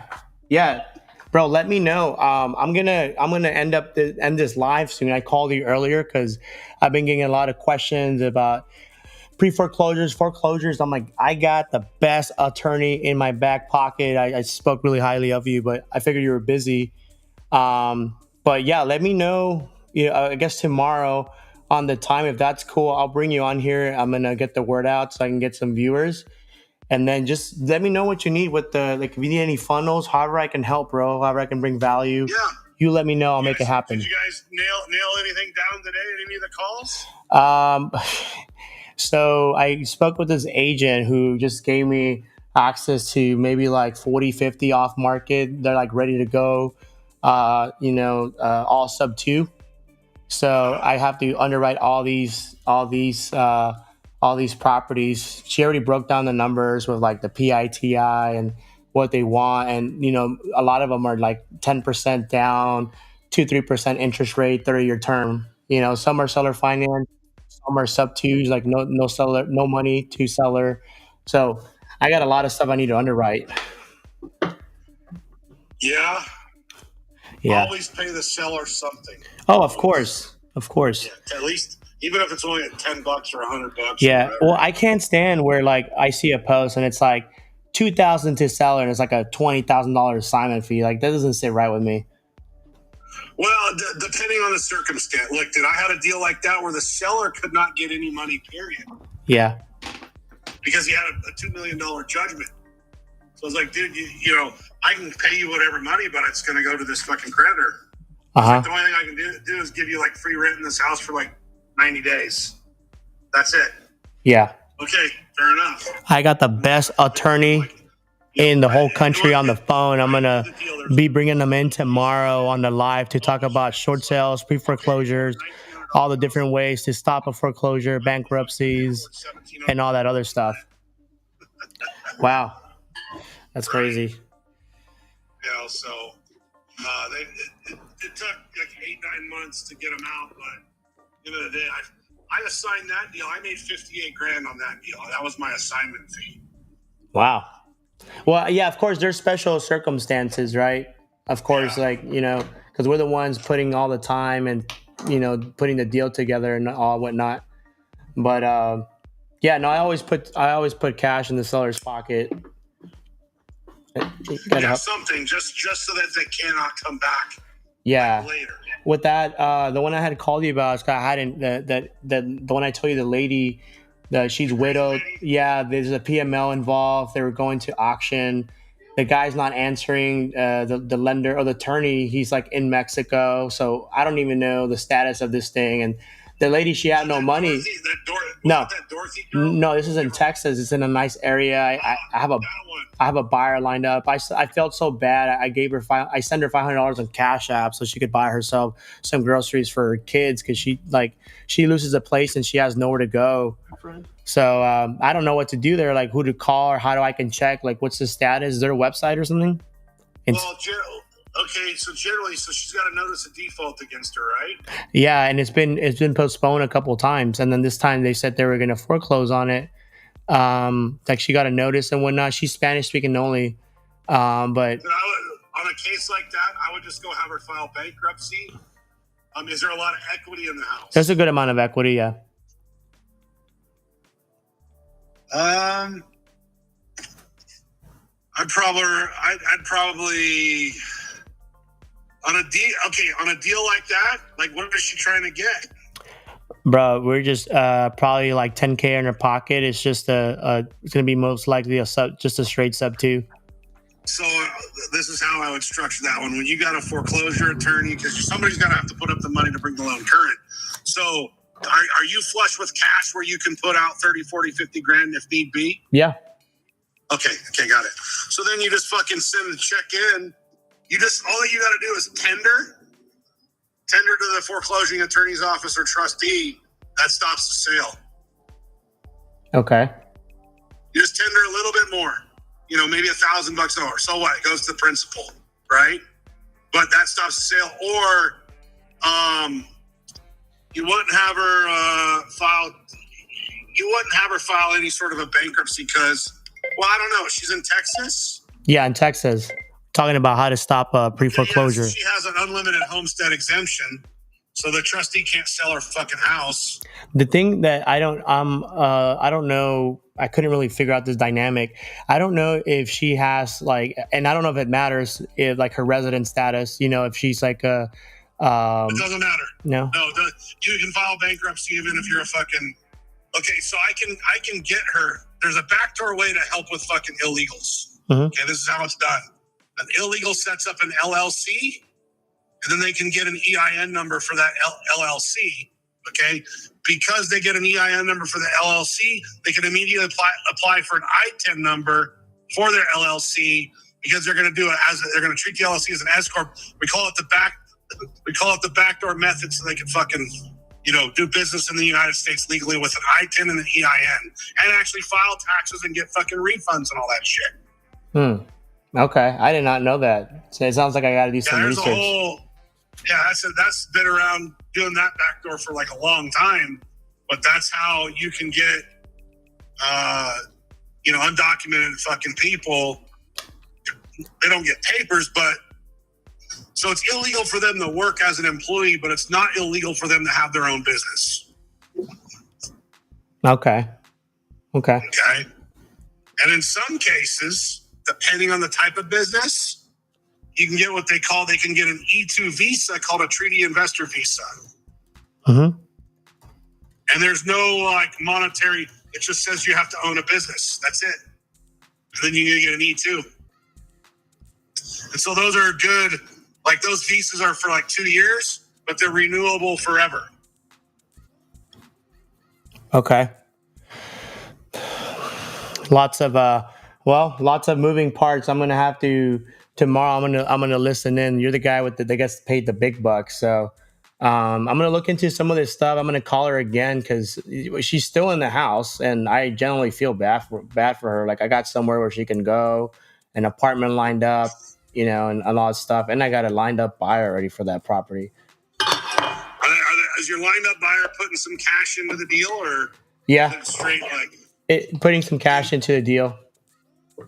So really, it's just a matter of getting a hold of the firm and saying, look, we're prepared to send money for reinstatement, but if you're not answering, there's no way you can just fucking foreclose if you can't give us the right numbers. Yeah, and I called, this is down in Hidalgo County, so deep South Texas. And I spoke to the lady at the front desk, and she's like, oh, so can't take a call right now. Do you want to leave a message? So I called multiple times. I skip traced the guys. I think the guy's 90 years old, but I don't even know how he's still alive. But the attorney? Yeah, I tried to call him up, and he wouldn't answer. And I called the lender. I got his number. It's a Mexican number. I sent him messages, voice notes on WhatsApp, and so I'm kind of tapped out here. Well, I mean, I'll figure it out though. We got to figure it out. even if she doesn't have a social security number, they can still file bankruptcy. Okay. Yeah. We'll get it all figured out. But yeah, nonetheless, looking forward to bringing you in on the Zoom tomorrow. Okay. I'll put the word out. All right. Sounds good. All right. Bye. Okay. Bye. All right, guys. So that is the best attorney there is when it comes to pre-foreclosures, foreclosures, short sales, bankruptcies, the whole nine. I am going to be bringing him in on a live tomorrow. So those of you who have high-level questions or don't even know what to ask, just come in there. It's going to be dropping a lot of knowledge. Again, pre-foreclosures, foreclosures, bankruptcies, all that stuff, ways to stop an auction and all that. He's based out of Nevada, but I think he practices in all states. In all states with the exclusion of a couple. So I'll be bringing him in tomorrow. I already filled in Ben with everything, John. Okay. I got another Zoom I got to hop in on over in our Discord community. So for those who are the Discord, I will see you guys in about 2 hours. Other than that, this will be with the A1 Discord community. So if you guys have any questions, send me a DM. Drop a comment on this video, like what you guys want to see. I got everything in my back pocket. I have attorneys. I have private money lenders. I'm gonna be bringing in another big private money lender next week to talk about private money lending and all that. I got a hard money lender coming in as well. I have a big syndicator coming, shows you how to raise capital. What else I got? What else we got, John? I got land developers. So I'm going to be bringing in all kinds of people. So if you guys find this valuable, like just share the word around. I'm just trying to do more deals with people. And the purpose of me going live is to show you like how fucking easy there is. Like there's no secret, no best software, no best lead. Like you just got to get the reps in. And then all these people I just learned from networking on Facebook. That agent who gave me like freaking, I don't know, like 50 plus properties. I made that connection with this person on Facebook, just answering questions a few months ago. So like you can make so much money just like networking and being what's called a connector. So that's the purpose of these lives. So yeah, if you guys have any questions, drop them in the comment. Other than that, I'm going to end it here, guys. And I will see you